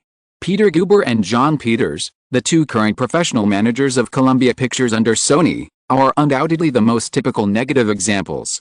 Because Sony originally promised not to interfere with the operation of Columbia Pictures and many other things, under the management of the two professional managers, Columbia Pictures' recent operating conditions have become worse and worse. Therefore, even if Dinnerys Entertainment was split into 3 production and distribution networks, namely Dinnerys Pictures, New World Pictures and Highgate Pictures, Simon still held the final power over all projects. What he let go of was actually more of the execution of the film projects under his control. Moreover, the 3 record companies were expected to produce and distribute about 40 films each year, which was not too much. Moreover, each film project often meant an investment of millions or even tens of millions of dollars. As long as the time was properly arranged according to the specific circumstances of the project, Simon could basically take care of it. It was mid-September, and the end-of-year schedule was not far away. The final chapter of the Scream series, Scream 3, was scheduled for October 25th, which was only a little over a month away. This would be the beginning of Dinnerys Entertainment's schedule at the end of 1991. During this period, not only Scream 3, but also a series of projects such as Toy Story, Cape Fear, Fried Green Tomatoes and The Piano at the end of 1991 were completed one after another. Toy Story is undoubtedly the top priority of the end-of-year schedule in 1991.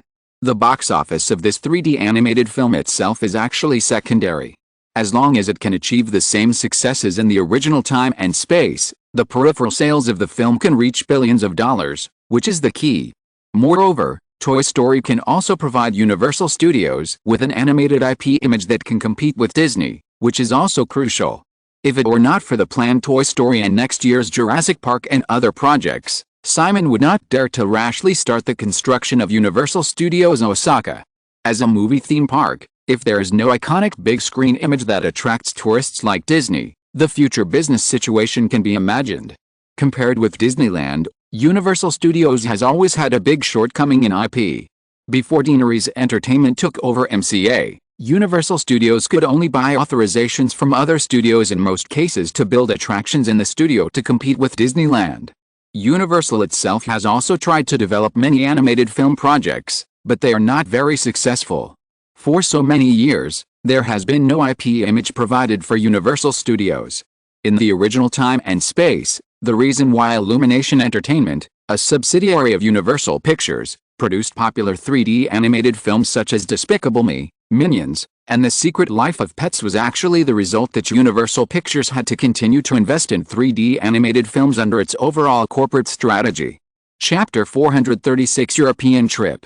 After Janet became pregnant, she should have taken a rest on the weekend. Because she had been away from Los Angeles for almost a whole week, she couldn't have a free weekend.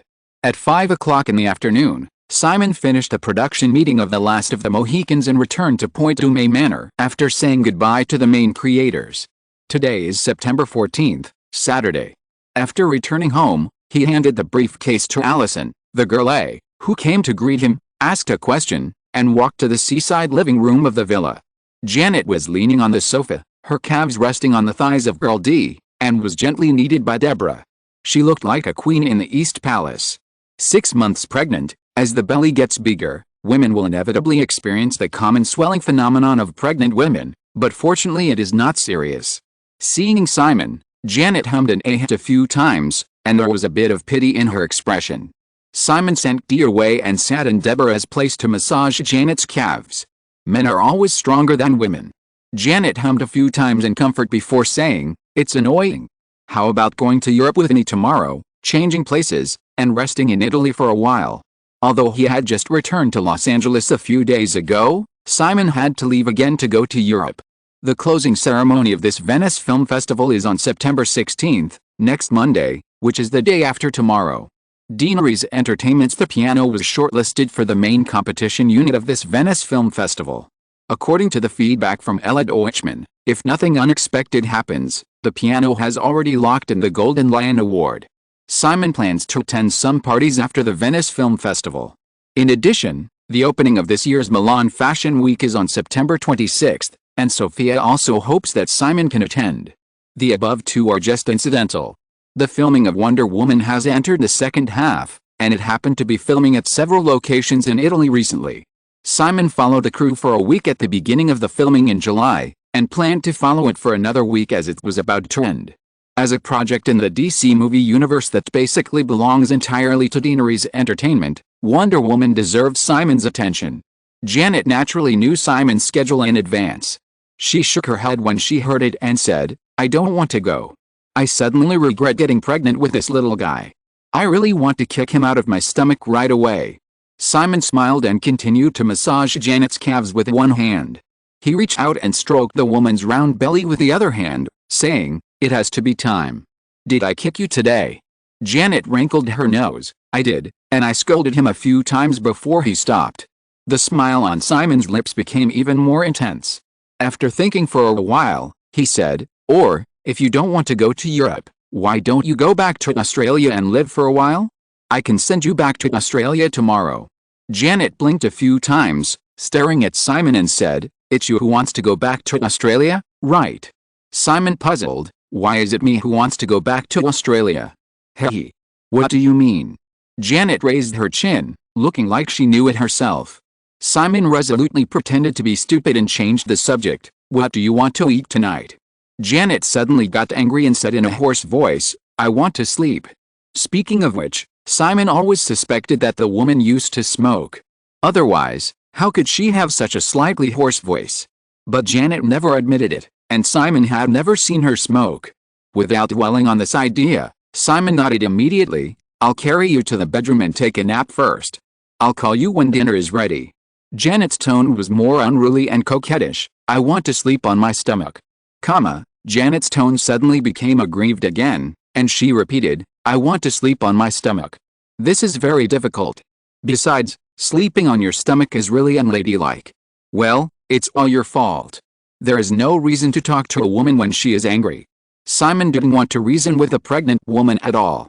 He followed Janet's tone and comforted her for a long time before she gave up her sudden whim of wanting to sleep on her stomach. After comforting Janet, Simon personally went to explain the dinner.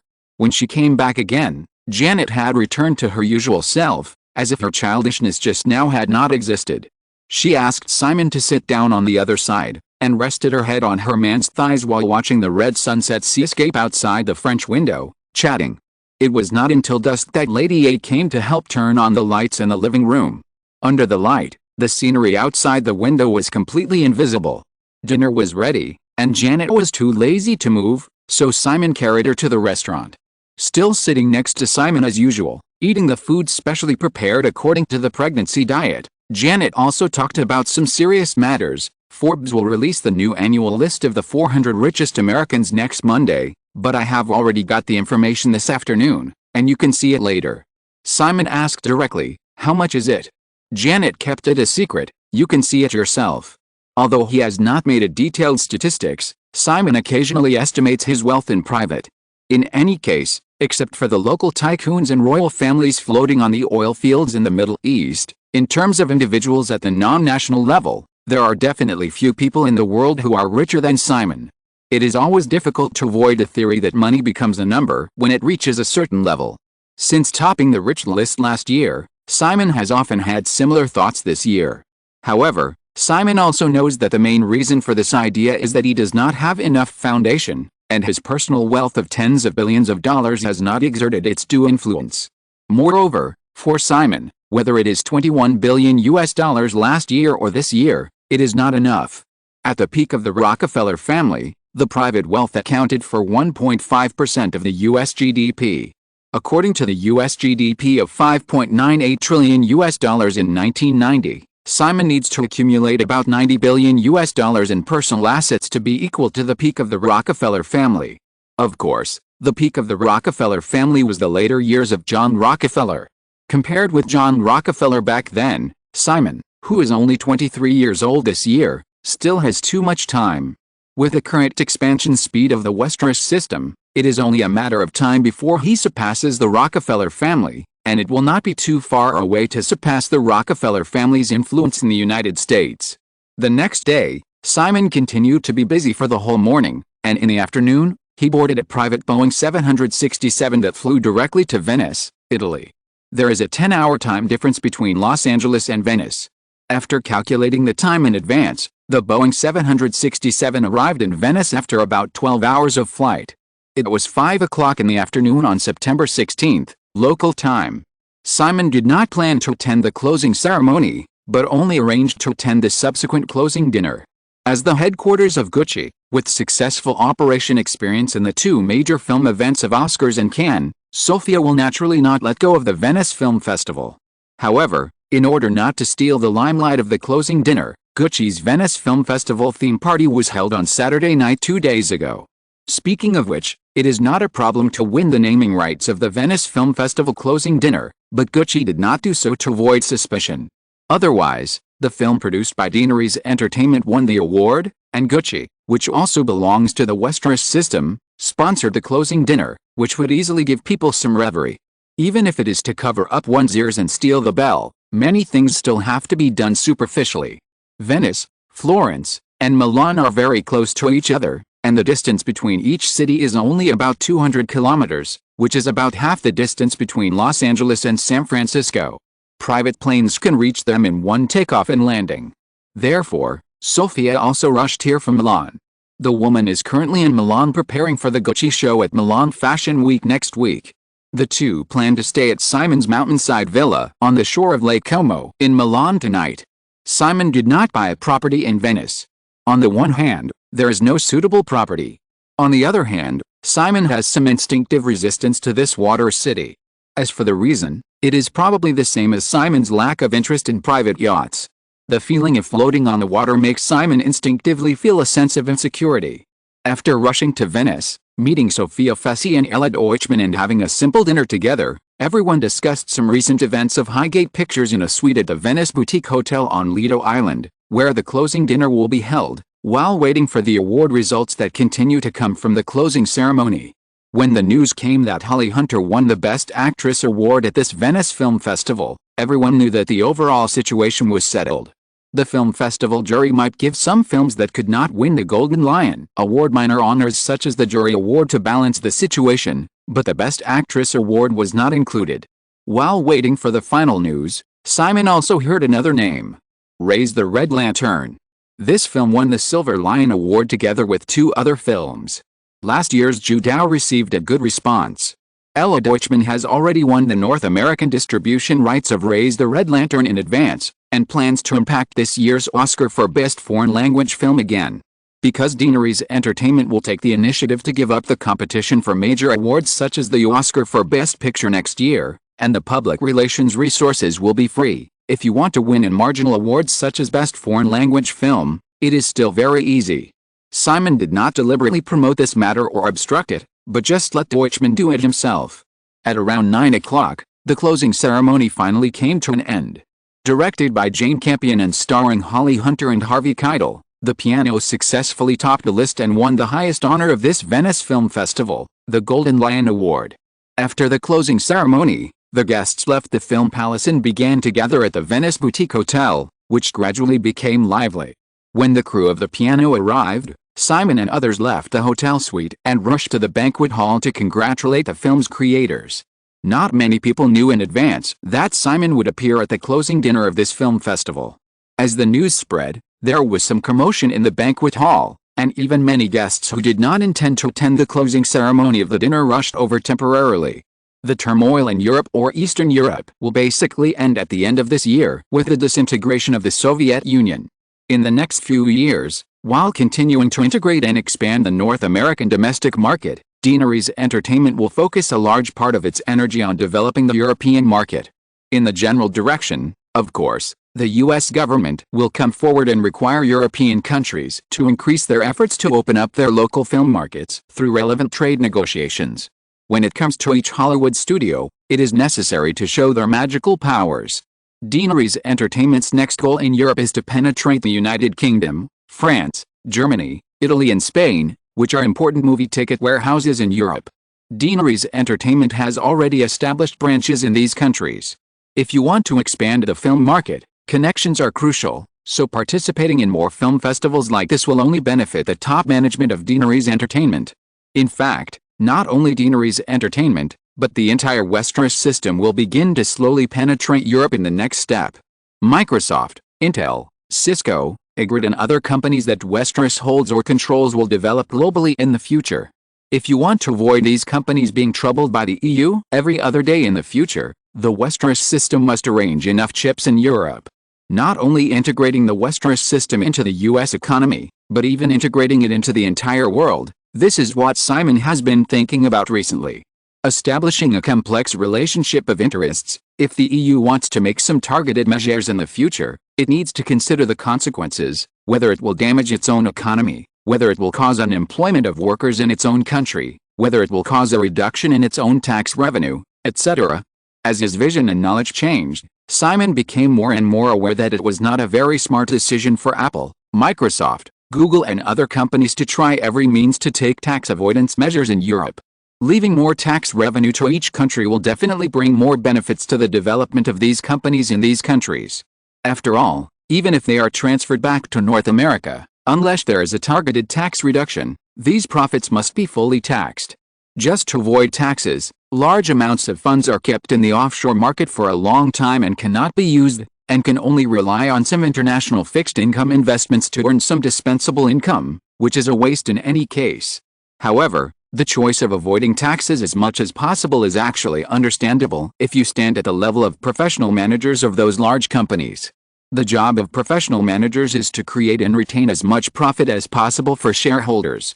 In comparison, Simon is now on another level. The lively and noisy closing dinner lasted until late at night. Simon was inevitably a little drunk after entertaining countless people. It was already past midnight when he and Sophia returned to the villa on the shore of Lake Como in Milan. Perhaps because of the frequent travel, Simon has found it very easy to adapt to the time difference. He went to bed at around 2 a.m. last night, and woke up before 9 a.m. the next day in Milan. Sophia got up earlier, looking radiant. At breakfast, he would read some local newspapers. The news that Simon attended the closing ceremony of the Venice Film Festival last night has been reported by the local Italian media. Perhaps because of Simon's appearance in Italy, the local Italian media seems to be more lively today. However, the topic discussed by these media is not the closing ceremony of the Venice Film Festival last night, but the new annual list of the 400 richest Americans that Forbes magazine in North America just released yesterday. Chapter 437 Underestimation. $35 billion US. This is the personal wealth of Simon Westeros in 1991 given by Forbes magazine. Careful people can easily find that compared with last year's $21 billion US, the wealth increase of $14 billion US is exactly equivalent to the total purchase price of MCA and Bell Atlantic of Simon for $14 billion US. However, the explanation given by Forbes magazine is not so. The $14 billion US of wealth increase is mainly due to the stock price growth of technology companies such as Microsoft, Intel, Oracle, Sun, etc. held by Westeros in the past year, as well as the personal wealth brought to Simon by AOL and Cisco, which have just been listed in recent months. Among them, AOL, which holds 65.4% of the shares after the IPO, and Cisco, which holds 50.1% of the shares, have contributed a full $10.3 billion US of wealth to Simon according to the market value during the statistical period of Forbes. Because of the hot sales of Windows 3.0 system, Microsoft's stock price has doubled in the past year. Westeros's holdings in Microsoft also increased from about 10% last year to 21.3%. Based on Microsoft's market value of $12.5 billion according to Forbes, this part of the stock once again contributed $2.6 billion to Simon's wealth. Westeros's shareholding in Intel also increased to 15.6%. According to Forbes, Intel's market value is $10.5 billion, and this part of the stock contributed $1.6 billion to Simon's wealth. In summary, Westeros holds shares in AOL, Cisco, Microsoft and Intel, with a total value of $14.6 billion. The total book value of Westeros holdings in other technology companies such as Oracle, Sun, and Silicon Graphics also exceeds $2 billion. The value of these stock wealth minus last year's basis is the increase in value in the past year. As for MCA and Bell Atlantic, which have been acquired by Simon, they basically offset the liabilities of the entire Westeros system. Anyone with a discerning eye can see that with the Gulf War at the beginning of this year as the dividing point, the U.S. stock market has rebounded significantly from the bottom. Simon's precise purchase of MCA and Bell Atlantic before the Gulf War can be said to be a very sophisticated bottom fishing. Even if the two companies have been delisted now, the value of MCA and Bell Atlantic itself is definitely not as high as the $14 billion at the beginning of the year. What's more, according to Forbes calculations, the growth statistics of Westeros system in other fashion, technology and other aspects are very vague. Finally, there is Cersei Capital, which is difficult to bypass. According to some rumors in the industry, Cersei Capital also made billions of dollars in profits through operations in oil futures and stock index futures before and after the Gulf War. Although Simon Westeros's share in Cersei Fund Management, a hedge fund under Cersei Capital, has only been reduced to 1/3, it is still a very considerable fortune. In addition, the most critical Deaneries Entertainment. Last year, Forbes magazine valued Deaneries Entertainment at $8 billion. This year, with the merger of Deaneries Entertainment and MCA, the company's net assets are no less than $15 billion. Although the acquisition last year has added billions of dollars in debt, Deaneries Entertainment, which is in good financial condition, is obviously different from Time Warner, which is in deep trouble. Even with conservative estimates, the market value of Deaneries Entertainment will not be lower than the net assets of the company. In short, unlike the controversy in previous years, when Forbes released the New Year's list of the 400 richest Americans, mainstream media in North America and overseas generally believed at this time, Simon Westeros's personal wealth was obviously underestimated. Some people even suspected that Simon Westeros had reached some agreement with the Forbes group to make his personal wealth less dazzling. Although $35 billion is already very dazzling.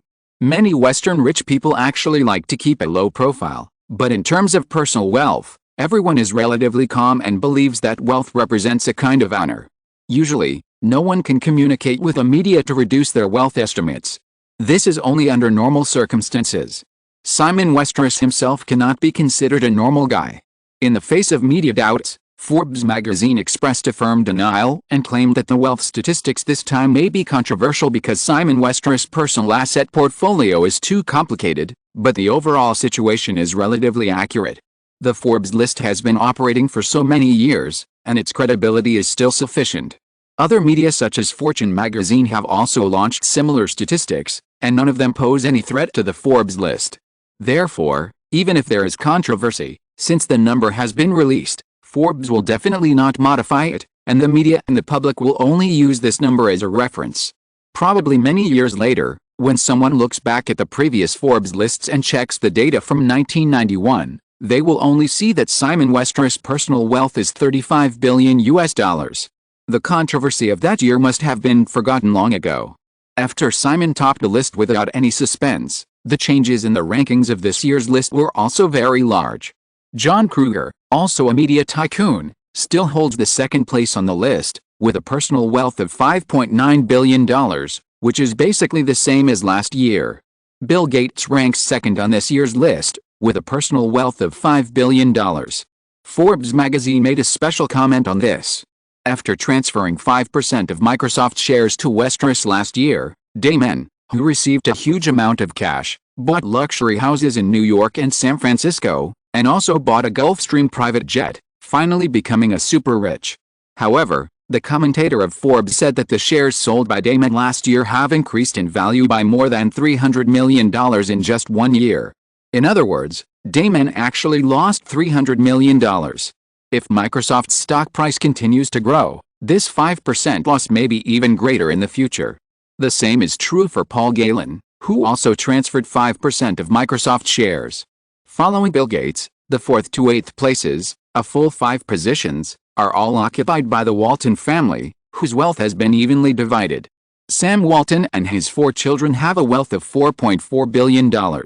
In the past 2 years, some media have said that the real richest family in the United States should be the Walton family. Starting this year, the media has no such argument. The total wealth of the 5 members of the Walton family is only $22 billion, which is $13 billion less than Simon. Berkshire Hathaway chairman Warren Buffett ranked 9th this year with a personal wealth of $4.2 billion. Pittsburgh steel tycoon Henry Hillman ranked 10th, but his personal wealth dropped directly to $3.3 billion. It is not difficult to find from this list that, except for Simon and Gates, most of the top 10 on this year's Forbes Rich list are traditional rich people known for their stable industries. Even John Kruger has accumulated his current wealth through years of accumulation. Affected by the economic downturn and the continued debt crisis in recent years, Sam Redstone and Ron Perlman, who were on the list in previous years and are good at high-debt operations, have fallen out of the top 10. However, on the other hand, the total wealth of the top 400 richest people in the United States is still showing an upward trend. The total wealth of the 400 richest people this year is $317.3 billion.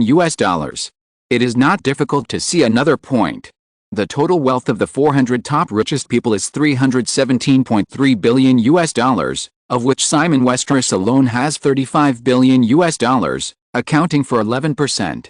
Compared with other rich people on the list, Simon's personal wealth, both in terms of asset amount and appreciation rate, has clearly shown a far-reaching posture. Because Simon's personal wealth is mainly concentrated in the media and technology, with the release of this list, the media and technology sectors of the U.S. stock market have clearly seen a wave of rise. In the past few years, many investors have been eager to invest capital in the film industry because of Simon's success in Hollywood. The pattern of Hollywood's major studios has changed because of Simon alone. However, the threshold of Hollywood is not easy for everyone to enter after all. The emergence and bankruptcy of a large number of second- and third-tier Hollywood film companies in the 1980s have proved this point. However, in the field of technology, especially the emerging internet industry, the threshold is no longer so high. Just a few days after the release of the Forbes list, the White House also responded to the Information Superhighway Act secretly promoted by the Westeros system. The White House spokesman said at a regular press conference that the president had read the relevant bill and held a special meeting with cabinet members to discuss the feasibility of the bill.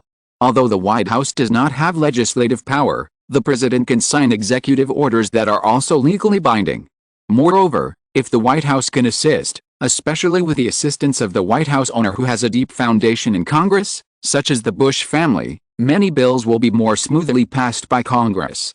However, the media also understands that the White House cannot help the Democratic Party promote an important bill involving hundreds of billions of dollars in output value. If Bush and his team behind him are optimistic about the prospects of the internet industry, they are more likely to launch similar bills drafted by themselves. George Bush has been attacked too much for not caring about domestic affairs, and he himself needs to promote some bills that are closely related to the domestic economy. In any case, the White House responded to the Information Superhighway Act, which is a very positive signal. The investment trajectory of the Westeros system in the new technology field is also simple and clear. Therefore, in a short period of time, countless capitals began to gear up to target the internet industry. Simon was far away in Italy when this year's Forbes list was released. However, North America is still abuzz with the release of the wealth list. Over the years, many media have marveled at Simon's sudden emergence, and there has never been a lack of news criticizing and questioning this young super-rich man. However, just like the slight waves caused by Matthew Broderick and others before, Simon actually didn't know about most of the media's criticism of him and didn't bother to pay attention. With the release of the new annual list, the corresponding doubts and criticisms have increased as usual. The most controversial issue should still be how Simon Westeros should spend such a huge fortune. In recent years, the operation of the Simon and Janet Westeros Foundation has been very active.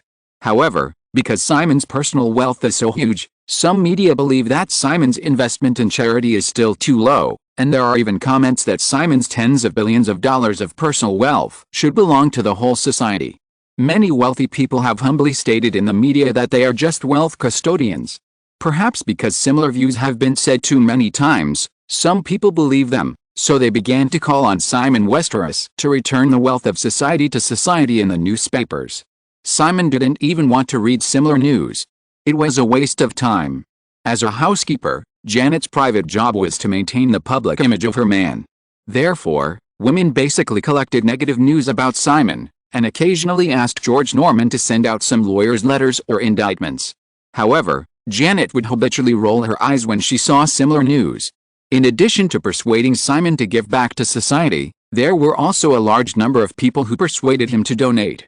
In the days after the release of the Forbes list, Janet, who is in Los Angeles, received a lot of similar donation invitations every day. Most of them must have been ignored. Finally, probably the most distressing thing for Janet was the recognition of relatives. For several consecutive years, Simon's life experience has been the focus of media attention. There are even some people with different ideas who have set up an investigation team to help Simon find his relatives, obviously trying to make a fortune after helping Simon find his parents. Over the years, there have been several couples suspected of being Simon Westeros' parents who have been repeatedly hyped by the media, and these people have generally not given up the idea of recognizing Simon as their son. With the release of the Forbes list, a couple once again jumped out and appeared in the media, crying and hoping to get Simon's recognition, and said in eloquent words that they did not ask for anything, but only hoped to find their son back. The media is also afraid of chaos in the world. Simon and Janet have already had a plan to deal with this kind of thing, which is to turn it into a farce.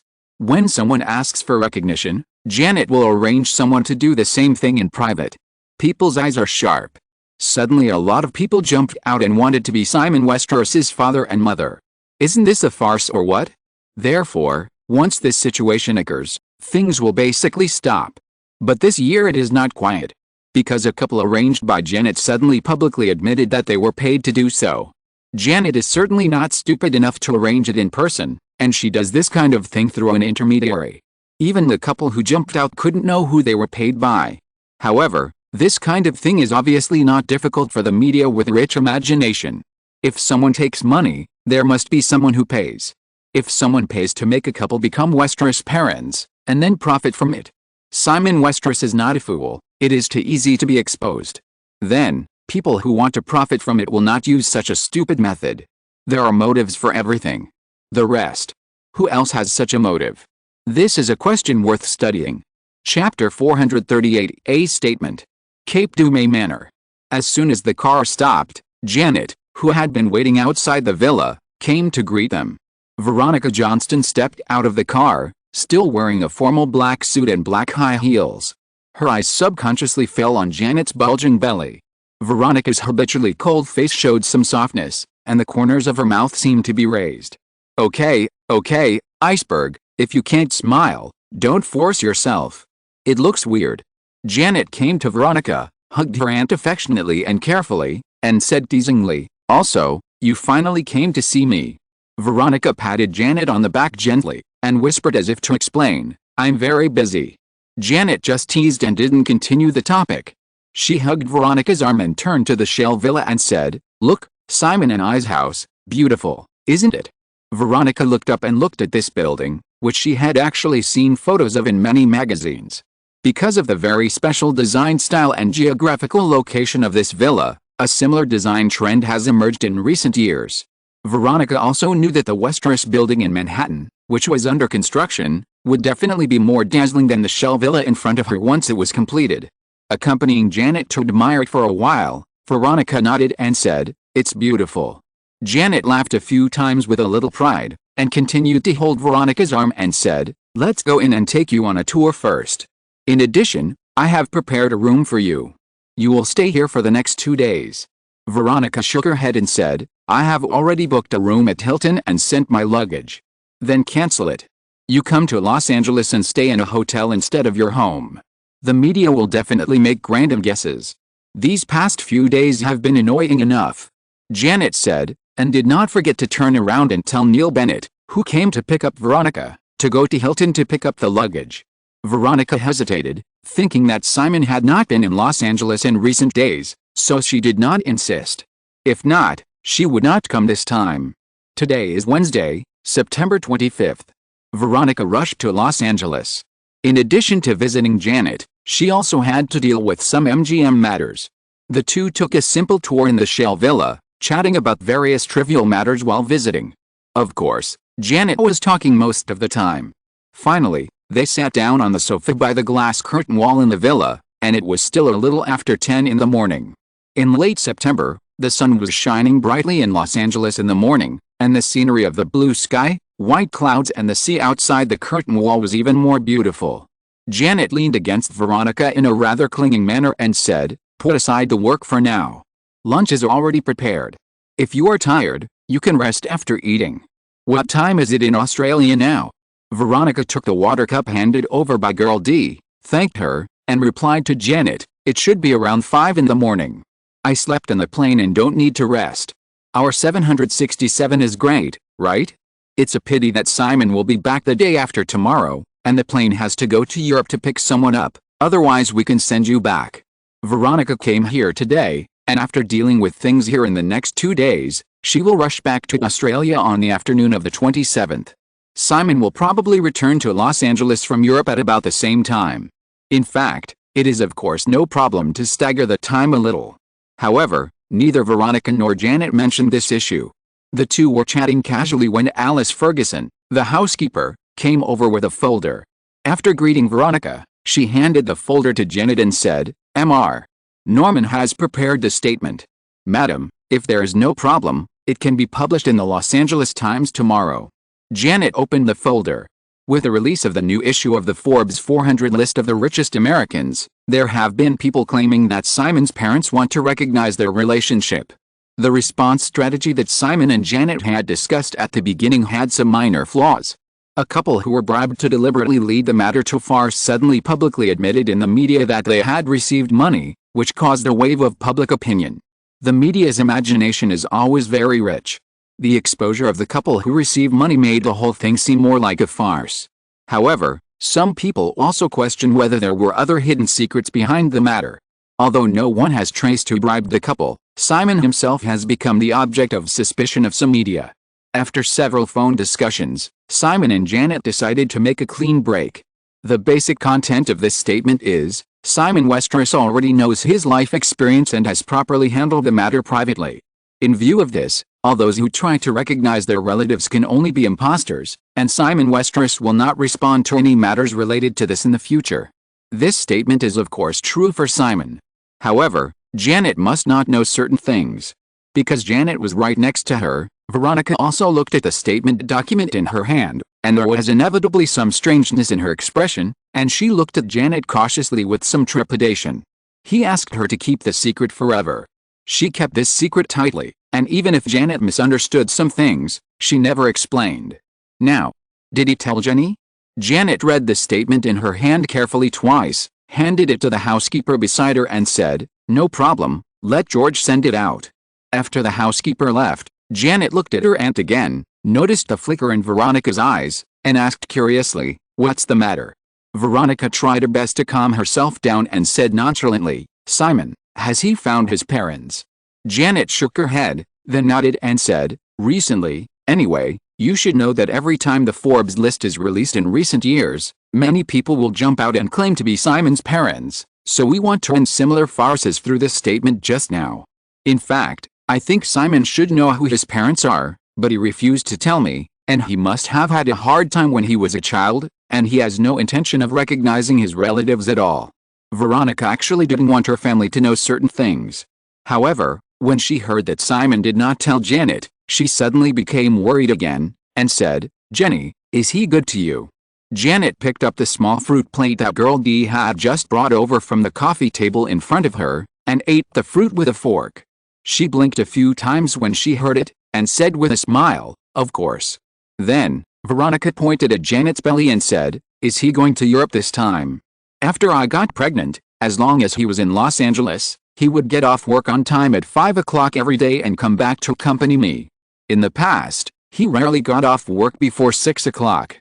There was no other way to go to Europe this time. The Wonder Woman project is very important to Daenerys' entertainment. Janet explained, and then leaned over to rub her end, and said, well, although the little bastard may have some extraordinary ideas, he is really good to me. Iceberg, you just need to stay away from him, and never let him succeed, otherwise it will be too bad. Because she didn't know the reason, Janet was sure that Simon had improper thoughts about her aunt. At other times, she was still used to calling Veronica Iceberg. It was a habit she had grown up with, so how could it be easy to change it in a short time? However, in order to remind a certain guy, she now deliberately changed her name to Veronica Auntie in front of him.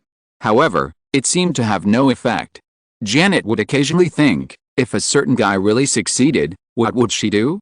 Have a big fight? She didn't have this attribute in her bones, and she wouldn't have a big fight with others. Beat him up? Too light. What's more, thinking about her man's physique, even if he didn't fight back, she probably wouldn't have much effect if she beat him up, unless she used a weapon. Kill him? Well, I can't bear to do that. Divorce him? Never thought about it. Cold War? This is too harmless. She even felt that if this kind of thing really happened, it didn't seem to be that serious. Veronica had already explained it that night last time. Seeing Janet start talking nonsense again, she could only glare at her helplessly, but didn't say anything more, just pretending not to hear it. At 11 o'clock, Dee came to remind that lunch was ready. After lunch, although she had rested on the plane, Veronica was sent by Janet to take a nap in the room arranged by her. She only slept for more than an hour, and it was not yet 2 o'clock in the afternoon when she woke up. Downstairs, Janet was talking on the phone with Simon in Italy in a sea-facing living room on the east side of the villa hall. Sitting quietly beside and listening to Janet and Simon talking, it seemed that it was already more than 10 o'clock in the evening on the Italian side, and the other side was obviously very patient, so I was relieved. The crew of Wonder Woman was recently stationed in Naples, southern Italy. Naples is also a historic metropolis in Italy. The famous ancient city of Pompeii is just outside Naples. There are also many architectural relics from the ancient Greek and Roman periods near the city, which is just suitable as the location for the Paradise Island. Simon stayed in Venice for one night and rushed to Naples the next day. Then he spent the next week personally following up on the filming of Wonder Woman. In order to match Simon's schedule, the crew deliberately arranged an important battle scene this week, which is the battle where the German army followed Steve to Paradise Island and encountered the Amazons. After the training of consecutive films such as Batman Begins, Batman, The Dark Knight, and The Flash, the strength of the behind-the-scenes team cultivated by Daenerys Entertainment was fully demonstrated in this scene.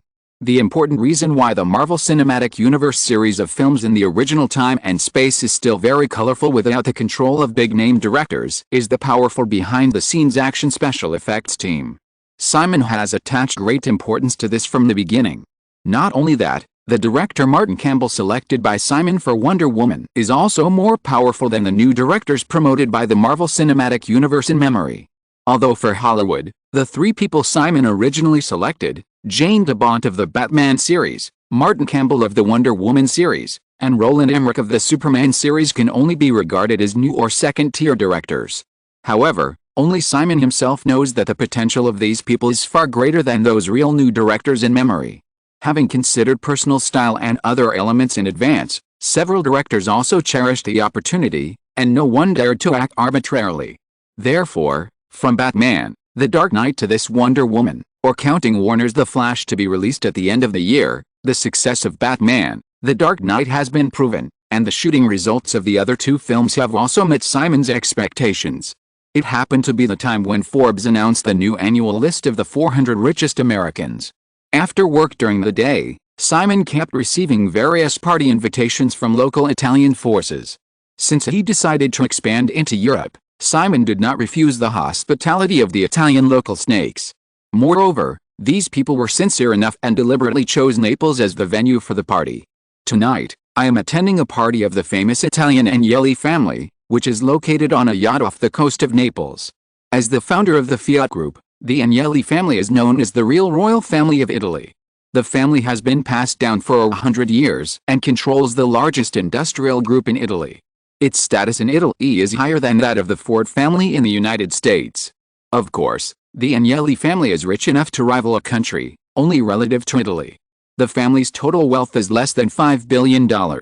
However, the Agnelli family's influence on Italy is far beyond the reach of emerging tycoons like Simon. Although he accepted the invitation of the Agnelli family, Simon had no intention of entering the traditional automobile industry.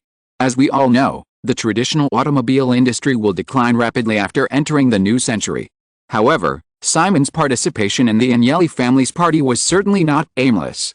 In addition to building a good relationship with Italy's largest local snake, the two sides actually have a lot of areas for cooperation, such as car advertising placement and Deanery's entertainment films. Car placement has always been a big advertising source for Hollywood, and the most well-known one should be the 007 series for Aston Martin. In addition, establishing this network will definitely benefit the development of the Westeros system in Italy. The Agnelli family also has the idea of going out of Italy and entering North America. The two sides hit it off. Back to the residence in downtown Naples, it was already 10 o'clock in the evening. Thinking about some details of tonight's party, Simon called Los Angeles as usual to chat with Janet, discussing some things about the statement. At the end, Janet teased him, saying that her aunt was sitting next to her and asked Simon if he wanted to go back early. It was definitely not possible to go back early. Tomorrow is the opening of Milan Fashion Week.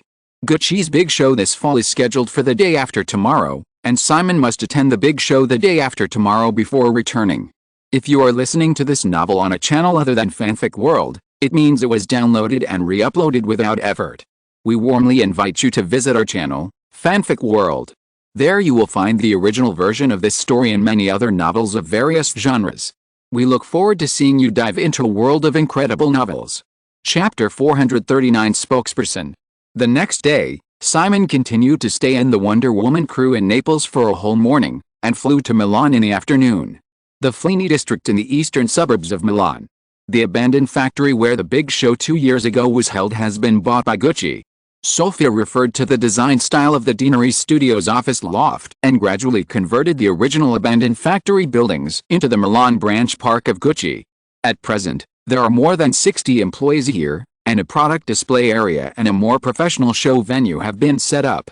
Gucci's recent spring and autumn shows have been held here regularly. In the show venue of the park, Simon briefly visited the preparations for the big show tomorrow morning. Without disturbing Tom Ford and the team to do the final rehearsal, he and Sophia found a seat on the bench under the tea stage. Angie will come to Europe at the end of the year to take over Gucci. She and Tom are both Americans and have a tacit understanding at work. This is what makes me most relieved. The Angie that Sophia mentioned is naturally Angela Ahrens, the president of Gucci's U.S. branch. When Simon and Sophia first hired Angela Ahrens, they had the idea of letting Ahrens take charge of Gucci. The female executive has also proved her ability in recent years. Sophia's letting go of Gucci this time just happened to allow her to turn her attention to the development of Van Cleef & Arpels and Melisandre's other businesses. Since it was the initial plan, Simon just nodded to show that he knew. Sophia mentioned this to Simon and changed the subject, saying, also, regarding the spokesperson for Van Cleef & Arpels, I am considering several candidates, Demi Moore, Julia Roberts, and Valerie Golino. Which one do you think is suitable? With the success of Ghost, Pretty Woman and Batman Begins, Demi Moore, Julia Roberts and Valerie Golino are the three most popular actresses in Hollywood. It is not surprising that Simon did not hear Sandra, who is closest to him. Although Sandra is very young, she is not pretty enough, and her personal image does not fit with high-end jewelry and watch brands such as Van Cleef & Arpels. After thinking for a while, Simon smiled and said, "You prefer Demi Moore, right?" Among the three actresses, Demi Moore, who has been a model and has a better temperament, is obviously more suitable for Van Cleef & Arpels. Sophia nodded and said, "Julia is a little younger, and Valerie's not pretty enough, and her appearance is not too good." When choosing Catwoman, Simon did not consider launching a big face like Michelle Pfeiffer, but took into account the factors of acting skills and appearance. Valerie Golino won the Venice Film Festival and her appearance is just right. In addition, she is very young and has strong plasticity, enough to personally complete a large part of the action scenes required by Catwoman, so she got this role. Speaking carefully, the casting of this version of Catwoman is similar to Scarlett Johansson, the Black Widow of the Marvel Cinematic Universe in Simon's memory. Scarlett Johansson is not that pretty. As for her figure, after watching Under the Skin, not many people will have illusions about her figure. Marvel also considers comprehensive factors when casting. In his previous life, Simon occasionally complained about the appearance of many female characters in Marvel. Now that he is in the game, he understands that Marvel's casting strategy is actually very correct. Launching a big face that can only pout and frown may be successful for a while, but it is difficult to support the huge framework of the movie universe with this strategy. Simon didn't have much feeling for Demi Moore, but still said, "Since you prefer Demi Moore, then Demi Moore is fine, no need to ask me." But I invited her to participate in Gucci's big show this time, but they said they couldn't make time. Really can't make time. Fake. Simon was a little speechless. Before Ghost, Demi Moore was very enthusiastic about Gucci, and she deliberately dragged her husband Bruce Willis to participate in Gucci activities several times in a row. After the success of Ghost and A Few Good Men in this summer, this woman immediately became busy. If it were someone else, they could just use the excuse of not having time. For Sophia, with her connections in Hollywood, she could find out Demi Moore's schedule with just a phone call. Simon asked again, "Have you told her about the endorsement?" Sophia nodded and said, "So, I think there is another possibility that Moore should be in contact with other brands," so she deliberately avoided it. "Did you find out which one it was?" "No. Forget it, I actually don't think Moore is suitable either." Although she became famous at the same time as Julia Roberts, Demi Moore's success with Ghost was more like a flash in the pan. Compared to Julia, who was at her peak throughout the 1990s, Demi Moore's vision for choosing films is really disappointing. When Julia Roberts won the Best Actress award with Erin Brockovich, Demi Moore had already fallen to the point of playing a supporting role in Charlie's Angels 2. In that case, Julia or Valerie. Neither of them is suitable. As a high-end jewelry and watch brand, Van Cleef & Arpels spokesperson should be more glamorous. Julia and Valerie are both famous enough, but they lack the kind of eye-catching temperament. After thinking for a moment, Simon suddenly thought of someone and said, "Nicole Kidman, what do you think?" Nicole Kidman herself has that kind of glamorous temperament. Thinking about Satine in Moulin Rouge or Grace of Monaco starring Nicole, it seems that she is the most suitable to endorse the Van Cleef & Arpels brand. Sophia thought for a moment, nodded, shook her head, and said, "Nicole's image is very good, but her fame is not big enough." After the stunning appearance in Pulp Fiction, Nicole Kidman has not developed as smoothly as Sandra and Roberts in Hollywood in recent years. Although there is no shortage of film contracts, due to her image and acting style, there are no more outstanding representative works. Simon had no intention of being responsible to the end for the actresses he had personally promoted. Once the opportunity was given, the subsequent development could only depend on themselves. After the last absurd incident with Cindy Crawford, Nicole Kidman also seized the opportunity to ask Simon for the leading role in Jurassic Park, but Simon refused. Nicole was too young and not suitable for the role of the botanist. However, Simon still gave Nicole a chance to play the role of Poison Ivy in The Dark Knight Rises. The two Batman movies made a large number of people famous. Poison Ivy, the important villain in the Batman series, was also the focus of competition among Hollywood actresses. Nicole did not get her wish in Jurassic Park, but she was satisfied with getting Poison Ivy. However, according to the previous arrangement, in order to further improve the Envision special effects technology, The Dark Knight Rises would not be released until 1994. There were 3 years in between, so Nicole naturally could not be idle. "You talk to Nicole, I'll arrange the rest. Also, you don't need to choose the most famous spokesperson. I think the most important thing is to find the right one," Simon said, and he had already started thinking about which movie to choose to help Nicole secure her first-line position. Hollywood's first-line actresses have shown a saturation trend in recent years. If you want to achieve this, you need to plan well. Sophie nodded, "I'll contact Nicole as soon as possible." After finalizing this matter, they also discussed some relevant matters of Gucci. Gucci does not have a spokesperson, which is a common practice for many luxury clothing and luggage brands in this era. Of course, conventions are meant to be broken.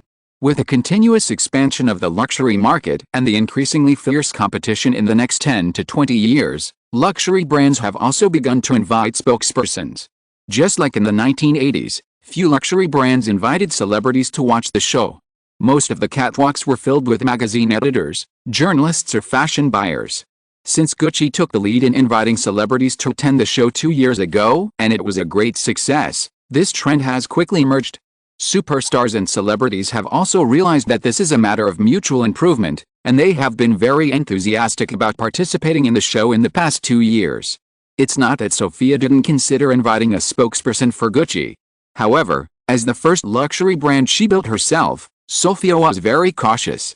Gucci, which has a full range of product lines, has higher requirements for spokespersons than Van Cleef & Arpels, which focuses on jewelry and watches.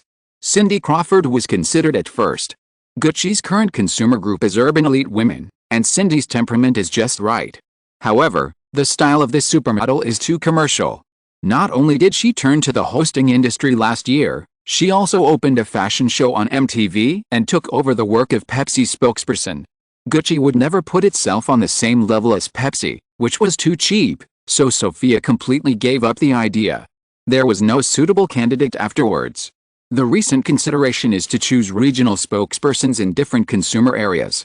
However, in recent years, relying on Deanery's entertainment, Gucci's exposure rate has been sufficient, and it does not seem urgent to find a spokesperson. After talking about the spokesperson, Sofia looked around and saw that no one was approaching. She mentioned another thing: the 3 groups of people I recruited and their families have recently immigrated to the UK, South Africa, Australia and Canada. One group will continue to stay in Europe, and the other 2 groups will probably rush to the United States to start working next month. Sofia was talking about the former East German Stasi agents she recruited. Moving all the selected people out of Germany is both a welfare and a form of pledge and surveillance. According to the original plan, Sofia still selected people with families. This matter is actually very sensitive, so it is done very carefully.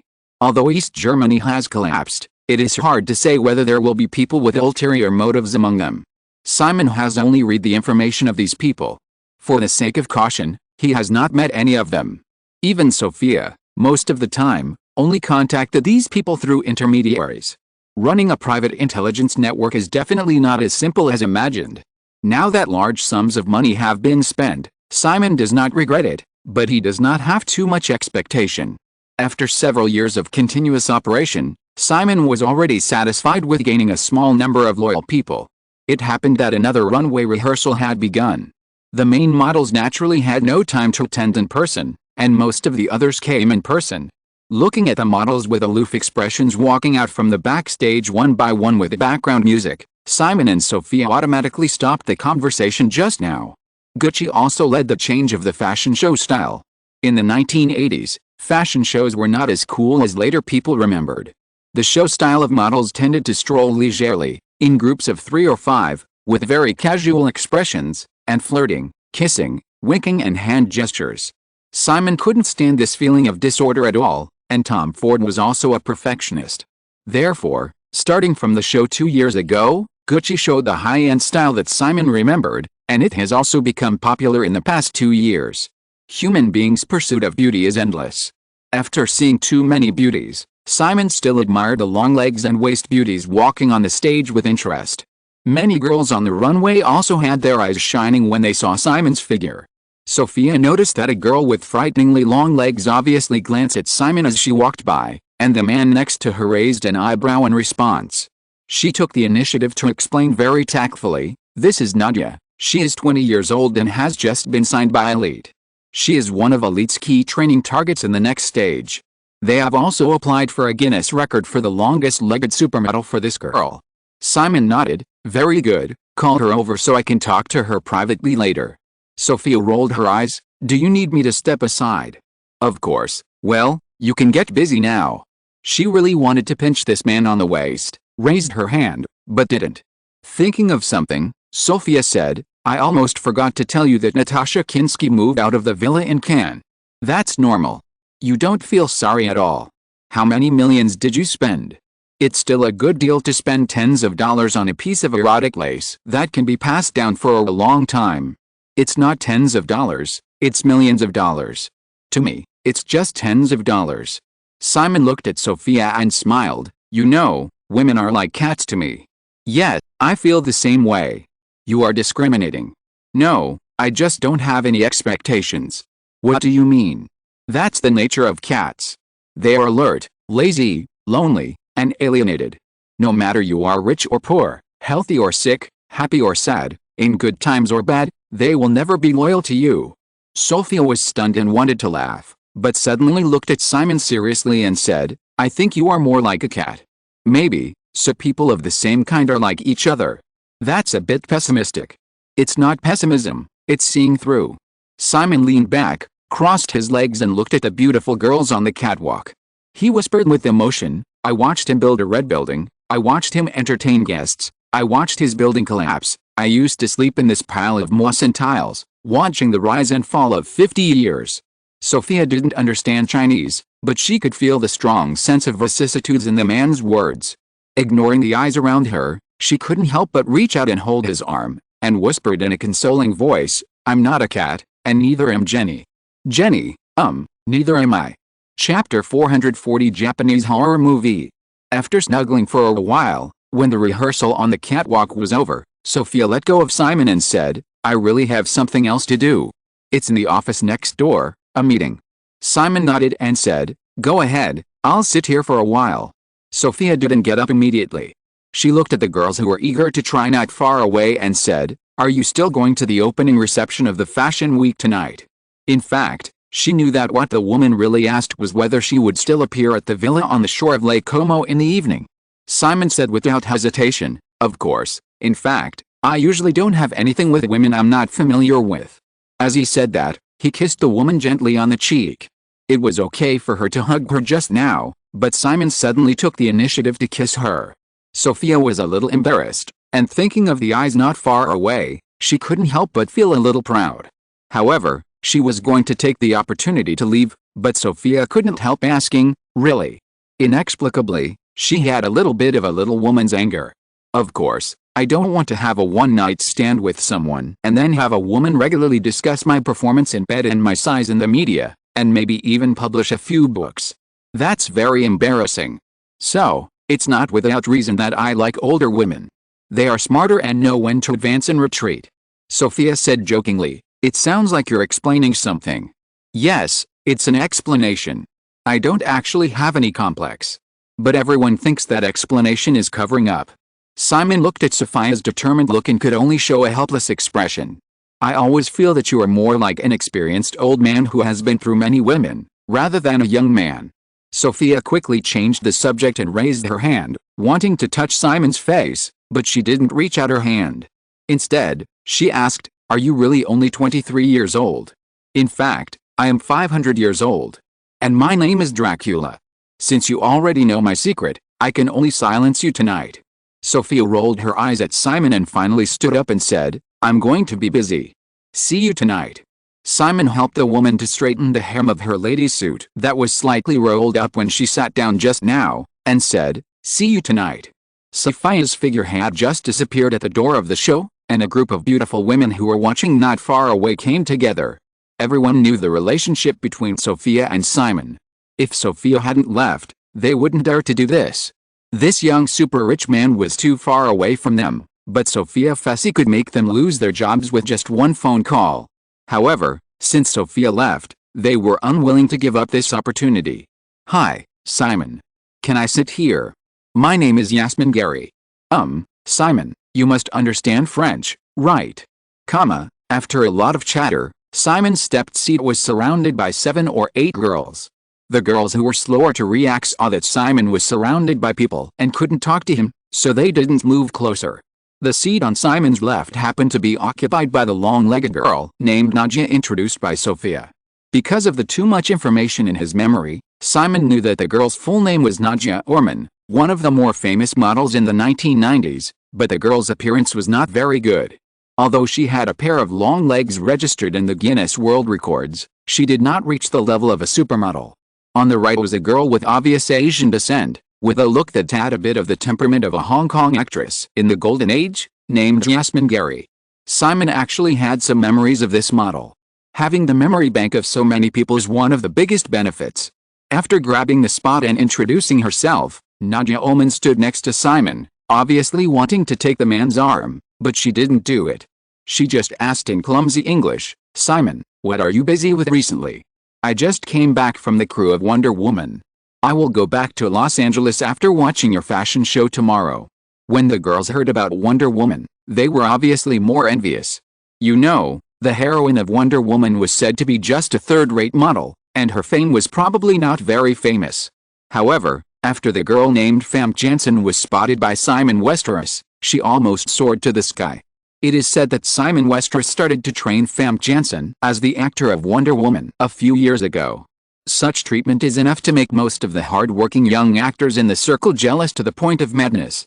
With the great success of the Batman series, which is also a DC movie universe project, no one would doubt that Famke Janssen will easily become a Hollywood first-line actress after the release of Wonder Woman. Thinking of this, the girls' eyes became more eager. The profession of modeling, even for the small group of people at the top, is actually not as glamorous as outsiders imagine. In order to maintain their fame for a long time, even supermodels like Cindy Crawford and Linda Evangelista often have to take the initiative to rely on singers and stars and become faces around them. Moreover, models are far from comparable to actors in terms of career life and personal income. Many actresses have experience as models before they become famous, but I have never heard of an actor who continued his modeling career after becoming famous. In the final analysis, in the circle of fashion and entertainment, models are actually at the bottom of the pyramid. As for the man in front of him, probably, he has already left the scope of the pyramid. He should be regarded as the kind of person who directs the construction of the pyramid. As soon as Simon finished speaking, Yasmin Gary on the other side took over the conversation, still speaking fluent French. "You sound very busy." Simon smiled and looked at the Asian girl next to him and asked, "Where are you from?"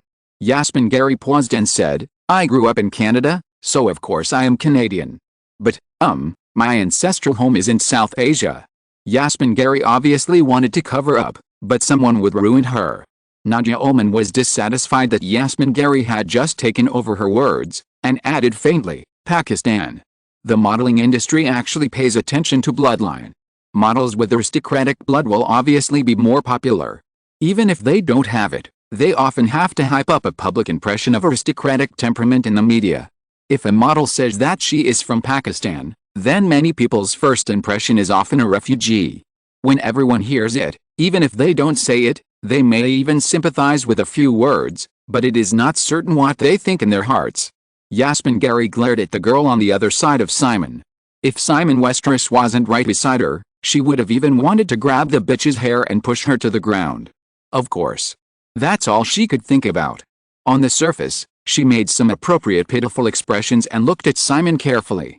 From childhood to adulthood, she had suffered a lot of grievances because of her background, and she only hoped that the man next to her would not show too much disgust. Simon didn't have the deep-rooted racial concepts of Westerners in his bones. Hearing that it was a fellow Pakistani, he inexplicably felt a little close to her. Knowing what the girl next to him was worried about, he smiled and said, "I really liked your catwalk style on the catwalk just now, and I've always wanted to go to Asia, but unfortunately I don't have the time." According to the normal rhythm of the conversation, she should have taken the initiative to offer herself as a tour guide at this time. Unfortunately, Yasmin Gary grew up in Canada. Because of her background, she even had some aversion to the country that she had no memory of, so of course she couldn't say similar words. However, she also felt that Simon was helping her out, and she couldn't help but feel a little grateful in her heart. After Simon finished speaking, he continued to chat with the girls around him about various topics, using English, German, French, Russian, and Spanish. The girls were amazed and felt that this young super tycoon had achieved today's success for a reason. After completing the rehearsal, the work at Gucci was actually over. These models were not as idle as imagined. In fact, except for the top few, other models had to work at least 10 hours a day in this busiest fashion week. Interviews, fittings, rehearsals, makeup, rushing around, etc. Although the final presentation in front of the audience was only a few minutes, it took them hundreds of times more time behind the scenes. The models who had not come over just now had left one after another. Since they could squeeze next to Simon, the girls naturally knew what was more important. If they could get the favor of Simon Westeros, it would not matter even if they lost all the work at this fashion week. Not to mention Famke Janssen, who has reached the level of Wonder Woman. Even if they reached the level of Cindy Crawford, they would wake up laughing in their dreams. It is said that just because of her brief cameo in this summer's super blockbuster Batman, The Dark Knight, Cindy Crawford's dolls sold for millions of dollars. Moreover, the supermodel is not a core actor in the DC movie universe series, and has not signed a strict agreement with Deaneries and Warner Brothers, so she can take a large part of the sales of peripheral dolls. Most models may not be able to earn $1 million in their entire careers, and their income may not even be as good as that of ordinary wage earners. At least wage earners have very stable salaries. In short, the young man next to him can move them from the bottom of the pyramid to the top of the pyramid with just a raise of his hand. After a busy week, Simon rarely had a break. Surrounded by a group of beauties, he was not short of patience. The topic went on for a long time, such as fashion, music, and movies. Nadia Ullman suddenly said, "Speaking of which, Simon, I am a fan of yours. I have seen Run Lola Run, Pulp Fiction, and the movies you wrote. So, please sign for me." Yasmin Gary seized the opportunity to fight back and said in fluent English, "Nadia, your English is so poor, can you understand it?" Haha. There was laughter all around.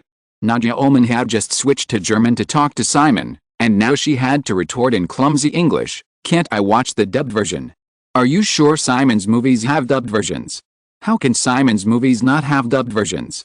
Simon heard the two kittens scratching their paws a few times, and smiled and stopped them at the right time. Okay, autograph, right?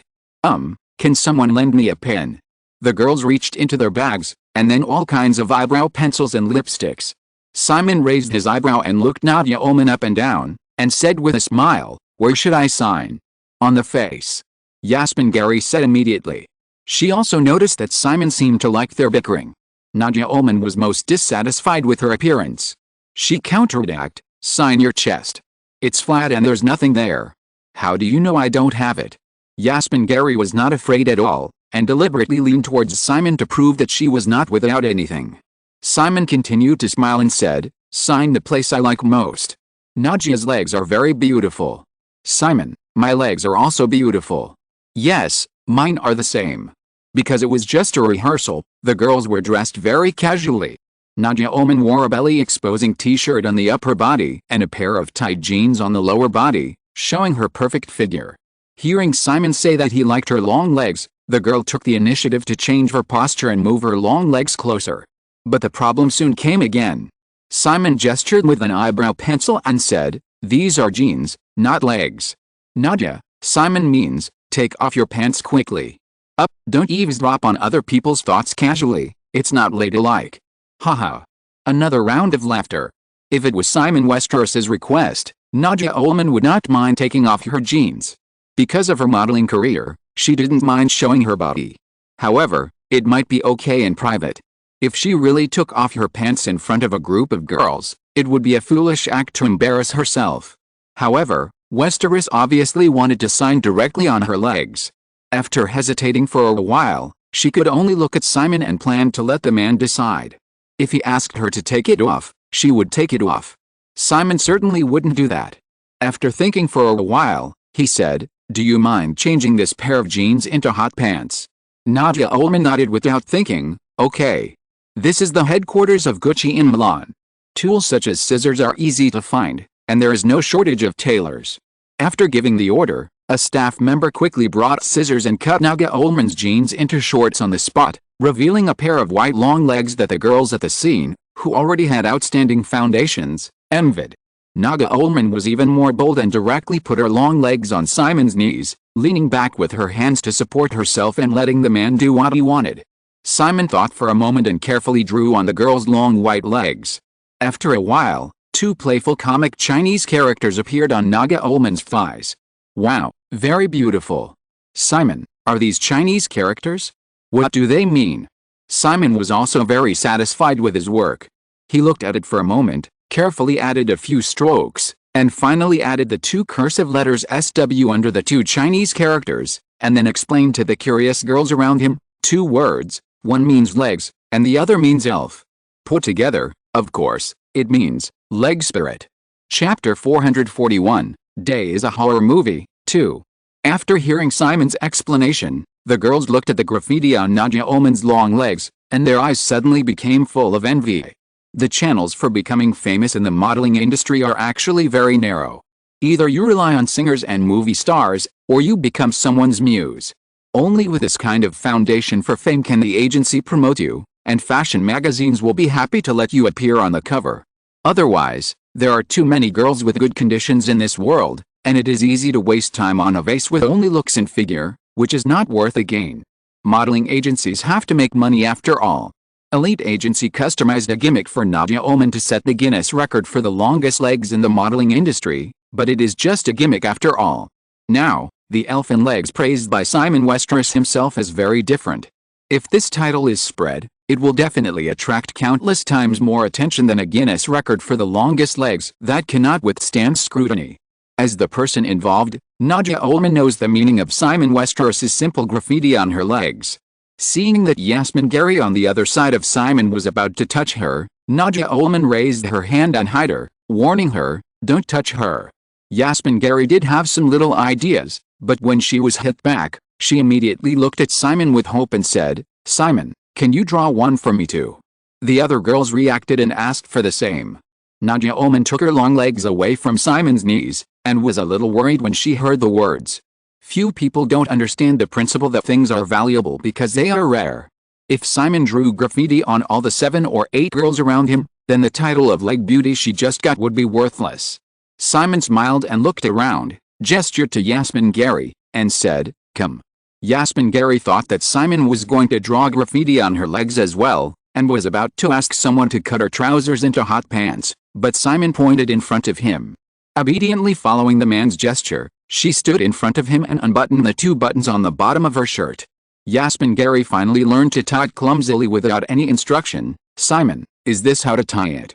Without pointing out the girl's obvious little thoughts, Simon personally tied up the sides of Yasmin Gary's shirt, revealing a slender waist. Because of her Asian ancestry, Yasmin Gary's skin is wheat-colored, and it is not suitable to use a black eyebrow pencil. Simon picked it up and simply picked up a tube of lipstick. With his other hand, he supported the girl's elastic waist and began to carefully draw on one side of her waist. A few minutes later, 2 playful Chinese characters similar to Nadia Ullman appeared on Yasmin Gary's waist. Having seen Nadia Ullman's graffiti just now, the girls recognized one of them as the word. Associating the location of the graffiti, the other word should obviously be the word. Dot. Although they didn't want to admit it, all the girls at the scene knew that Yasmin Gary's waist was undoubtedly the most slender and beautiful among them. The title that Simon Westeros graffitied was actually well-deserved. After finishing the second graffiti, watching Yasmin Gary pose in front of everyone in a coquettish manner, obviously posing for a man, the other girls asked for it again. The girls' thoughts were simple. If they could all get the graffiti, even if they couldn't get it anymore, it would be better than Nadia Ullman and Yasmin Gary getting all the benefits. Simon didn't agree this time and started to drive them away, saying, "Don't you need to work? Go and get busy, Nadia, and Yasmin. If you don't have anything urgent, you can stay with me." The girls wanted to say that they didn't have anything urgent and could stay with you. However, everyone also understood that Westeros had already selected 2 girls, and it would be tactless to force their way in. After leaving cards or photos with their contact information and names in the man's hands, the other girls reluctantly left. Nadia Ullman glanced at Yasmin Gary, who had resat down on Simon's other side, and then looked at the graffiti on her legs, and cautiously asked, "Simon, can I take a photo with this graffiti and publish it?" "Okay," Simon nodded, and said, "but, seriously discuss it with your agency and come up with a plan. Don't let it become a scandal, which won't help your career much." The 2 girls certainly understood and nodded. Yasmin Gary just signaled to the assistant who was waiting not far away, asking him to help turn down the next work in the afternoon, and then said to Simon, "Simon, can you help us take photos?" Simon looked at the time. It was not yet 4 o'clock in the afternoon, and the opening reception of the Fashion Week in the evening was at 7 o'clock. He originally planned to relax for a short time and didn't want to arrange other work in the next few hours today, so he agreed. Gucci's office area naturally has the best photo studio. Simon was able to amaze several Hollywood celebrities with his sample footage of Lola Run and became a sensation. His photography skills are naturally better than most professional photographers. With the cooperation of professional staff, several sets of blockbuster photos were quickly taken for the 2 women. After the photo shoot, The two girls changed back into their clothes with reluctance and came back to Simon, who was still instructing the staff. Boldly holding the man's arm, Nadia Ullman asked, "Simon, what are we going to do next?" Simon sent the staff away and said, "Accompany me to the opening reception of Fashion Week tonight." This sentence was obviously not a question, and the two women had no intention of objecting. Yasmin Gary was reserved for a moment, and noticed Nadia Ullman's provocative look. She also came over and held Simon's other arm.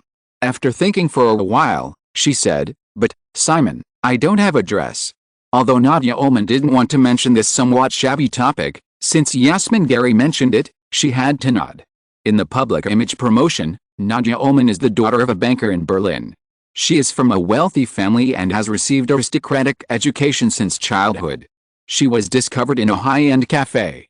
In fact, Nadia Ullman's parents divorced when she was 2 years old. The girl was raised by her mother, who is a bank clerk. She has nothing to do with a wealthy family. She was also spotted by a scout when she was a waitress in a beer garden in Berlin. As for Yasmin Gary, if this girl had a good family background, her family would never let her become a model. That's right. It's absolutely true. The two have just debuted. Although they have worn some top-brand dresses, they are obviously on the catwalk. They can't afford the expensive dresses themselves.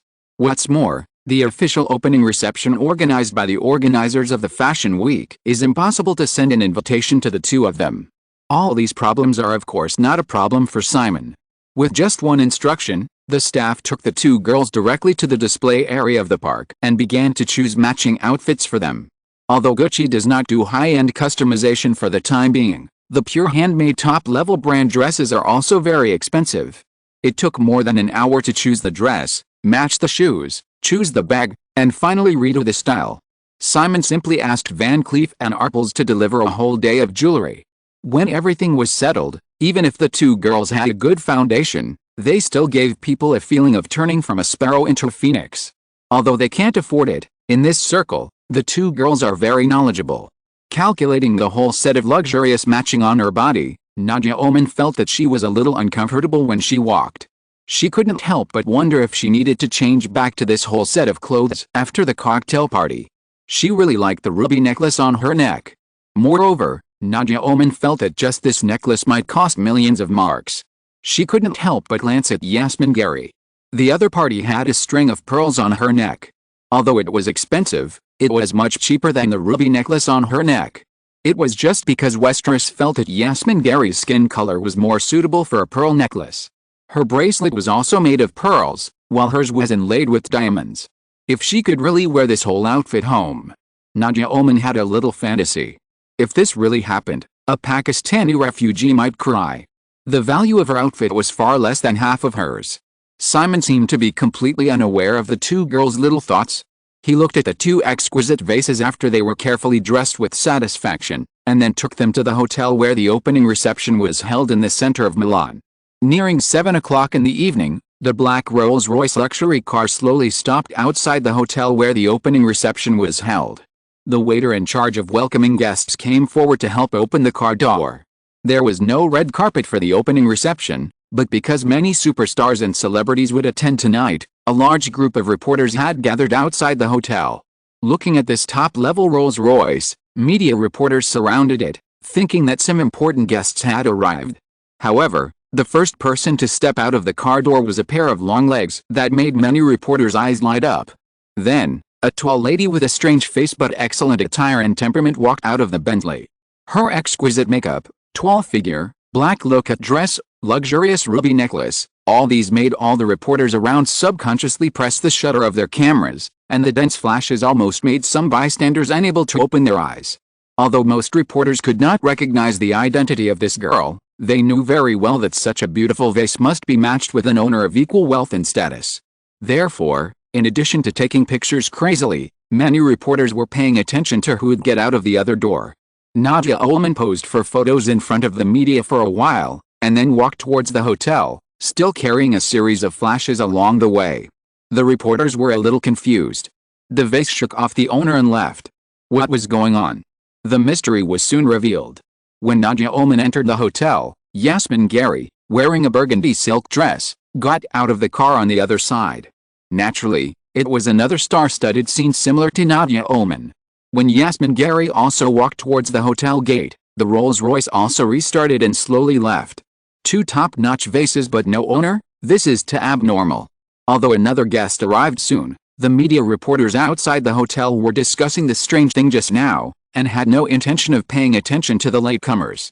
This made the European actress who deliberately arrived at the last minute to show off very disappointed, and even worried whether she had suddenly become out of fashion.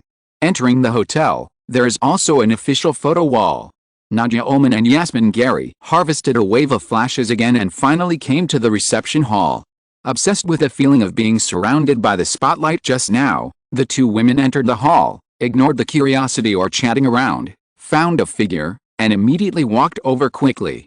They knew very well that everything tonight was given by that man.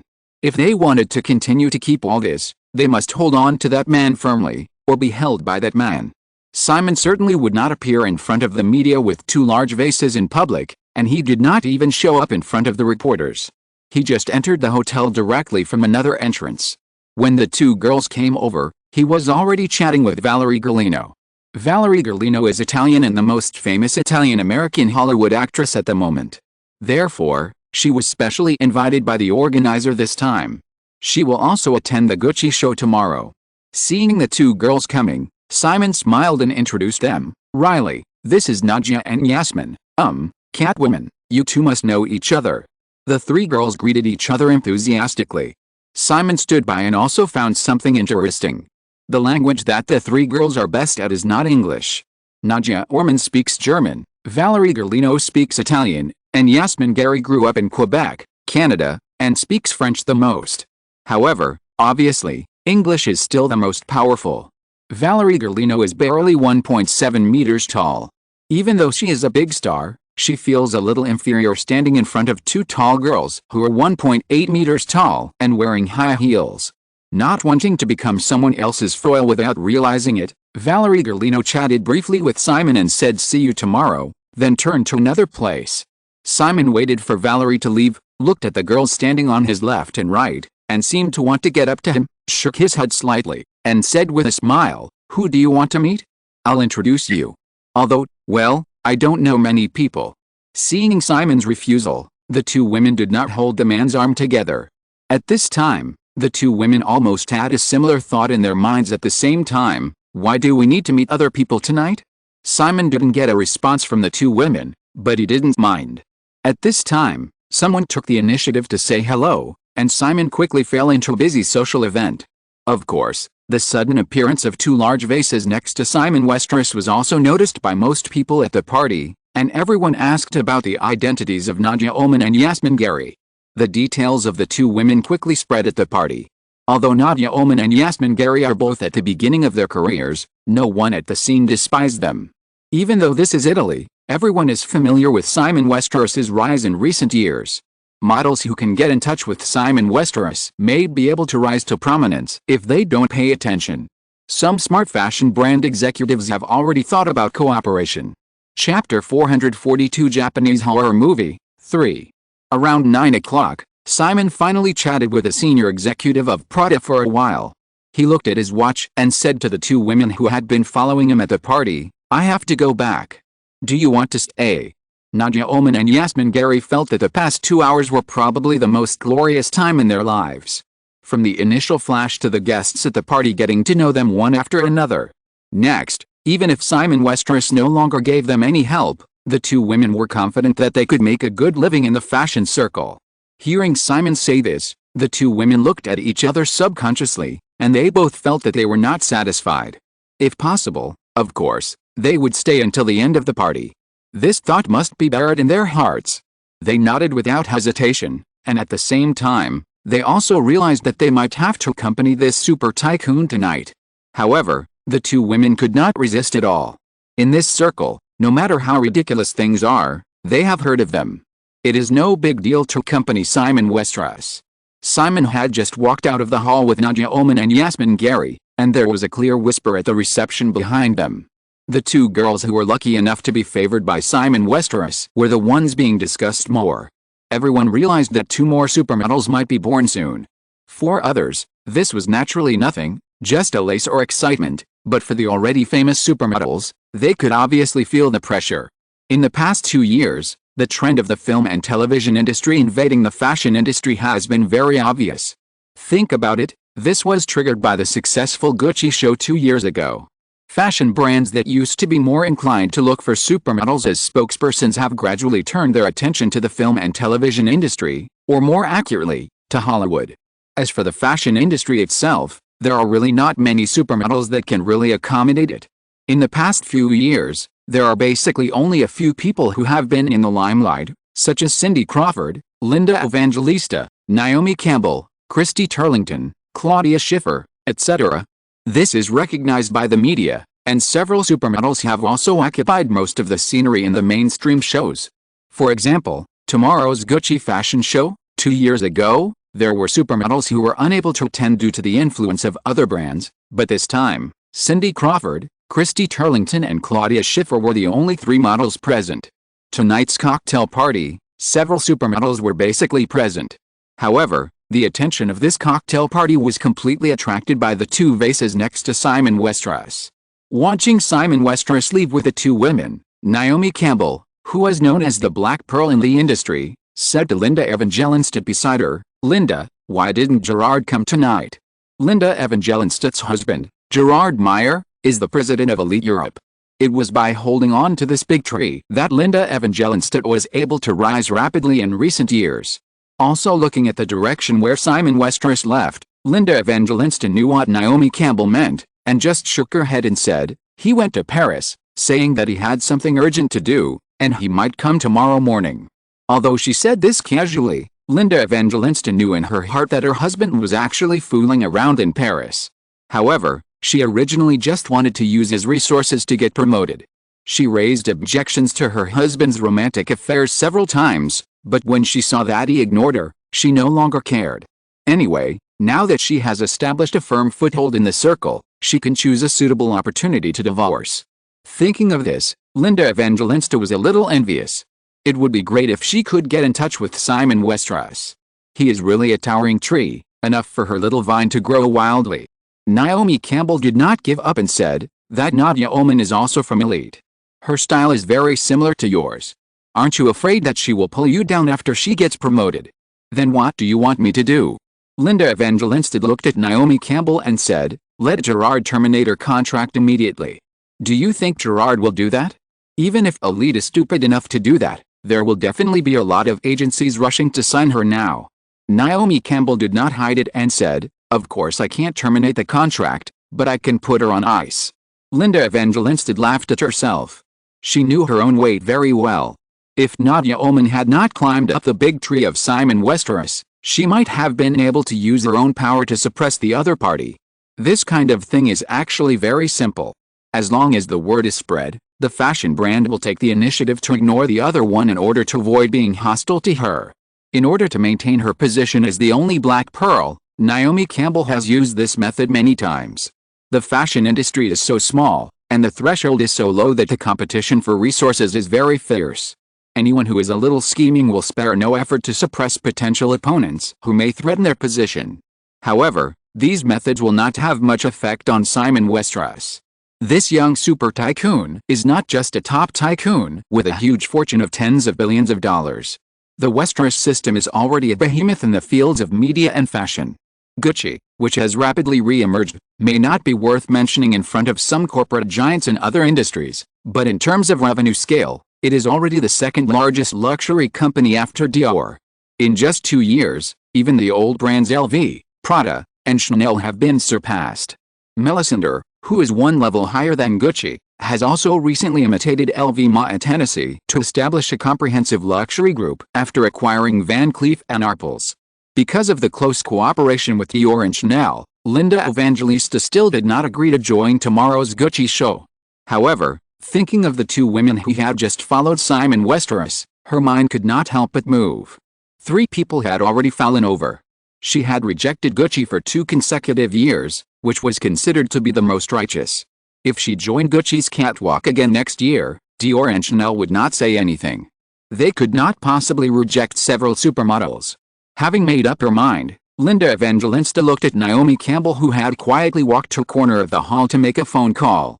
After hesitating for a moment, she still did not intend to tell her thoughts to the other party. She actually understood that Naomi Campbell was afraid of the Asian model next to Simon Westeros. In the fashion circle dominated by white models, ethnic minorities are more of a foil role, but fashion brands have to do so in order to show that they do not have racial discrimination tendencies. There's even a saying that the fashion circle only needs one black model circulating in this circle. If the Asian model just now becomes popular, it will obviously threaten the living space of other ethnic minority models. However, Linda Evangelista felt that it would be unwise for Naomi Campbell to play tricks behind her back at this time. This Black Pearl has been guilty of many crimes in recent years. It is said that even John Casablancas, the founder of Elite, can no longer tolerate her. On the other side, Simon and the two women had just walked out of the hall when Ken Dixon, who came to Europe with him this time, came over and whispered a few words. Simon just smiled and entered the elevator. He said to the two women beside him, "I may not be able to take you back in person. The car is waiting downstairs. The driver will take you back to your residence." The two women were a little surprised to hear Simon say this. Simon did not explain what Ken Dixon said just now. There were already paparazzi squatting in the parking lot. Obviously, what happened in the hall had been spread.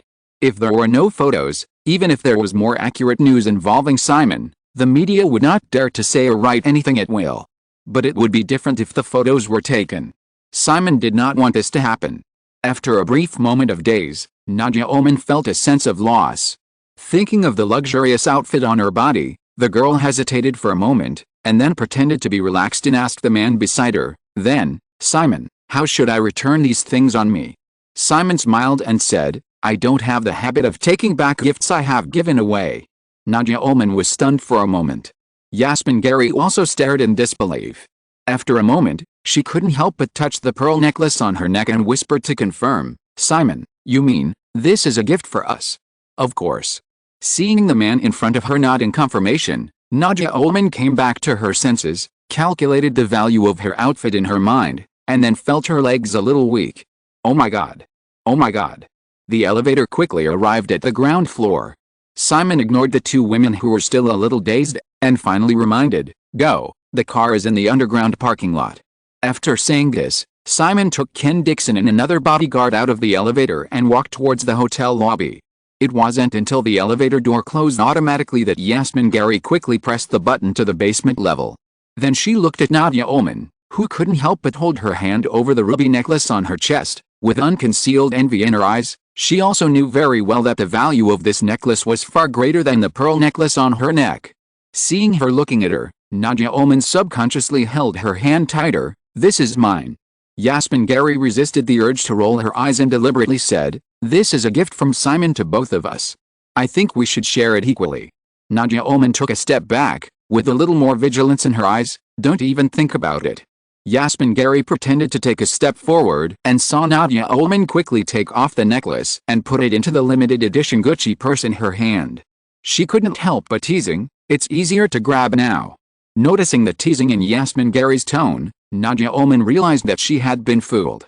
However, thinking about the necklace in her bag that was enough for her to buy a luxury apartment in Paris, Nadia Ullman still didn't relax. The elevator door opened quickly, and Yasmin Gary was the first to walk out of the elevator. She couldn't help but say, "Be careful, there may be robbers here." Nadia Ullman had already seen the Rolls-Royce that they had taken when they came here, and the sturdy driver standing respectfully at the car seat not far away. She immediately raised her chin, looking fearless. The paparazzi who were hiding in another car in the corner of the parking lot and trying to take pictures had not come back to their senses until the two women got in the car and left. Two large vases appeared. But where is the real owner? Without Simon Westeros, the photos just taken would have no meaning. The Rolls-Royce shuttled through the streets of Milan and sent the two women back to their hotels one by one, but tonight was still not over. The executives of Elite who heard the news were already waiting for Nadia Ullman at the hotel, and the senior executives of DNA Agency, where Yasmin Gary worked, were also waiting for her. Even Yasmin Gary's agency in North America called to discuss a plan to withdraw the two supermodels. Simon returned to the mansion on the hillside of Lake Como in northern Milan. Sofia was already waiting for him.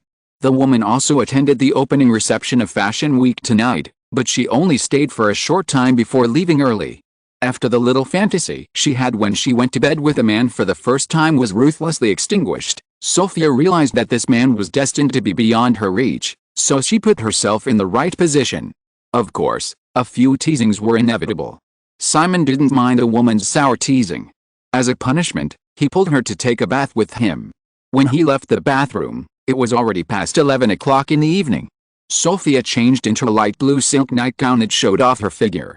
There was an attractive blush on her face. After drying her hair, she climbed onto the big bed. Simon, who was still energetic, was holding a laptop and checking emails. Ygritte has licensed the World Wide Web technology to telecom operators in major European countries.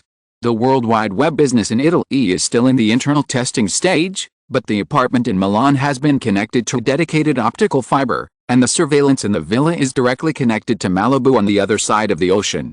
Of course, it is expensive. Snuggling up to the man like a cat, pulling the network cable to the side, Sophia couldn't help but say, it would be great if there was no such cable. Of course, there was no Wi-Fi in this era. If you want to go online, you must plug in an internet cable.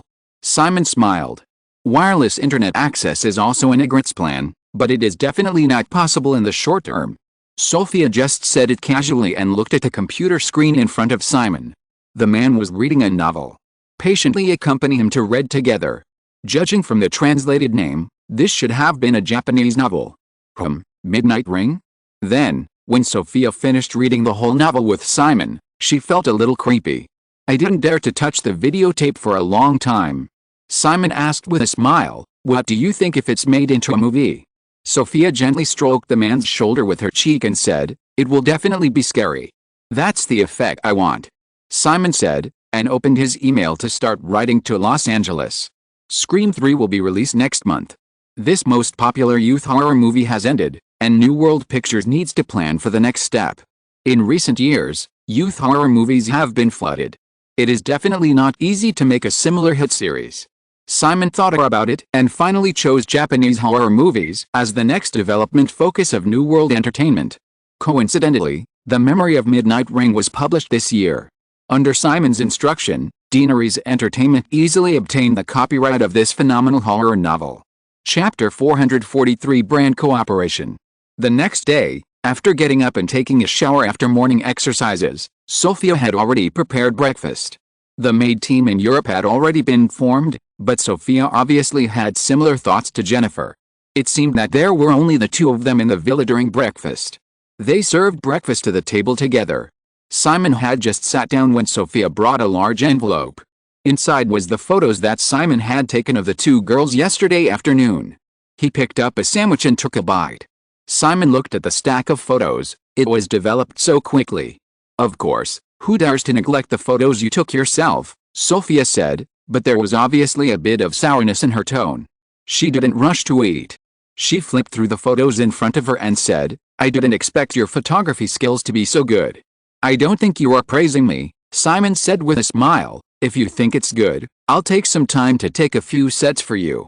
Sophia glanced at Simon, flipped through them briefly, put down the photos in her hand and said, I have talked to their agency. Since you allow these photos to be published, just think of it as a brand cooperation between Gucci and the two of them. Simon understood what Sophia meant. If there is no very legitimate excuse, what happened yesterday afternoon will eventually be interpreted by many media as gossip. Even if some things are known to everyone, the media can only publicly regard this as Simon's efforts to promote his own fashion brand. Simon certainly wouldn't object to these little things, and nodded, saying, as long as you don't mind the trouble, just do it. Sophia picked up the cutlery and said, how could that be? If I don't do it well here, Jenny will be angry. Simon smiled and asked, why do you all seem to be afraid of Jenny? Sophia didn't want to admit something, and defended herself. Of course I'm not afraid, but Jenny told me to take good care of you. Well, it sounds like I'm a child. Sophia smiled a little and teased, you are a little boy in front of us. Simon raised his eyebrows slightly, do you feel like you're provoking me? Sophia looked fearless, yes, are you going to punish me? After breakfast, they had to go to Milan and then leave Italy. Simon didn't have time to punish Sophia, so he could only give her a little threatening look, but the woman charmingly picked him back. Lake Como is more than 40 kilometers away from Milan. After the two had breakfast, it was actually just after 7 o'clock, and it was only 8 o'clock in the morning when they arrived in the city. The Gucci show was scheduled for 10:30. Although there were still more than 2 hours left, there were still too many things to do during this time. Even Simon, the big boss, was assigned to be in charge of welcoming guests. Unlike Simon, who was calm and relaxed, Nadia Oman and Yasmin Gary almost did not sleep all night last night. However, because they were about to become famous, the two women were still in a state of excitement when they rushed to the show today. Time was too tight, and Simon had no time to browse today's newspapers. Photos of Nadia Oman and Yasmin Gary attending the opening reception of the Fashion Week last night had appeared in many newspapers. The media always likes the new and dislikes the old. The two models who suddenly appeared out of nowhere must be more eye-catching than the supermodels who have been famous for a long time. Moreover, many media have also learned that this matter is not over yet, and there will be more eye-catching news next. After a busy morning, this year's autumn show ended smoothly. After lunch, Simon did not wait to attend the brand party in the evening, and hurriedly boarded the private plane back to North America at 2 o'clock in the afternoon. It is already the end of September, the summer season has already ended, and the autumn season of American TV has begun. USA TV Network, which was just taken over at the beginning of this year, is undoubtedly the top priority of Deanery's entertainment in this autumn season. However, because there are too many things to do, Simon personally participated in the planning of only 2 Dear Wives series. In addition, Robert Iger, who is responsible for operating this TV network, has selected a TV series with female themes. 2 Dear Wives reality shows in New York and Los Angeles, and a TV series about the marriage and family life of women in big cities are the main hits of USA TV Network in this autumn season. Although more attention is paid to the Dear Wives series, TV series are still important. Simon does not intend to make USA a reality TV station. The original positioning was to accurately target a female group. Now it is 1991, and the early layout opportunity of the cable TV industry has been missed, but the 1990s was the period when the cable TV industry was completely rising. There is still enough time for Deanery's Entertainment to develop its TV business, and it can complete the layout of USA relatively calmly. In the busyness, the last few days of September passed quickly, and time soon came to October 1991. The media discussion caused by the Forbes rich list gradually cooled down. Although many people believe that Simon Westeros' statement that he had found his biological parents was just an excuse, this matter did not cause much waves. In this era, North American TV programs are still relatively scarce. The several programs launched by USA TV Network have achieved very good ratings. Simon has also begun to make some plans for the development of this TV station next year. In Europe, although Sophia turned the graffiti blockbuster of Nadia Oman and Yasmin Gary into a formal brand promotion, because Simon Westeros rarely took charge of it himself, the two girls who were named Leg Beauty and Waist Beauty still quickly became famous. Of course, there were some negative news during this period, which were all resolved by Sophia. Simon also heard from Sophia that because Elite's Black Pearl Naomi Campbell instructed a gossip newspaper to throw dirty water on Yasmin Gary, under the pressure of Gucci, Elite terminated the contract with a black supermodel. In detail, the fundamental reason is that Elite itself can no longer tolerate this Black Pearl. John Casablanca, founder and president of Elite, privately told people that firing Naomi Campbell gave him more pleasure than a vigorous sex. Not only is she violent, but this black supermodel who is very popular on the catwalk has almost all the bad habits in this circle in private. In order to maintain the image of this supermodel, Elite has spent almost more cash and resources than the income this supermodel brings to Elite. After being fired by Elite and due to pressure from Gucci, Naomi Campbell's career suddenly fell into a trough. Simon only listened to this as a piece of gossip. Just like the rise of Nadia Oman and Yasmin Gary, these things are just trivial matters to him.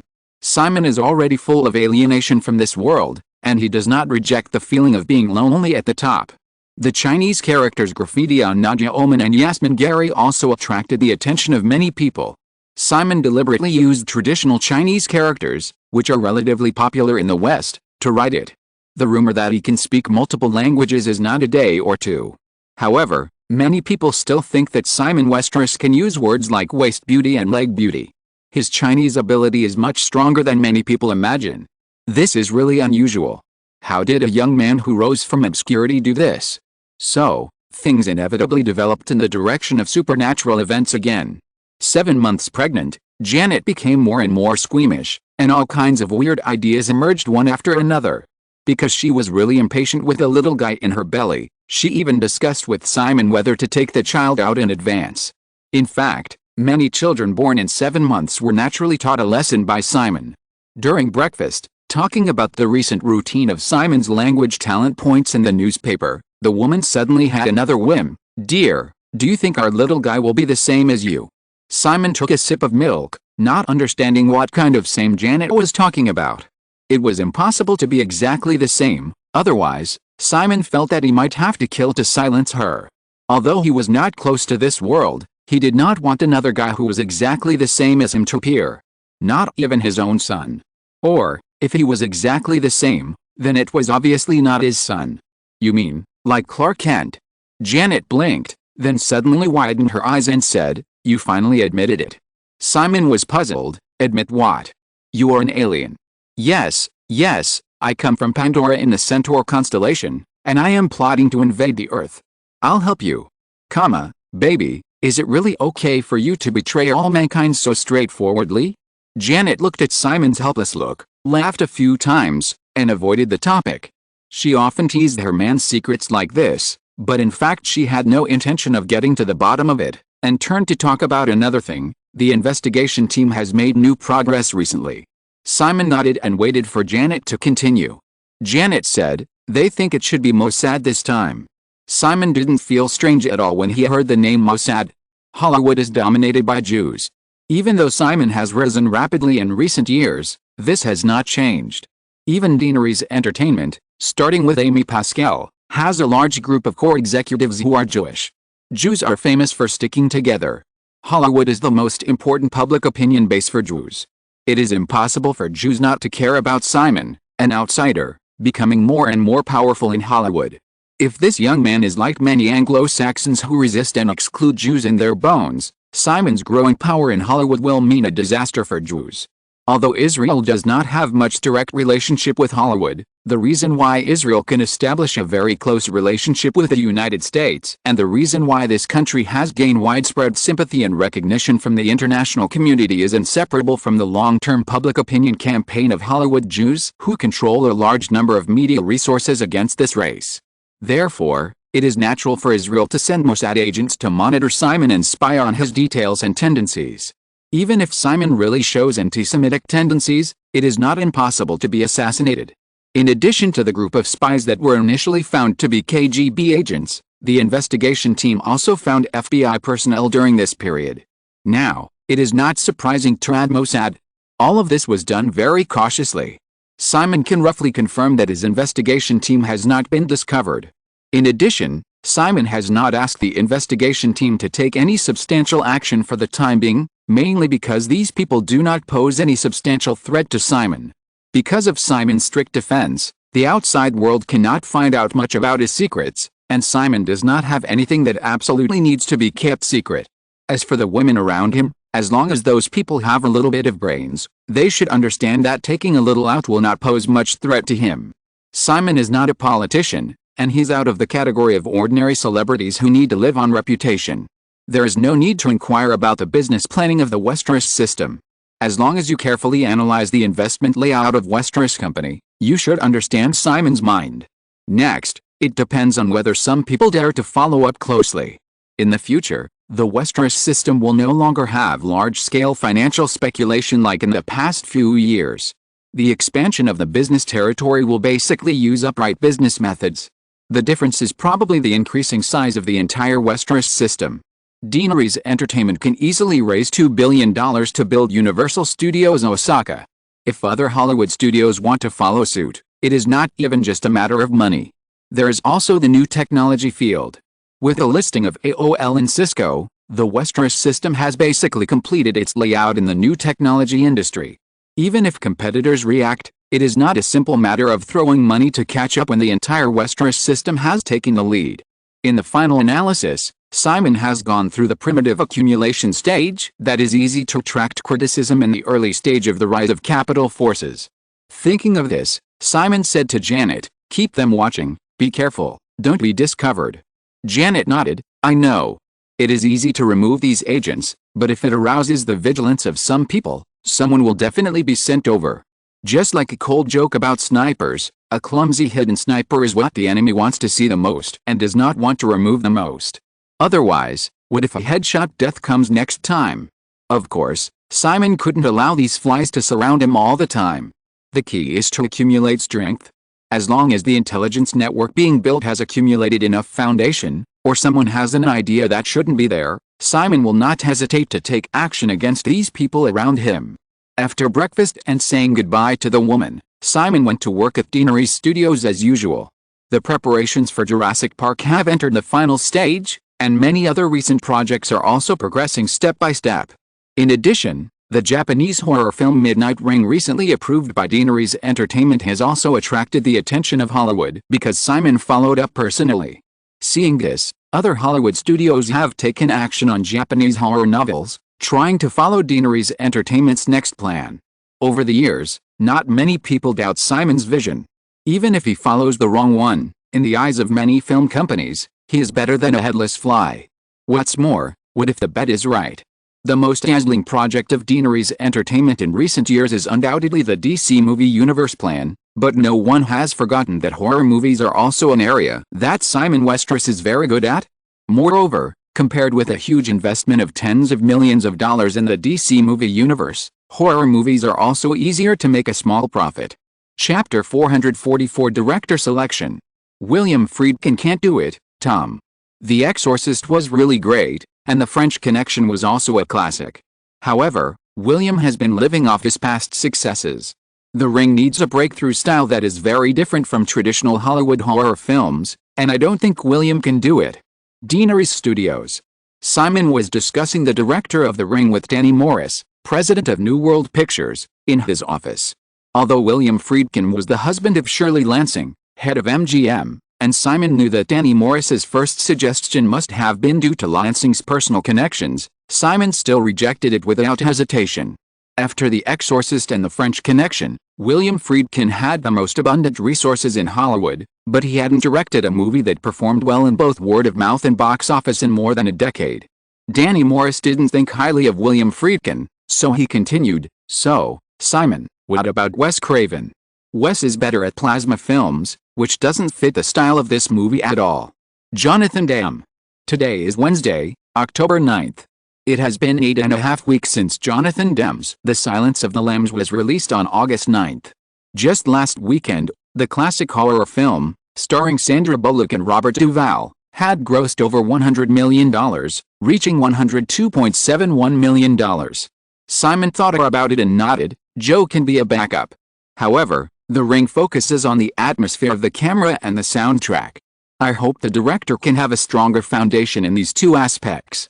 Danny Morris smiled and said, "Simon, in this case, you are the most suitable." "Actually, I think so too," Simon shrugged and said, "but, unfortunately, I don't have time." Danny Morris just mentioned it casually, and then said, "There is also Joe Dante, but if it is scheduled for Halloween next year, Dante's schedule will definitely not be available." Joe Dante became famous with Piranha in the 1970s and Gremlins in the 1980s. Coincidentally, Simon chose Joe Dante as the director of The Sixth Sense, which was a big hit in the box office of Deanery's Entertainment last summer. Because he was already a famous director, the two parties only signed a contract for one film at the beginning. Although everyone in the industry knows that Simon is the key to the success of The Sixth Sense, Joe Dante has become very popular because the film has sold more than $600 million worldwide.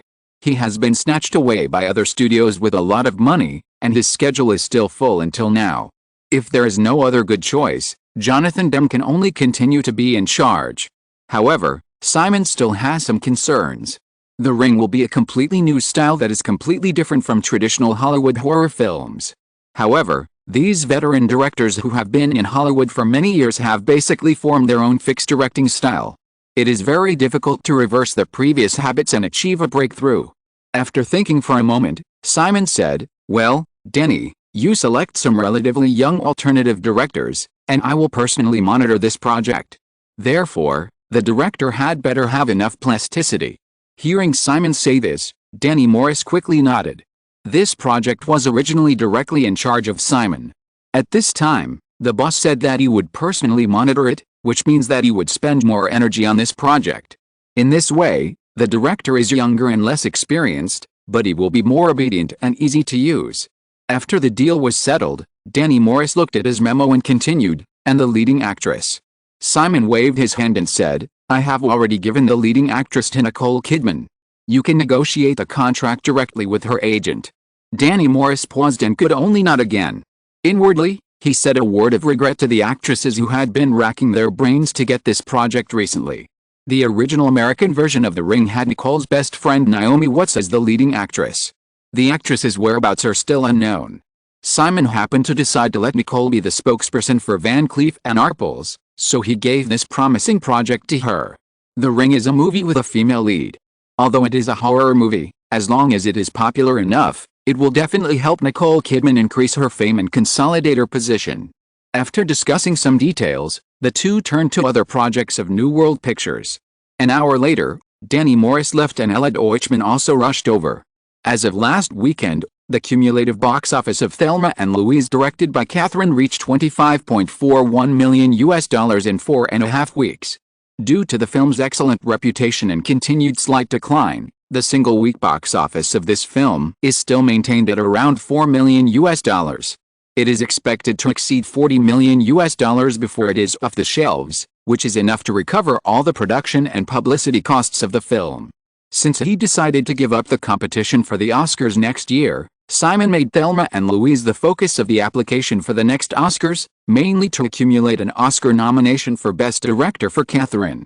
The award is not expected. Barbra Streisand's The Silence of the Golden Globes is scheduled to be released at the end of the year and will also be a hot spot for the Oscars next year. Therefore, there is a great hope that there will be 2 female Oscar Best Director nominees at the Oscars next year. As long as a little operation is done to hype up the topic, with the political correctness of Hollywood, the first female Oscar Best Director will be born. Kathryn is definitely not comparable to Streisand, who has extensive connections and deep background in Hollywood. If she forces a fight, it is not impossible. However, Simon had no intention of fighting for Kathryn. On the one hand, it was the established strategy of Deaneries Entertainment. On the other hand, missing this Oscar would not be without benefits for Kathryn. After all, women's accumulation is insufficient, and there is still a lot of room for improvement in the future. After talking about the Oscars, Simon and Ella Deutschman discussed several key projects of Highgate Pictures next year. Basically, they were all selected by Simon himself. One is the copyright obtained after the acquisition of Universal, called Scent of a Woman. This is a remake of the 1974 Italian film Scent of a Woman. The original version was starred by Al Pacino, and there was a tango dance that fans have talked about for many years. Simon does not plan to change the lineup of Scent of a Woman. This movie will be the main hit of Highgate Pictures at the end of 1992. Another work is a bit alternative, called The Crying Game. This film, directed by Neil Jordan, tells a very tortuous and complicated love story, involving multiple elements such as war, politics, love and transvestism. The Crying Game, as I recall, triggered a wave of movie watching in North America because of its bizarre twists and turns. It eventually earned more than $60 million at the box office, with a production cost of about $3 million, and was therefore one of the turning around works of Miramax, the North American distributor.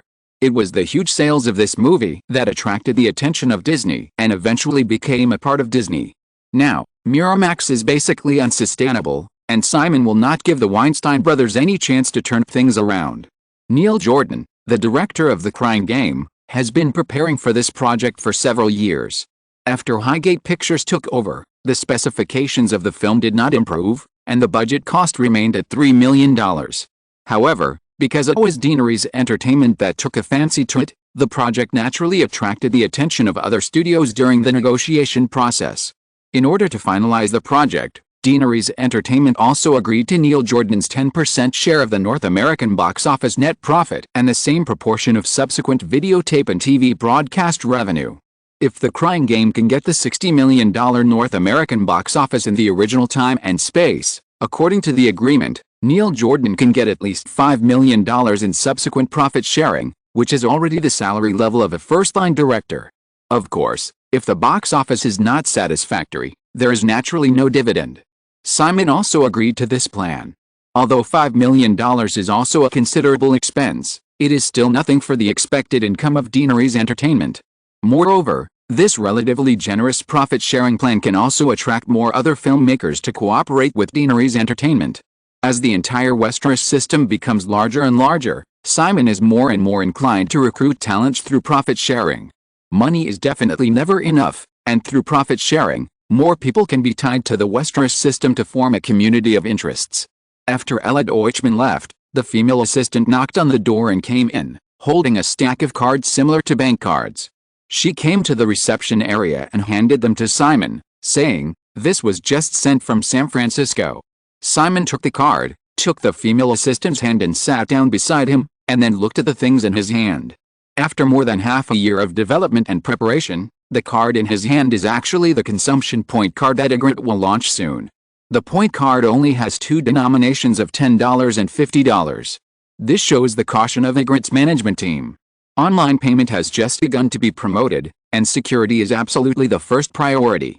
If users have just come into contact with online payment and encounter troubles such as account theft, they will definitely leave a bad impression. As a new payment method, such incidents are also prone to over-interpretation by traditional media.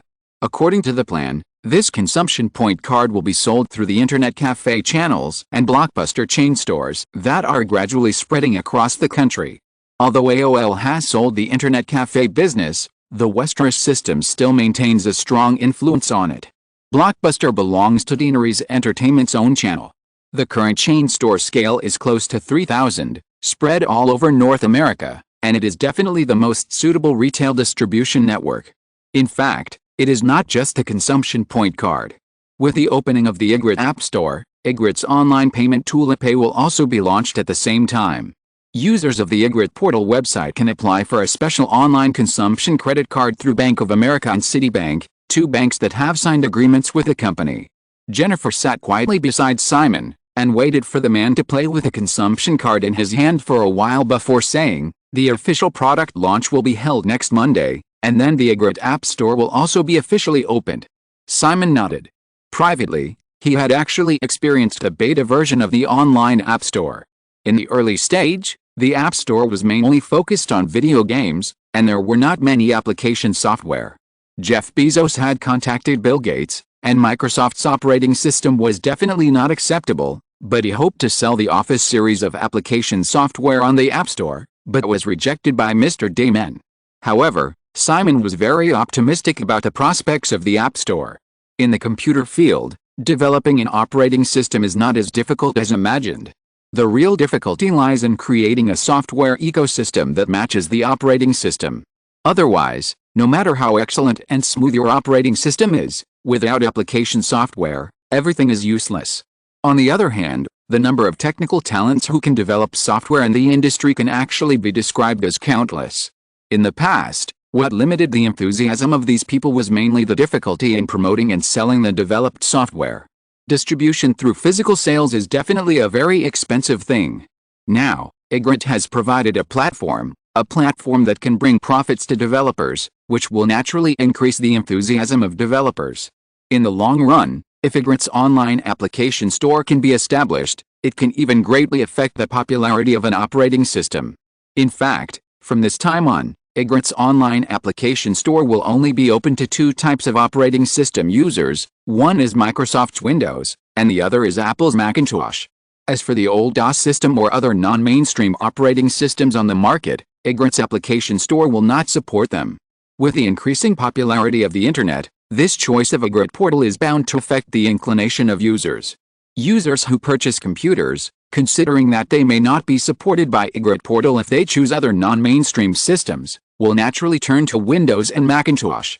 Even if one day, Ygritte's application store closes Apple's Macintosh version. Of course, this is just an idea. Even if he is already a major shareholder of Microsoft, Simon will not do this easily, or it is precisely because he is a major shareholder of Microsoft that Simon cannot do this. Apple's market value has been rising this year, and the recent peak has reached nearly $8 billion. However, this will also be Apple's peak in the 1990s. From now on, the company will only go downhill. It is actually beneficial to keep Apple and avoid Microsoft's complete monopoly of the market and encounter various troubles. In the original time and space, Jean Damon chose to invest in Apple in the late 1990s for this reason, including Intel's later support for AMD, which was either overt or covert. It was for the same reason. Putting down the consumption point card in his hand, Simon said to the female assistant beside him, "Please arrange it. We will go together to attend the new product launch conference next Monday." Jennifer blinked a few times, and then hummed a little. After Monday, she must come back on the same day. That is, she will not stay overnight. Simon smiled, knowing that the female assistant actually wanted to go together on the weekend, and turned sideways to kiss her on the cheek, saying, "You know, Jenny has been gone for more than 7 months. She has been in a bad mood recently. I don't plan to leave Los Angeles for a long time in the next few months." Janet did not have any abnormalities in the early stages of her pregnancy. She looked very expectant and enthusiastically made many preparations for the arrival of the little guy. However, as the date of the little guy's birth approached, the woman inevitably became uneasy during this period, and even had the idea of getting the little guy out of her stomach in advance. Simon understood that Janet was the kind of person who was born unrestrained and liked freedom. She was looking forward to getting pregnant and having a baby. A large part of the reason was because of Simon, and there was also some influence of traditional concepts. After all, the woman grew up in a very traditional and conservative Western family. In the final analysis, Janet was secretly repulsive to a little guy who might change her previous life. Jennifer heard this, nodded in understanding, and said nothing more. Seeing the quiet and gentle appearance of the female assistant, Simon was also a little moved and reached out to hug her. Jennifer was hugged by Simon and subconsciously shrank her neck. "I am always not used to being intimate in the office. What's more, it's still working hours." However, the female assistant's body soon softened, and she raised her chin slightly, allowing the man to kiss her fair neck, and whispered softly, "Ms. Brill, it's almost here." Chapter 445, The Problem of Winning Prizes. A new week. After breakfast, Simon and Janet said goodbye and hurried to the airport. Today is the day when Ygritte's 2 important products, Ipe and Istor, are released. Simon promised last week that he would attend today's press conference. Arriving at Los Angeles International Airport, the private plane was already parked on the runway. Simon entered the cabin with his entourage. There were already people waiting inside, namely Sandra Bullock and his female assistant Jennifer. The female assistant was going to accompany Simon to San Francisco. As the spokesperson of Ygritte, Sandra would also attend the press conference. She specially said hello on the weekend to get on the plane. Since getting married last year, Simon and Sandra have completely turned into friends. However, their relationship is closer than that of ordinary boyfriends and girlfriends. After hugging and greeting, everyone came to a living room in the middle cabin, and the plane took off soon. After the Boeing 767 was flying smoothly, Sandra unbuckled her seatbelt and stood up from her fixed seat and came to Simon. "Simon, can't the Silence of the Lambs really impact this year's Oscars?" Simon sat down on the sofa casually, took the newspaper handed to him by the female assistant and opened it, smiling. "Jonathan asked you to ask?" Sandra nodded and said, "Yes, but according to the reputation of the Silence of the Lambs, I also think it can impact the Oscars.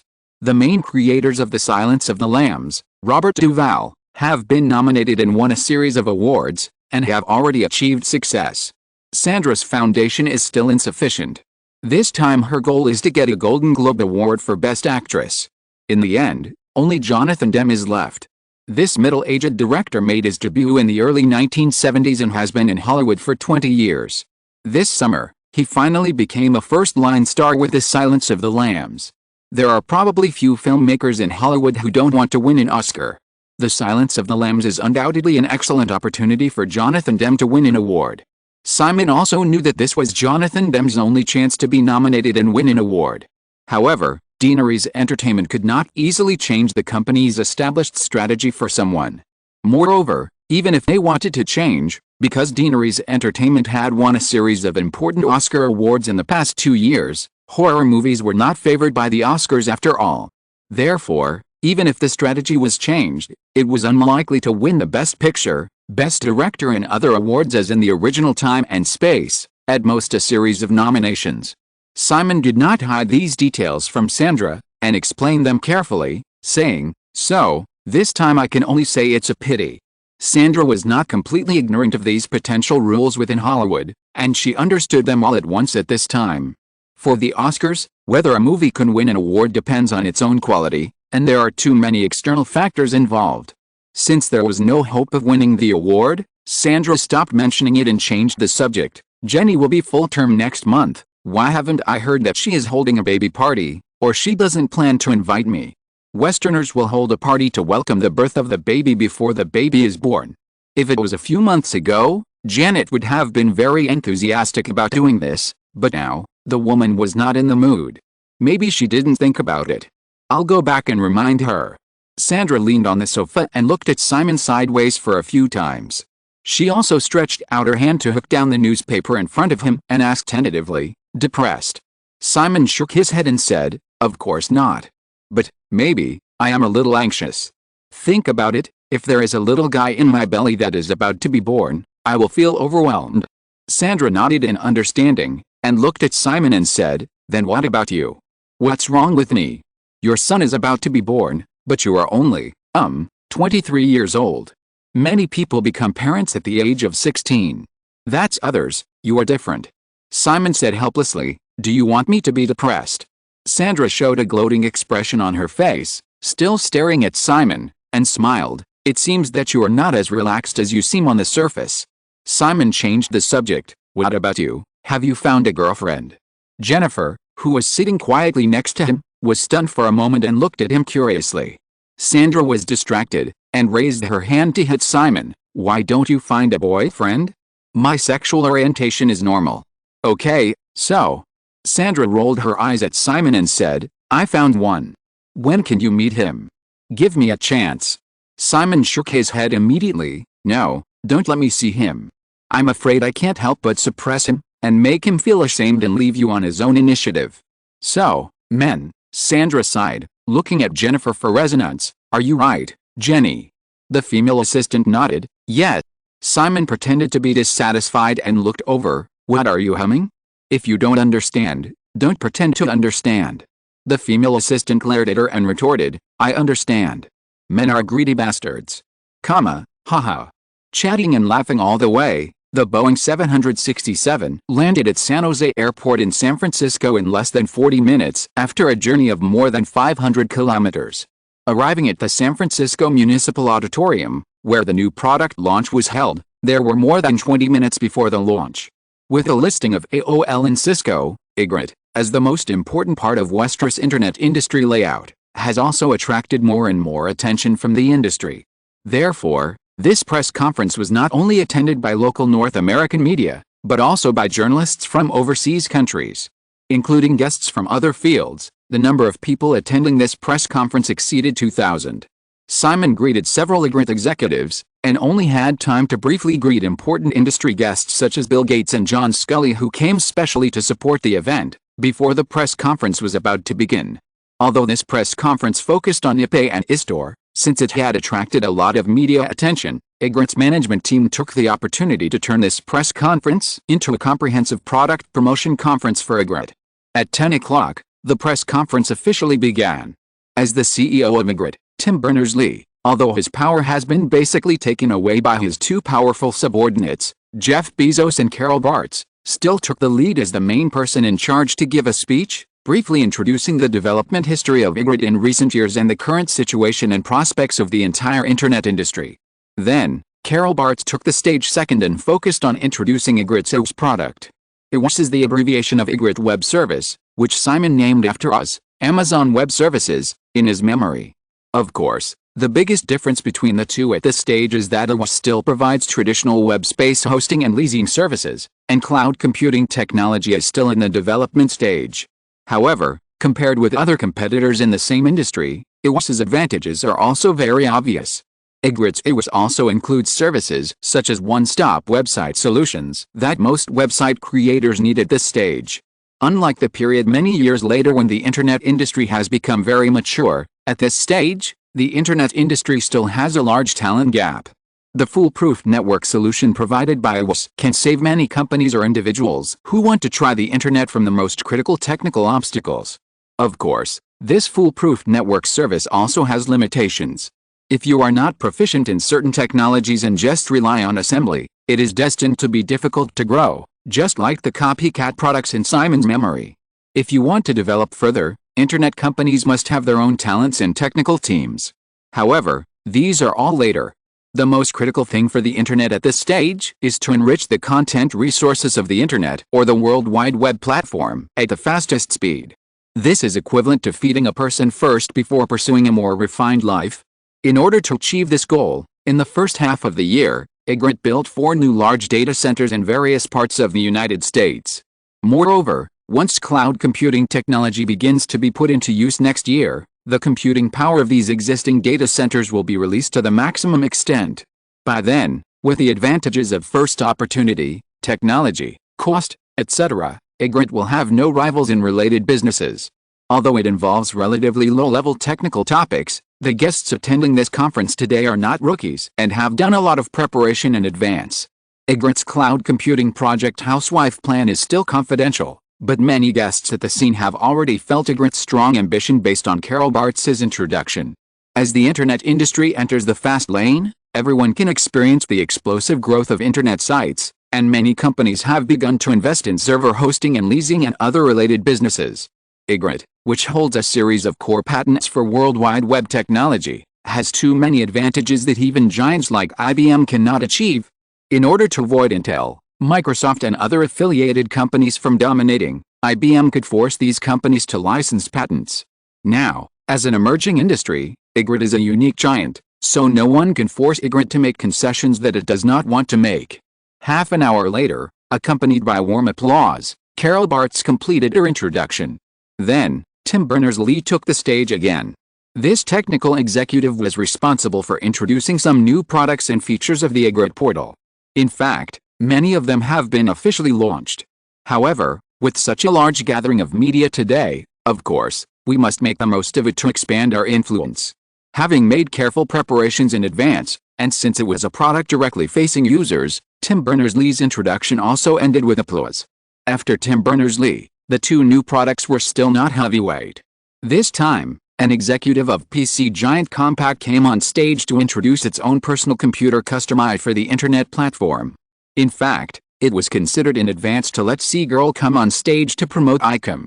However, this card camera product has been in the limelight for several months. The most difficult problem facing Tinkerbell now is to solve a series of supply chain, technology research and development, and product production capacity problems brought about by the surge in market demand. Traditional electronic giants have shown too many advantages in this regard.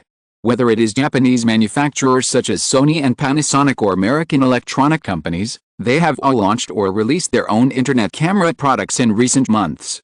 Traditional giants have their own complete parts supply chain and product processing plants, which can easily meet market demand. Panasonic of Japan, which has reached a cooperative relationship with the Westeros system, has also tried to invest in Tinkober. It can be imagined that if Tinkober accepts Panasonic's investment, many of the problems it faces at this time will be solved. However, neither Simon nor Lady C thought of making Tinkober a subsidiary of Panasonic, and Panasonic would not be willing to only obtain a small amount of shares without decision-making power, so the 2 sides did not reach an agreement. Of course, because it is a new product, although traditional giants have begun to invest, due to the limited market size, it is impossible to be as concerned as Tinkober, which is currently focusing on this product. For example, Kodak, a traditional American camera giant, launched digital cameras earlier than Japanese manufacturers, but perhaps because it felt the threat of card cameras to traditional film cameras, in order to maintain its own interests in the film industry, Kodak did not follow suit this time. In Simon's memory, Kodak really refused to embrace the trend of digital cameras because of its own interests in the film industry, and eventually went bankrupt. Therefore, Tinkober actually has enough advantages. Compaq executives introduced their own internet computer.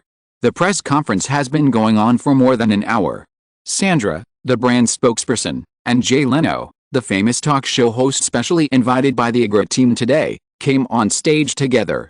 They liven up the atmosphere in the auditorium with a series of jokes. The last heavyweight segment finally arrived. The first thing that appeared on the big screen in the auditorium was Ygritte's motto, which has been interpreted by countless people but is destined to be unknown to anyone except Simon. You know nothing. Jeff Bezos came on stage and made a few jokes about this motto.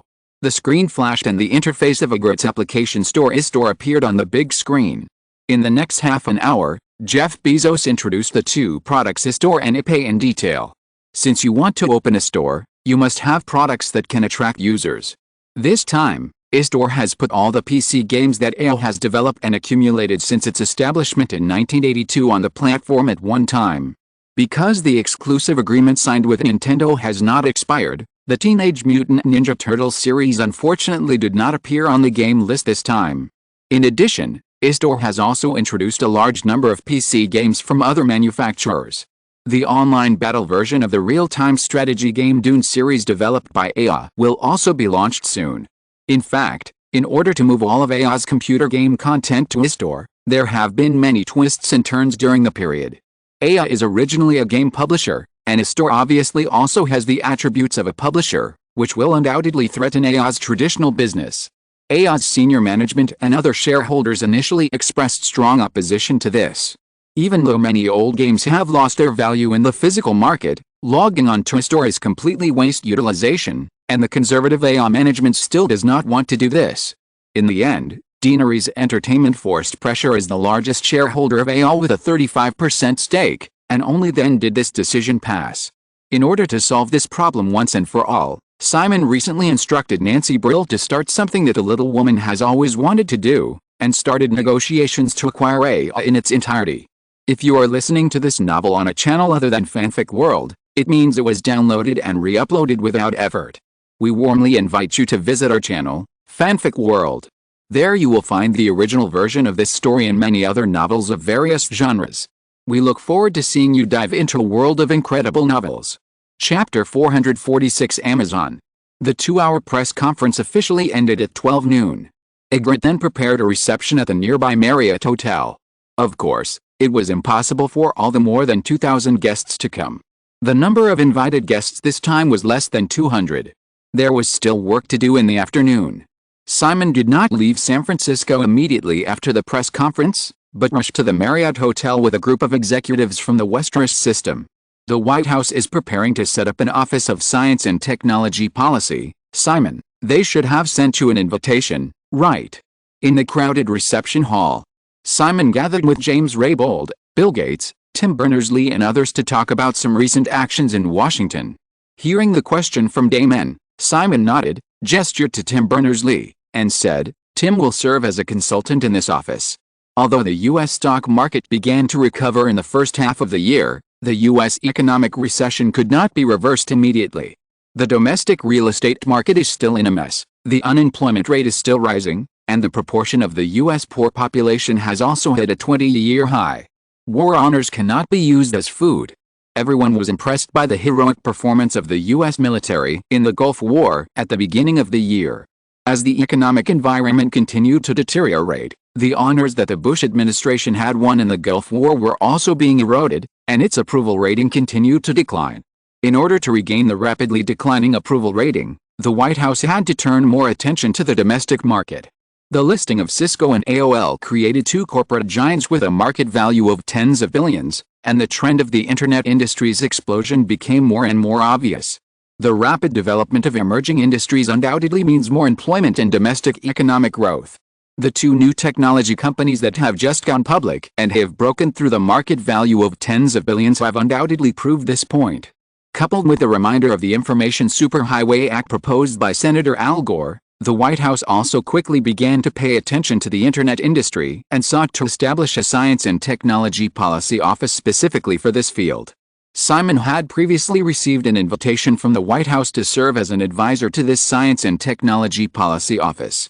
Of course, he did not have time, and because of his position, it was not suitable for him to do so, so he recommended Tim Berners-Lee. Tim Berners-Lee is the CEO of Ygritte, and the most important point is that he is British and will not be involved in too many political issues. John Chambers and Steve Case, CEOs of Cisco and AOL, declined the invitation to the consultant title on the grounds that they were too busy with work. Serving as a consultant to the Bush administration's Office of Science and Technology Policy will definitely have a crucial impact on the White House's policy direction in the new technology field. However, if nothing unexpected happens, Bush will only be in office for 1 year. Moreover, since the bet has been made, even if there is an accident in this time and space, Simon cannot ignore his position for the sake of temporary interests. People have to have some positions after all. Bill Gates obviously couldn't know Simon's layout. When he heard that Tim Berners-Lee would serve as a consultant to this office, Simon himself did not agree, and he made up his mind to turn down the consultant title. Deep down, Damon put himself on the same level as Simon. After everyone chatted for a while, Intel CEO Andy Grove came over to say hello and brought up another thing. Simon, what do you think of the AIM alliance recently established by Apple, IBM and Motorola?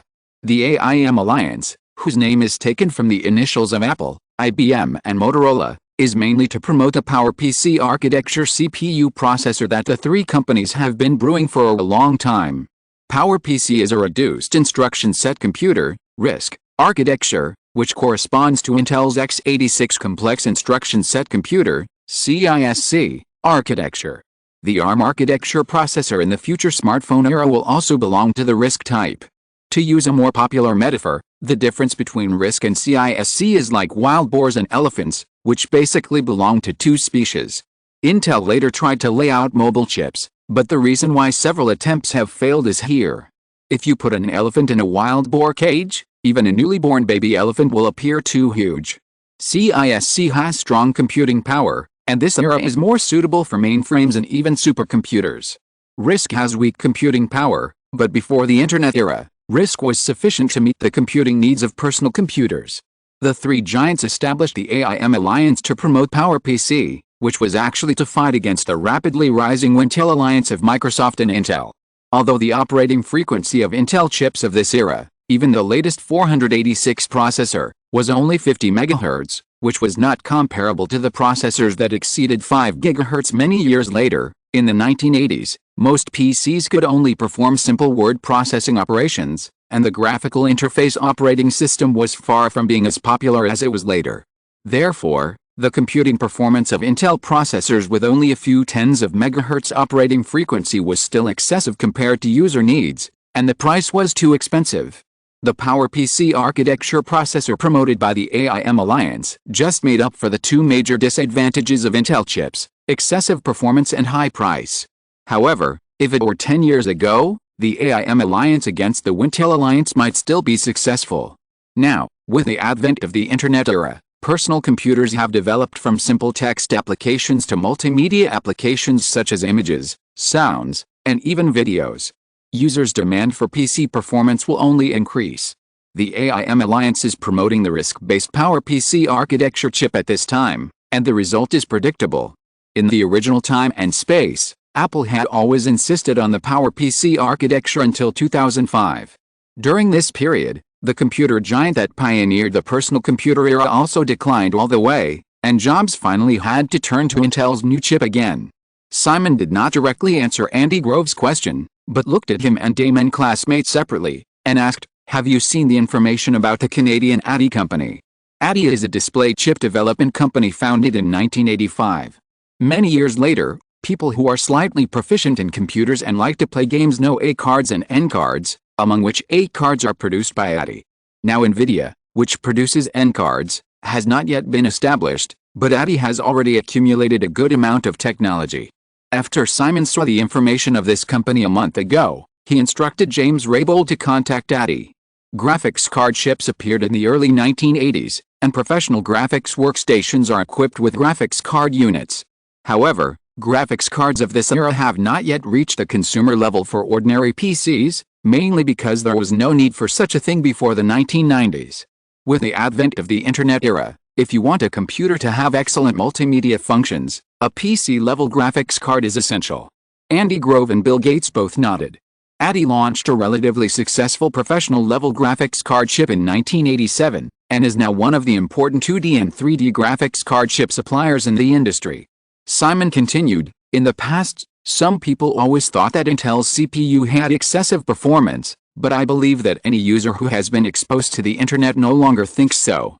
As personal computers have an increasing demand for multimedia functions such as images, sounds and videos, users' requirements for computer performance will also increase rapidly. Therefore, I don't think the AIM alliance, which is going against a trend, can have any good results.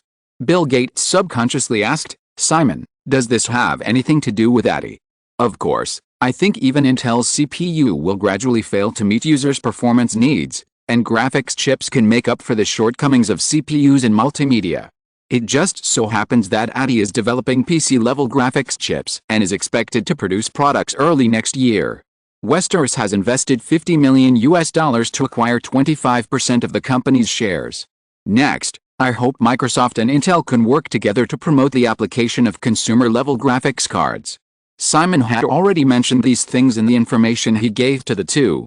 Simon also specifically analyzed the demand trend of PC-level graphics cards, but Bill Gates and Andy Grove did not have Simon's foresight advantage, so they did not have time to react. Of course, there must be other reasons.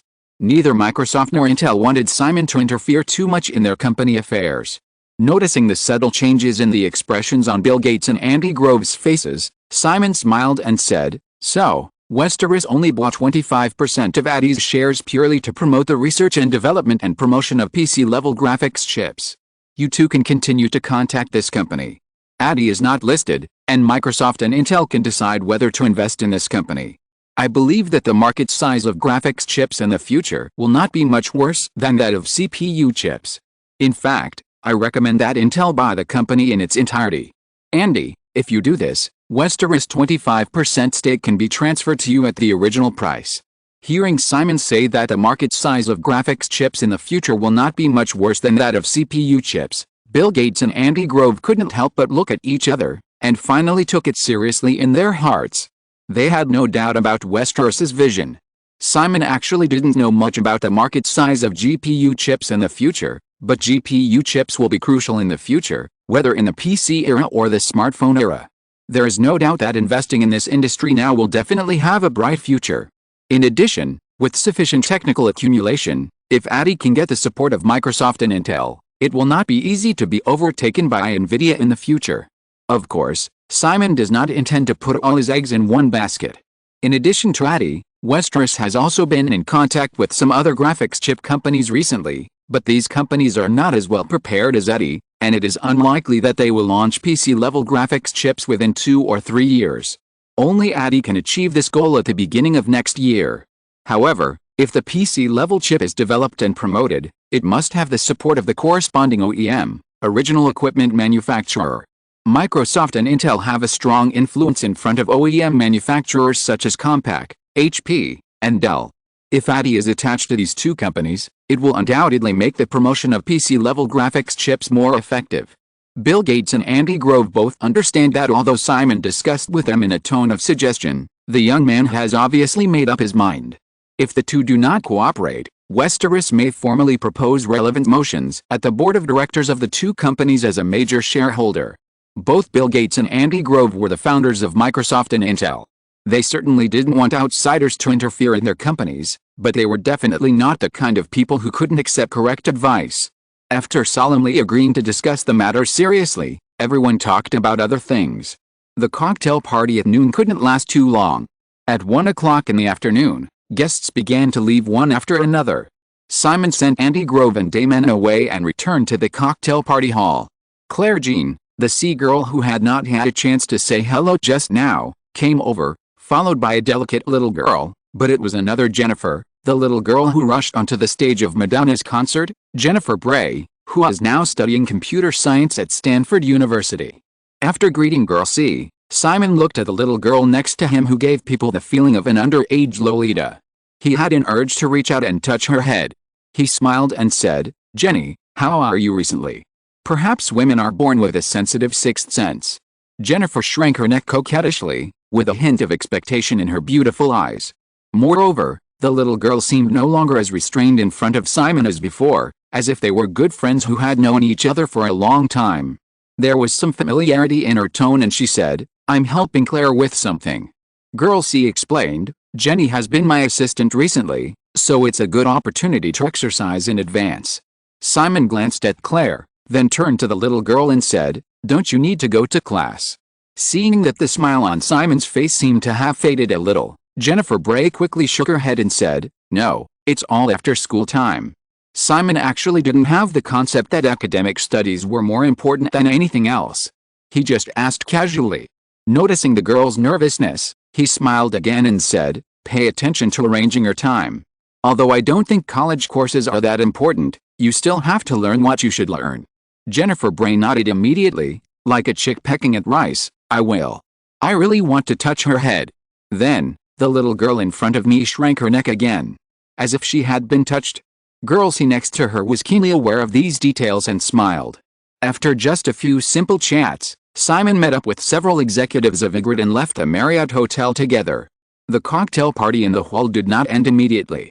They joined a large group of people to see Simon and others off. Girl C took Jennifer Bray back to the hall, looked at the little girl for a few times, and raised her hand to rub the girl's beautiful blonde head. Jennifer Bray blinked her eyes after C rubbed her head and let go, and asked in confusion, "C, what's wrong?" C pinched the girl's delicate face again and smiled, "Little devil." Her disguise was exposed, and Jennifer Bray stopped pretending. She couldn't help but glanced at the direction Simon left, and looked around, and suddenly asked in a low voice, "C, have you and the boss, slept with each other?" C nodded without hesitation. "Of course, the boss is very good in bed, you will know in the future." The girl looked at C, blinked a few times, shook her head disappointedly. "Forget it, it's useless to ask you." Claire raised her hand and knocked on the girl's head. "Can you be a little silly? Men all like silly girls." Jennifer Bray tilted her head, but failed to avoid Claire's knock, and retorted, "Simon doesn't like it."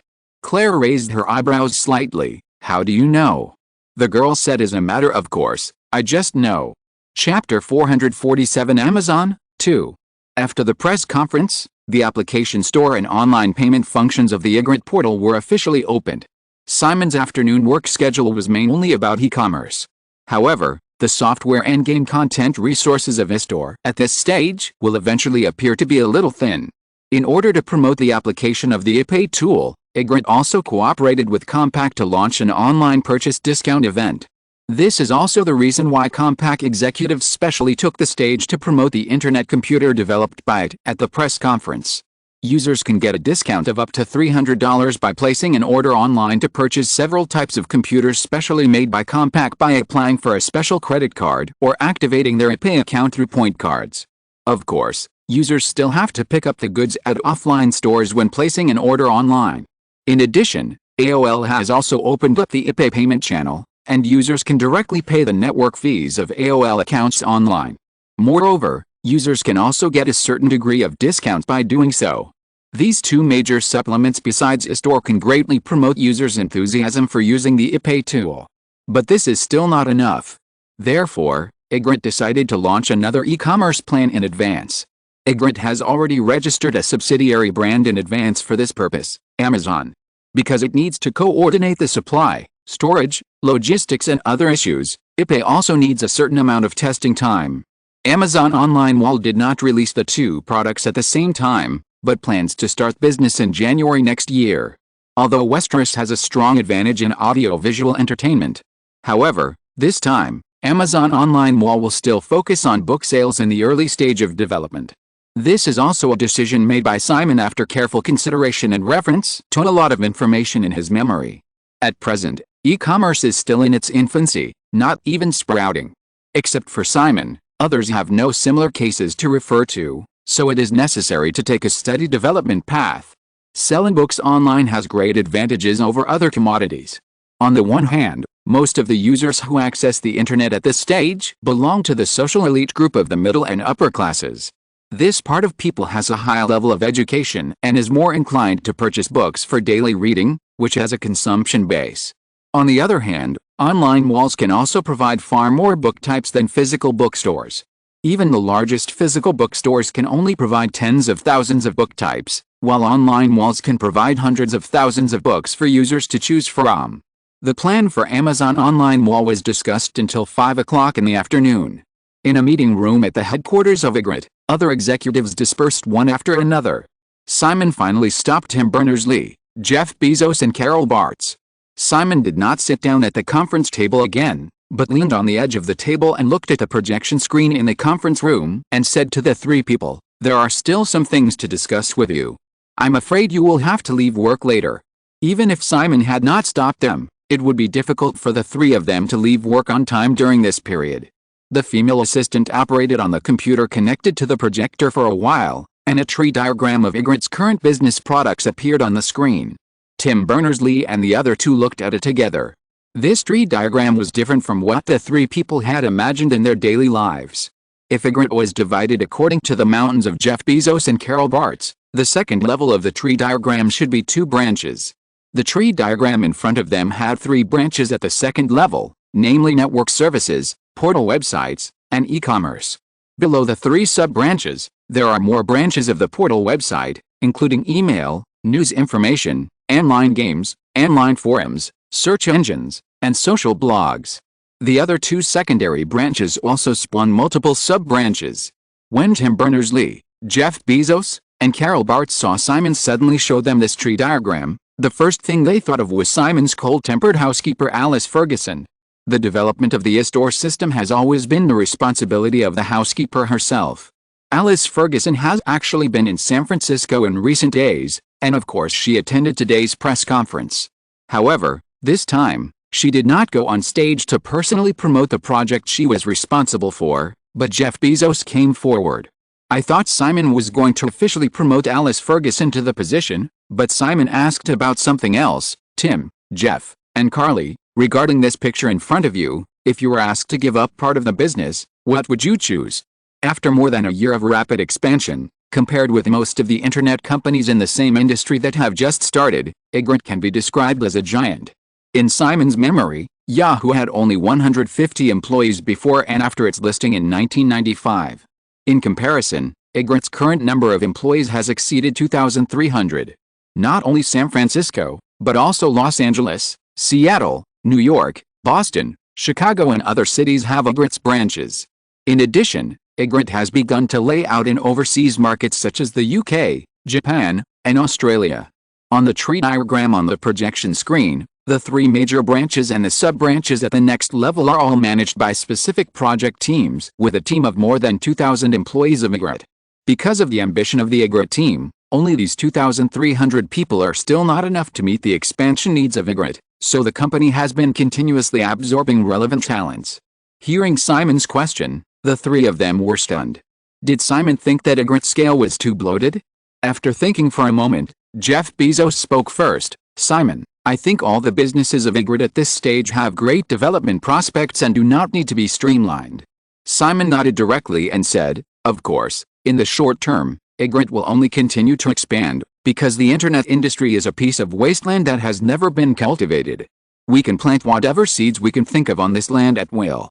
However, you should know that if your energy is too dispersed, the result is often that nothing can be done well. So, I hope everyone will focus on something from now on." After Simon finished speaking, he gestured to the projection screen and said, "Think about it seriously."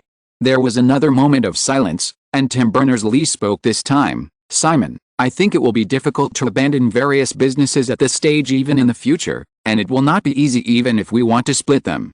The only thing is that the company's 3 major businesses are completely covered in one account system. Users can use almost all services such as space rental, email, online games, online forums, online payment and app stores through their email accounts. At the same time, according to the analysis of the company's marketing team, these services have very good business prospects." Carol Bartz also said at this time, "Even if we really can't take care of everything, we are confident that we can provide the best services for most of them." "Okay, I'll tell you my choice directly, and you can think about it carefully in private." Simon stood up from the edge of the conference table and took 2 steps forward, looking at the projection screen in front of him and said, "I remember I said before that Ygritte should be positioned as a technology company, and definitely not a media company that produces content. Because with the expected user scale of the internet industry, no one can meet everyone's differentiated content needs with the power of one company." The 3 of them nodded slightly. They all remembered what Simon said in the memorandum, and they also felt that it made a lot of sense. However, because of the most eye-catching portal website relationship, many media now position Ygritte as an internet media company, and the concept of internet media has gradually been hyped up. Simon knew what the three were thinking and said, "The Ygritte portal is just a guide website that guides users to obtain content in the early stages of the industry. Once users are familiar with the internet, they will no longer rely on portals, and may even resist the fixed content recommended to them by portals. Therefore, what we should do is to build a corresponding platform to allow others to produce content that users need on this platform, and we will obtain corresponding service fees through platform channels. IWS can provide a space platform for corporate users, online payment can provide a payment platform for the entire internet e-commerce transaction, search engines can provide a content retrieval platform for internet sites that are beginning to explode, online shopping malls can provide a trading platform for physical items such as books, clothing, daily necessities, and electronic products, social blogs can provide a platform for internet users to show themselves. Therefore, these 5 major items are the areas we should focus on." After Simon finished speaking, the three looked at the tree diagram in front of them again and found that if they followed Simon's ideas, many of Ygritte's current businesses would be marginalized or even abandoned. For example, news information that supports the largest part of the Ygritte portal's traffic. For example, very active online forums. Even Ygritte's very popular email service. After a moment, Jeff Bezos asked, "Simon, what about the App Store?" The App Store will be integrated into the physical mall in the future. Moreover, because of the 30% commission rate of the App Store, although we have an advantage now, there will definitely be similar competitors in the future. Large software or game manufacturers may also prefer to sell products on their official websites to avoid our commission. Physical malls are different. Few brands have built an online mall to sell their products, and most merchants are unlikely to have this strength. The integrated sales platform from payment to logistics that we provide has a strong moat advantage. "The payment system is a big problem," said Carol Bartz. "Simon, ordinary software or game manufacturers cannot support a payment system either. They must find a universal payment tool. Our Pay can do this, and we can also use this advantage to force them to turn to the App Store." Simon shook his head and said, "Doing so will only lead to the emergence of a second payment tool. You must know the AIM alliance that was recently established by Apple, IBM and Motorola." Tim Berners-Lee said, "Simon, didn't you pessimistic about the AIM alliance at the lunch party?" "Of course I'm not optimistic, but that doesn't mean that our future competitors will lack prospects like the AIM alliance." Jeff Bezos re-examined the tree diagram on the projection screen for a moment and said, "Simon, what should we do next?" Simon looked at Bezos with appreciation, and admired the pragmatic attitude of this executive. He said, "Focus. Since we have decided to make these services the focus of Ygritte's future development, we must focus on them. Moreover, I can explain one thing now, because Ygritte is involved in too many internet businesses, whether it is voluntarily or forced in the future, this company needs to be split up. In this case, I prefer to take the initiative to split it up in steps." Tim Berners-Lee heard this and couldn't help but look at Jeff Bezos and Carol Bartz. If Ygritte is to be split up, it must first split up the departments they are in charge of. The business they are in charge of is also the easiest part of Ygritte to split up because it faces different customer groups. Simon also smiled and followed Lee's gaze, saying, "Yes, the first step is to complete the separation of basic services and network services, which will be done before Ygritte's IPO." The three were a little surprised. Carol Bartz subconsciously asked, "Before the IPO?" "Yes," Simon nodded, and then said, "But don't worry, unless you are willing, your contract will not change. Even after Ygritte is split, according to the original agreement, you can get the equity rewards of the two companies." As Ygritte continued to expand, especially after Cisco and AOL went public and broke through the market value of $10 billion, the three people also had a stronger premonition that the 5-year reward agreement that Simon redrafted for them last year, which was expected to bring them 5% of Ygritte's equity, could mean a huge fortune in the future. Just according to the size of Cisco and AOL, 5% of the equity would be $500 million. In this era, there are not many people in the world who can become billionaires as executives. Moreover, the three believe that the potential of Ygritte might be more than just $10 billion. Simon is more aware of the development prospects of Ygritte. With only 5% of Ygritte's shares, it will be easy for the three of them to become billionaires in the future at the peak of the new technology wave. Of course, Simon is happy to see this happen. With the continuous development and growth of the Westeros system, Simon is now even somewhat inclined to personally create a large group of billionaires and billionaires. Even the entire Westeros system, the treatment of its employees should be much better than other companies in the same industry.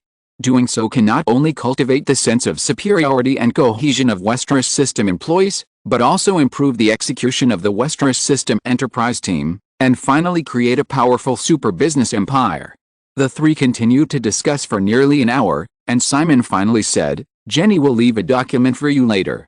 I hope that from now on, everyone will make adjustments within Ygritte according to the plan I just mentioned. If you have any ideas during this period, you can communicate with me at any time by phone or email." Chapter 448 First Week Data. Along with the 2 new product launches held by Ygritte on October 14th, there is actually a complete set of marketing plans involving various media platforms such as the internet, television, and newspapers. On the following Wednesday, Ygritte also officially announced a data. The number of worldwide web users in the United States has officially exceeded the 10 million mark. Internet users are usually based on families. Of course, 10 million worldwide web users are more than just 10 million people. To be more precise, it should be 10 million worldwide web accounts. According to the survey data of Ygritte portal, the average number of individual users involved in each worldwide web account at this stage is 1.6 people. In other words, as of October 1991, the number of worldwide web users in the United States has actually reached 16 million, which is close to 8% of the total U.S. population. The number of American family population is certainly not 1.6, this is just a comprehensive statistic. In the early 1990s, personal computers were still high-end electronic products. Even in a family of 5, perhaps only 1 or 2 people could use computers, not to mention that there were a large number of single white-collar users who accessed the internet. However, this also means that there is still a great potential for users to be tapped from the existing 10 million worldwide web access accounts. 16 million internet users are already catching up with the average user size of the 4 major TV networks in the United States, and they are all high-end social groups with strong consumption power. Therefore, only 2 days after the release of the 2 major products iPay and iStore, in fact only 32 hours, Ygritte announced that the transaction volume of iPay online payment tool exceeded $10 million. On the 5th day, Ygritte portal issued a press release again, and the number of activated users of iPay reached 1 million. A full week after the release of the 2 new products, Ygritte also announced a series of other exciting data. The transaction volume of Ygritte App Store iStore in 7 days reached $28.39 million. The number of activated users of Ygritte online payment tool iPay in 7 days finally reached 1.53 million. Because of the 8% to 5% discounts available depending on the payment amount, and the convenience of online payment, the amount of network fees paid by AOL through the iPay channel in 7 days reached $36.91 million. The revenue from this week alone exceeded 20% of AOL's monthly revenue in September.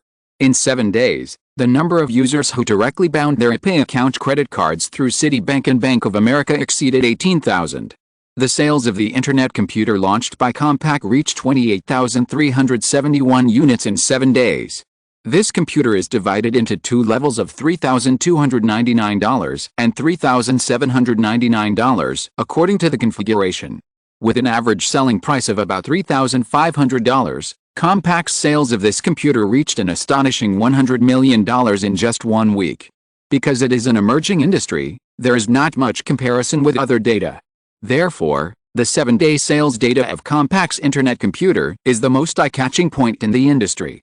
According to statistics from industry survey agencies, the global shipment of personal computers in the week from October 14th to October 20th was about 450,000 units. However, Compaq sold more than 28,000 computers of a single category, which is equivalent to 6% market share. Compaq later announced that the shipment volume of its full range of PCs was 69,000 units, with a market share of 15.5%. Just a month ago, Compaq's most recent market share barely reached 13.2%. In other words, just this time, with the cooperation of Ygritte's online marketing, Compaq's computer market share increased by 2.3 percentage points.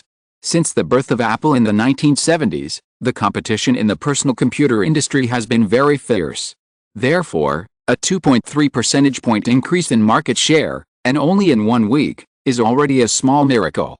If other personal computer manufacturers had anticipated that this marketing could increase their market share by 2.3 percentage points, they would definitely not miss this opportunity.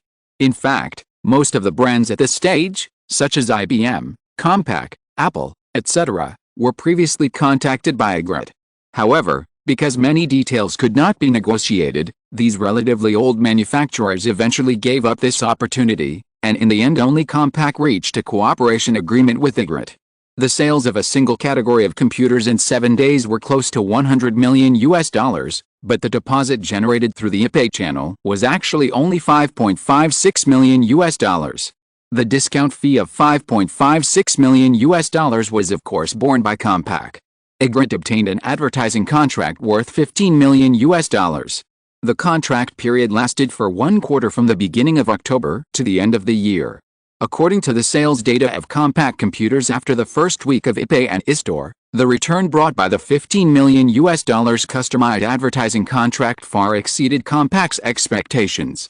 Many technology brands have been placing advertisements on the Ygritte portal for more than a year, but the amount in the past was not too large. The key reason why the marketing cooperation this time did not reach an agreement was Ygritte's offer of up to $15 million. Although most of the income obtained by Ygritte was invested in the marketing of the company's brand. However, many manufacturers at the time still believed that by adopting the brand cooperation method, they had already borne the preferential fees, and Ygritte obtained the promotion of eBay tools, which was a win-win situation. Therefore, it was very unreasonable for Ygritte to ask for a huge advertising fee. Now, no manufacturer would think so. The solution provided by Ygritte is, of course, not just a simple sale of Compaq's internet computer through the eBay channel, but also a set of advertising plans for all platforms that will last for a quarter. With the success of the cooperation between Ygritte and Compaq, other technology brands have begun to contact Ygritte. Damon even called Simon personally to discuss the online marketing of the Windows 3.1 system to be released next year. 1991 is already halfway through. For the new technology field, Ygritte's rapid growth in the past 6 months is obvious to all. Apart from other things, the 10 million worldwide web access users, through the IE browser installation fee of $10 per user, brought Ygritte $100 million in revenue. Because many operators are promoting free trial activities, even if the user does not become a regular user, the operator still has to pay the installation fee of the IE browser. Therefore, as of mid-October, this software actually brought Ygritte a revenue of $137 million. Carol Bartz was in charge of the formal integration of Ygritte Network Services into WS. In the previous 3 quarters, due to the rapid growth of worldwide websites, Ygritte had accumulated revenue of $86 million through server leasing, tool software and website solution sales. The annual revenue of this business is expected to exceed $110 million. Including the huge advertising order of $15 million from Compaq, the advertising revenue of Ygritte Portal in 1991 also reached $61 million. This part of the revenue seems to be less than half of the revenue brought by an IE browser software. However, with the great success of this marketing cooperation with Compaq, the advertising business of Ygritte Portal undoubtedly has greater growth potential. You know, the sale of IE browser software is basically a one-time sale. According to the agreement, Ygritte guarantees free upgrades for 3 years for the IE browser software installed by users.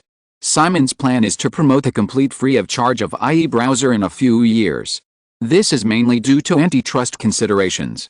The Ygritte Portal is the fixed homepage of Ygritte's IE browser software. At this stage, Ygritte does not even give users the right to change the homepage. In the short term, as a guide website for users to surf the internet, no one thinks it is inappropriate. But, over time, someone will definitely react. I have paid for this software, so I should have the right to freely choose a customized homepage. Even if users do not react, other internet companies in the industry will understand how much monopoly Ygritte has in this regard, so they will definitely jump out to raise objections. If the IE browser is free, the relevant pressure that Ygritte needs to bear will be much less. I provide you with free software, so you should enjoy the convenience of the default homepage. At most, Ygritte can make some concessions in the future to allow users to change the IE browser homepage. However, the default homepage of the IE browser software is destined to be the Ygritte Portal, and in the future it will also be the Ygritte search engine. Any industry that cannot produce sustainable commercial benefits will definitely not be able to grow and develop. Ygritte has previously proved the feasibility of its iOS product and portal website advertising business. This time, The success of Epay and Istor once again confirmed the broad business prospects of the internet industry. Various capitals and traditional business giants have begun to further increase their investment in the internet industry. Then, some problems inevitably arise. The core patent technology of the World Wide Web, which has the highest penetration rate, is basically in the hands of Ygritte. Although on the surface, Ygritte maintains a very open licensing attitude, however, as long as you are not a fool, you know that Ygritte will definitely use its patent barriers to restrict the development of its competitors. In fact, Simon himself will not deny that Ygritte will certainly do so. It would be abnormal not to do so.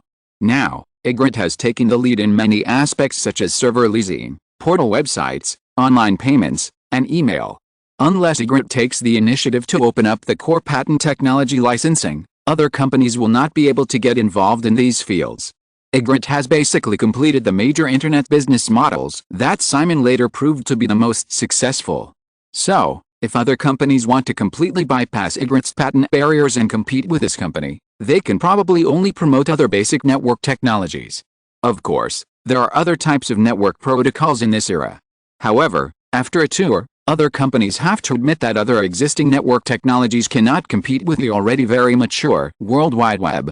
Simon Westeros has been investing in the research and development of World Wide Web technology for more than 2 years. This time advantage is something that other companies cannot catch up with. Moreover, protocols or languages such as HTTP and HTML are undoubtedly more suitable for the development trend of the internet for people who have already used the World Wide Web platform. In addition, Ygritte has also launched relatively popular internet image formats, sound formats, JavaScript scripting languages, etc. Not only these most basic technologies, Ygritte has also completed the development of related application software, such as IE Browser, which is the most popular one. Other relatively professional software such as web design or website management, as well as complete worldwide website solutions, other manufacturers cannot catch up in a short time. Even if it starts to catch up now, World Wide Web technology will definitely not stop. Not only that, once a business rival that threatens its position appears, Ygritte is likely to establish more technical barriers on the road to catching up with other technologies. Since it is impossible to catch up, if you want to get involved in the internet industry, you can only seek authorization from Ygritte. Ygritte seems to be very open, but what if one day, when the company feels threatened by competitors, it forcibly stops authorization? This kind of thing is not uncommon in the technology industry. Even if the company whose technology authorization is stopped wins the lawsuit through a series of lawsuits and regains income, the lawsuit will last for several years and the company will be seriously damaged. Simon has actually realized this problem since the beginning of this year. With the success of the two major products Epay and Istor, the industry has begun to pay more attention to the emerging internet industry, and he also realized that certain problems are becoming more and more urgent. The internet must be an open platform. Only in this way can it attract enough companies and users. Although Ygritte has been involved in most of the most successful internet business models in Simon's memory, this industry is destined to have too much potential to be tapped, and human creativity is endless. However, the problem now is that many people are worried about whether Ygritte will use its patents and technological advantages to suppress competitors. Suppressing competitors is certain. However, for the rapid development of the entire internet industry, Simon understood that it was not wise to use patented technology to do so. In order to dispel the concerns of many people in the industry at one time, after repeated consultations with several executives of Ygritte, Simon finally made a decision to completely release the core patents related to the World Wide Web held by Ygritte, including HTTP and HTML technologies, as well as related technologies such as images, sounds and even JavaScript scripting languages. In the proposed plan, these patents will be placed in a non-profit World Wide Web Consortium Foundation, and internet companies will no longer need to seek authorization from Ygritte to use these technologies. Some things always spread quickly. As soon as the decision was made, the San Francisco Chronicle reported on it, catching Ygritte management off guard. After firing an Ygritte middle-level manager who leaked the news, both Simon and the Ygritte Big Three, including several other technology companies in the Westeros system, immediately became the target of inquiries in the industry. Although the decision has been made, the specific list of patents that need to be opened still needs to be repeatedly considered. For example, Ygritte does not plan to open up its email-related technologies in the short term, An agreement will certainly restrict other manufacturers from using World Wide Web technologies to develop browser software similar to IE. However, in any case, this matter is a rare and generous move for the entire industry. Chapter 449 Halloween Schedule. October, and we are approaching the end of the year again. This year's Halloween is not only about Deaneries Entertainment launching the final installment of the Scream series, Scream 3. After the merger with MCA, the two Universal Studios in Los Angeles and Orlando will also hold a more grand Halloween theme event. Through the coordination of the theme park management team, this time, the films that Simon has participated in since his debut, such as Scream, Final Destination, The Butterfly Effect, and The Sixth Sense, will appear in the Halloween theme events of the two Universal Studios. On Friday, October 25th, Scream 3 officially opened in North America with a scale of 2,672 screens. At the same time, the 10-day Universal Studios Halloween theme event from October 25th to November 3rd also kicked off. Simon has been personally following up on the final preparations for the Halloween theme event at Universal Studios Burbank in recent days, and was not able to return to Deaneries Studios in Malibu until Friday afternoon to deal with some other things at hand. From the recent negotiation results, we want to take over AIA, and the final offer should be around $1.2 billion. Because we already hold 35% of the company's shares, the additional cash we need to pay is about $800 million. $800 million. The company's debt reduction this year is also $800 million. This time it is equivalent to raising the debt ratio to the level when it just acquired MCA at the beginning of the year. Nancy smiled and said, "But it's worth it, and if we continue to hesitate, the price will only be higher." Recently, internet-related concept stocks are all rising, and AIA just released the online real-time strategy game Dune, The Devil's Castle, so, you know. In the office loft on the second floor of the cinema, Nancy Brill is discussing the progress of the negotiation for the full acquisition of AIA with Simon. Although Istor has made a very good start. However, Simon also knows that traditional game publishers will not be replaced by online publishers like Istor for a long time in the future. AIA has accumulated 10 years of experience and has been focusing on PC games since its establishment. Over the years, it has accumulated a large number of classic PC game copyrights, among which sports games are beyond the reach of other game manufacturers. Moreover, AIA also has a complete PC game distribution team and the experience of PC game production and distribution accumulated over many years of operation, which are the foundation of this company. Because it is attached to the vigorous Westeros system and has developed very rapidly, AIA's stock price is no longer the same as when Deaneries Entertainment acquired shares 2 years ago. When Deaneries Entertainment first acquired AIA, it only spent $50 million to acquire 35% of the company's shares. At that time, AIA's market value was only $170 million. In 2 years, due to factors such as the successful entry into the console game market, the rise of the concept of online games, and the success of the Dune series of real-time strategy games, as well as the company's own continued rapid expansion, AIA's market value has doubled 5 times. Recently, AIA's market value is $910 million. If you want to acquire this company in its entirety, $1.2 billion is also a necessary premium. Moreover, the reason for the $1.2 billion is mainly because AIA has maintained a relatively high price-to-earnings ratio and the stock price has a certain bubble. Otherwise, it would be difficult to take over this company with a premium of less than 50%. Although the acquisition cost skyrocketed, Simon did not feel any regret considering that AIA's future market value potential is expected to reach $50 billion. $800 million is not a big burden for Deaneries Entertainment now. By taking over AIA, Deaneries Entertainment can also integrate it with its own Blizzard studio. In the past 2 years, while continuing to develop the main series Teenage Mutant Ninja Turtles, Blizzard Studio has also produced some other very good and popular console games. Coupled with Nintendo's special offer, this studio has become the leading console game company in North America. The integration of AIA, which focuses on PC games, and Blizzard, which focuses on console games, can also achieve complementarity to a certain extent. Nancy continued to discuss other details about the acquisition of AIA with Simon.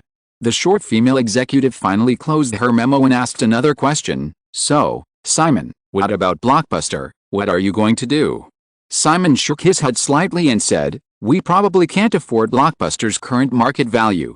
Compared with AI, which is only at the 1 billion level, Blockbuster's recent market value has reached $5.3 billion US.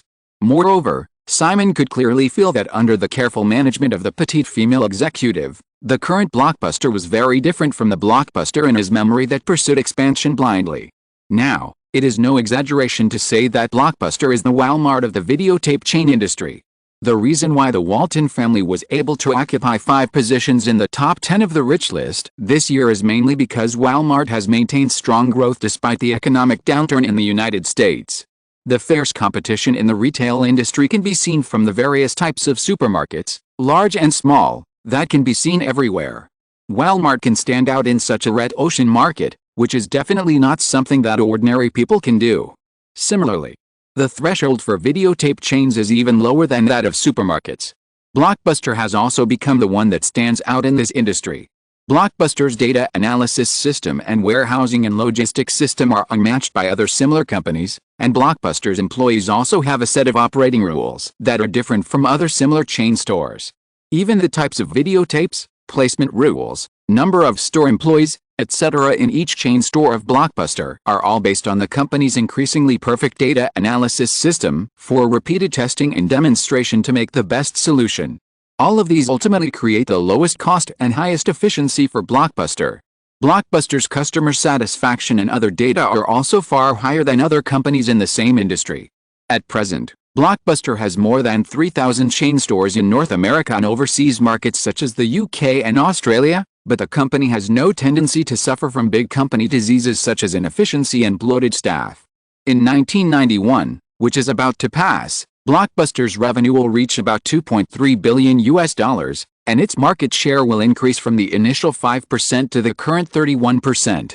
It is expected that in the next 2 years, Blockbuster will be able to achieve Simon's expected 50% market share in North America.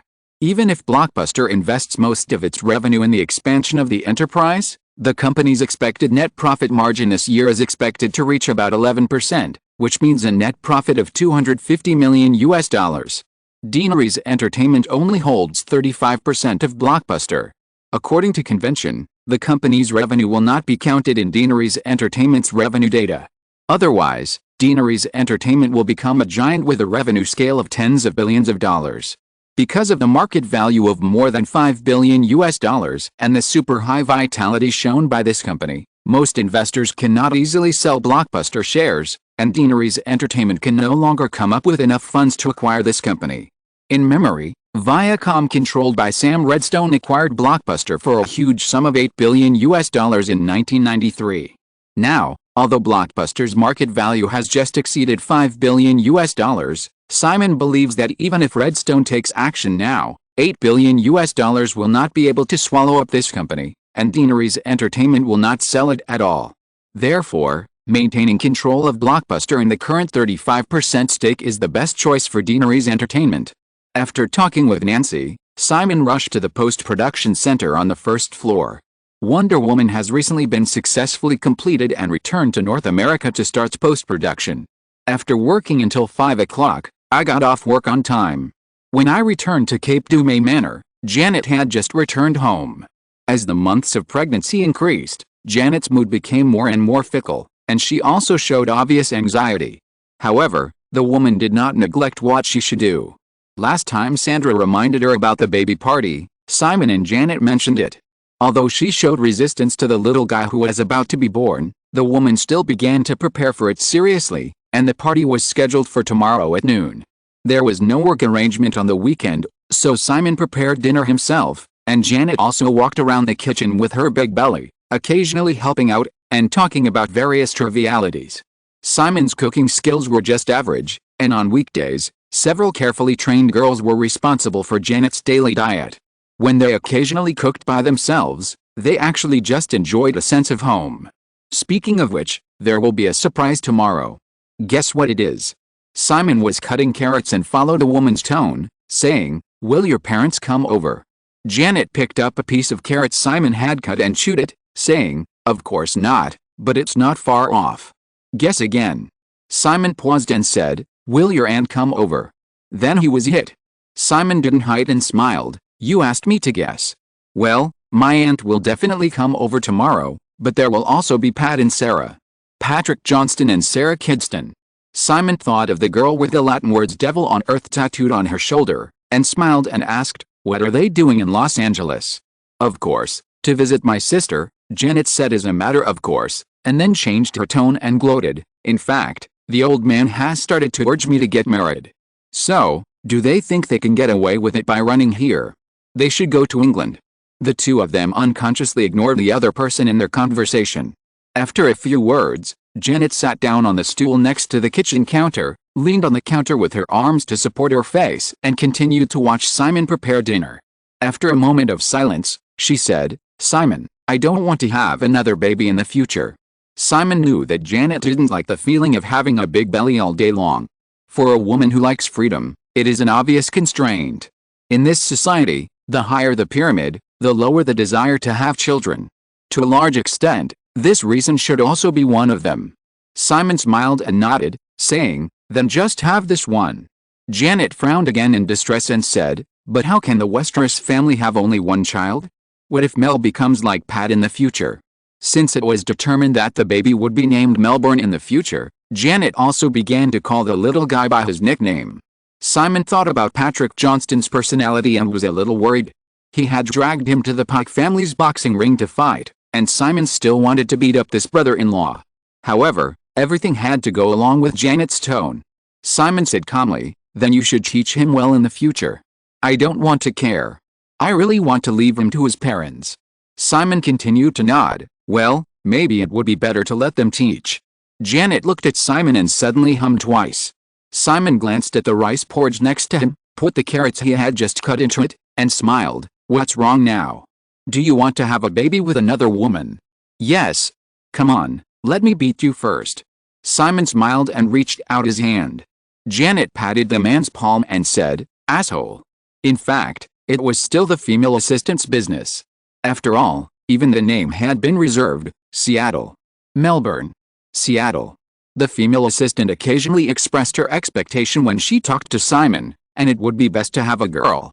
It is nonsense to say that Westerners do not value boys over girls. Western women have only just gotten rid of their status as men's vassals for a few years. It is precisely because of lightness that the female assistant hopes to have a girl, which will save a lot of trouble. As for Simon himself, he actually hopes to have more children. It is probably influenced by traditional concepts. Since he has created such a large family business, he certainly hopes to pass it on. This is an instinct based on the deep human genes. Even if he occasionally has some thoughts of I don't care about the flood after I die, how many people can really do this? However, if Janet is determined not to have children in the future, Simon will not force it. One heir is indeed enough. Moreover, there will be at least two. As for having children with other women, Simon has never thought about it. He occasionally goes to bed with other women on weekdays, and he pays great attention to contraceptive measures. Simon knows very well that for him now, once an illegitimate child appears, it will definitely be a very troublesome thing. After all, there are only a few women who can be like the female assistant who just wants a child. More often, it is the kind of nuggets girls commonly seen in the NBA circle, who give birth to a child and then live a carefree life, constantly asking the child's biological father for money. There are even NBA stars who go bankrupt because they can't bear the burden of illegitimate children. Simon will certainly not go bankrupt now. However, if such a thing happens, the result is likely to be a mess. Janet still propped up her chin, seemed to think for a moment, and said, actually, I recently consulted with a doctor about something. What? About surrogacy. Simon immediately had some resistance, just like he resisted IVF at the beginning. IVF is ultimately conceived by the mother herself. Surrogacy often involves some ethical issues. Even if he has made full preparations in terms of law and other aspects in advance, Simon can't help but wonder, if surrogacy is used, who should be the future mother of a little guy? In memory, there are indeed many rich and famous people who choose surrogacy because of their age, but for Simon, this matter still has a lot of hidden dangers. After all, it is because of Simon's current identity. He is not just an ordinary rich man, but the richest super rich man on the rich list. Who can predict that a woman will not pester him about his identity after helping to give birth to a child through surrogacy? Deep down, Simon never believes in human nature. Chapter 450 Baby Shower. Unable to sort out the many issues involved in surrogacy, Simon shook his head and dispelled Janet's idea. What he thought in his heart, the future, will be discussed in the future. Early the next morning, Cape Dumay Manor began to prepare for the baby party at noon. Simon was sent by Janet to personally meet the Johnston family at the airport at around 10 o'clock in the morning. There was a lively party at noon, and then Simon was kicked out by Janet in the afternoon, including all the men who attended the party. The reason was that the afternoon was for girlfriends. Of course, he understood Janet's thoughts. The woman did not prohibit him from contacting other opposite sexes, except for one person. After taking Patrick Johnston to walk around Deanery Studios for half a circle, Simon directly drove him away to play around. He had no intention of accompanying the child. He spent the afternoon carelessly in the office. When he returned home in the evening, Janet was kneeling on the carpet in a living room of the villa, sorting out the gifts sent by the guests today. She was surrounded by a pile of gift boxes and seemed to be in a good mood. Simon also sat down on the carpet, helping to open the gift boxes and chatting with Janet about trivial things. Picking up a beautiful cartoon-style music box and looking at it for a while, Janet complained about Sandra's inability to choose gifts, and suddenly said, "I discussed something with my aunt this afternoon." Simon untied the laces of a gift box without looking up. Janet said, "Aunt promised to help us take care of the children in the future." Simon paused, looked up and glanced at Janet, and said, "Why do you have such an idea?" "Aunt can't be single forever, so I thought, if I let her help take care of Mel for a while, and experience the feeling of being a mother, maybe she will find a man to marry." Simon's eyes flashed, and he began to fiddle with the gift box in his hand again, as if nothing had happened. A small hand stretched out from the side and poked him on the shoulder. Seeing that the man didn't respond, he poked again. Simon turned his head and pretended to bite. Janet immediately smiled and retracted her little claws, and changed the subject. "Honey, what are we going to eat tonight?" "I'll make it for you later." Janet pouted and told the truth. "Actually, what you cook is not delicious at all. Pregnant women should eat light food. Carrot and white rice porridge is very good. But the baby needs nutrition." Simon turned his head and looked up and down at the woman next to him, and smiled. "You are overnourished now." Janet couldn't stand it immediately, staring at her with dissatisfaction. "You actually said I was fat." "I didn't say that. You just think I'm fat." "Okay, I think you're fat." "Wow." Janet turned over and opened her mouth to bite Simon's arm. Pregnant women will naturally be fatter, not to mention that Janet has always been pampered. However, Janet's foundation is too good. Even if her body looks plump because of pregnancy, she has been pregnant for 7 months, and she is actually not related to the word fat. After letting Janet grind her teeth on his arm for a while, Simon saw that she didn't seem to have any intention of letting go, so he reached out and grabbed one of the woman's wrists and gently squeezed it. As if a switch had been triggered, the woman's body softened immediately, her teeth loosened, and she leaned softly against him. A hoarse and soft voice sounded, "Well, you bully me." Simon picked up another gift box and began to unpack it, and smiled. "Do you like being bullied by me?" "So?" Janet rubbed her head against Simon's body and suddenly asked softly, "Will you, bully others like this?" "Who else can I bully like this? Anyway, you are absolutely not allowed to do this." "Well, I promise." Veronica Johnston lives in Janet's original villa on the east side of Dumay Point Manor. Patrick Johnston took his girlfriend to the city and obviously would not come back tonight.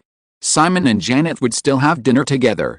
I continued to accompany Janet for a day on Sunday, and a new week of work began.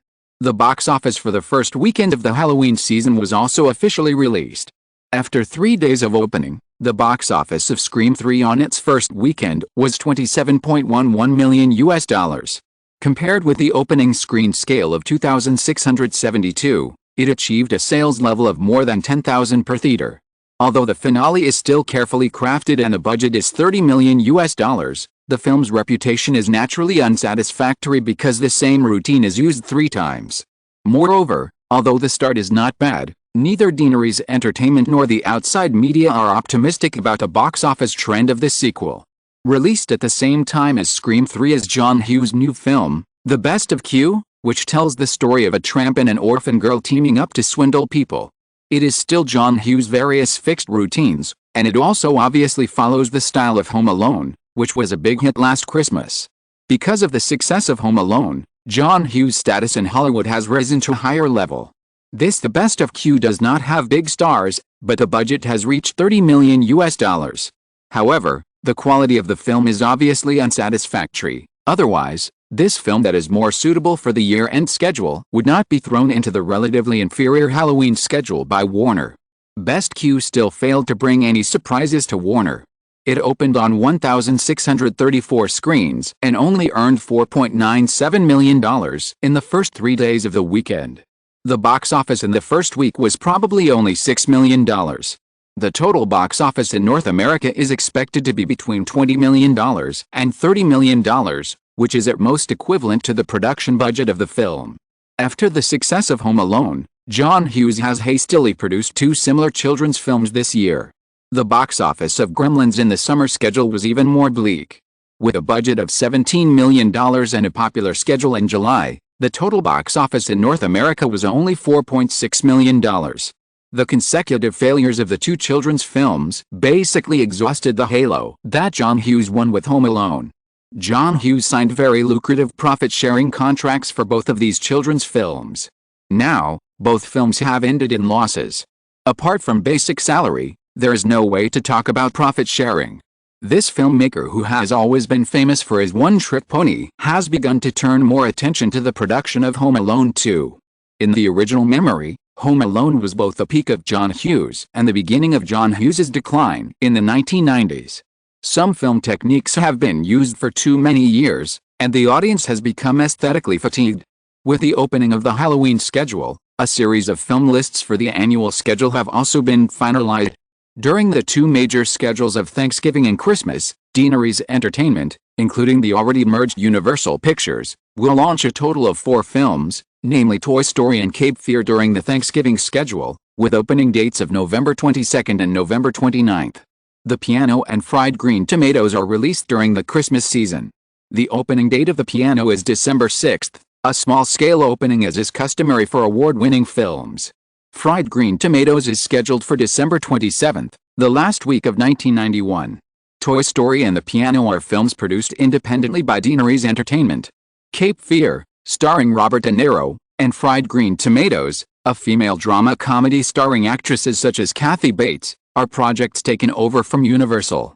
After Cape Fear and Fried Green Tomatoes, Universal's distribution department will be officially abolished, leaving only the Universal Pictures production label. Not only that, in a few years, the Universal Pictures production label will also be completely integrated by Deaneries Entertainment. Although it is a classic label that has lasted for more than half a century, the current Deaneries Entertainment also has the strength to replace this brand. After all, nothing in this world is permanent. Malibu, Deaneries Studios. After this period of discussion, the director of The Ring was finally determined, and his name is Philip Noyce. Simon roughly browsed the box office report of the past weekend and has been discussing the production details of The Ring with the director in the morning. Last time, Danny Morris was told to choose some new directors with good potential. Philip Noyce should be considered a newcomer in Hollywood, but he is not young. The director is 41 years old this year. The reason why Simon took a fancy to him is mainly because of the director's resume. Philip Noyce is from Australia. He has been interested in movies since he was a child. He shot his first movie at the age of 18. After that, he has been mixed in the Australian film circle. It was not until 2 years ago that he intersected with Hollywood. He directed the sea-drifting thriller Over the Horizon, produced by George Miller and starring Nicole Kidman. Yes, the choice of Philip Noyce is still due to the personal factors of George Miller and Nicole Kidman, and also because of Simon's deliberate support for the Australian gang. However, if the director does not have enough strength, Simon will certainly not use him. Philip Noyce has a professional film school background and has been in the film industry since he was 18 years old. His personal strength is beyond doubt. Moreover, in the original Time and Space, Philip Noyce also directed Harrison Ford's Patriot Games and Angelina Jolie's Salt. Although these things have not happened yet, it is enough to prove the director's film skills. In addition, Philip Noyce has also tried horror movies in recent years. Although it is not a Hollywood movie, it is enough to direct Midnight Ring. As a newcomer who has only tried one Hollywood movie, Philip Noyce cherishes this opportunity very much. After Danny Morris contacted him, the director flew to Japan and spent a few days discussing the plot style of the film with Suzuki Koji, the author of the original novel of Midnight Ring, and learned a lot about Japanese horror movies. Many famous film directors' early films were amazing, but gradually became mediocre in the later period. In Simon's opinion, running out of ideas is only a small part of the factors.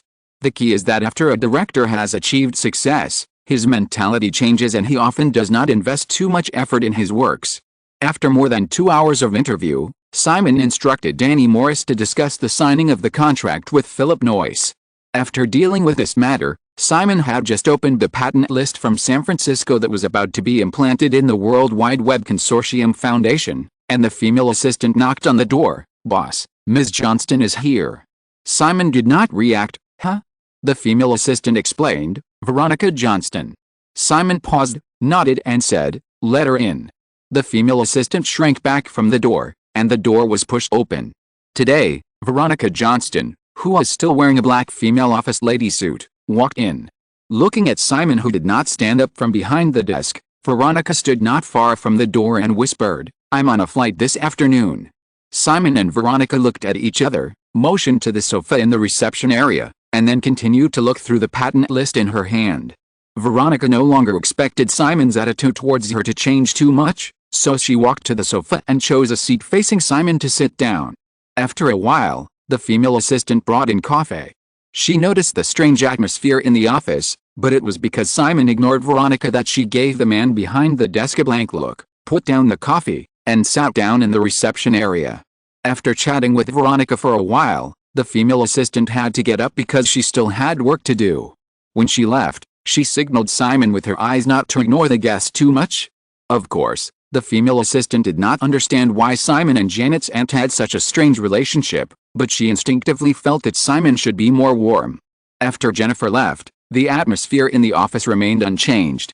Veronica finished a cup of coffee quietly, hesitated for a moment, and asked softly, "Do you know what I promised Jenny?" Simon nodded. Veronica didn't know how to continue when she saw Simon didn't speak. Fortunately, he didn't say anything to her this time. Janet's proposal to let Veronica help take care of the children yesterday was just a whim. Veronica agreed, but deep in her heart, it was out of some kind of guilt or compensation. She had not been able to take up her responsibilities. Now, this is a small compensation. Although, there was another moment of silence. Veronica put down the empty cup and was about to leave, but suddenly she couldn't help asking a question that had been buried in her heart for a long time. Back then, the Levinsons, why did they disappear? How did you end up in San Francisco alone? Behind the desk.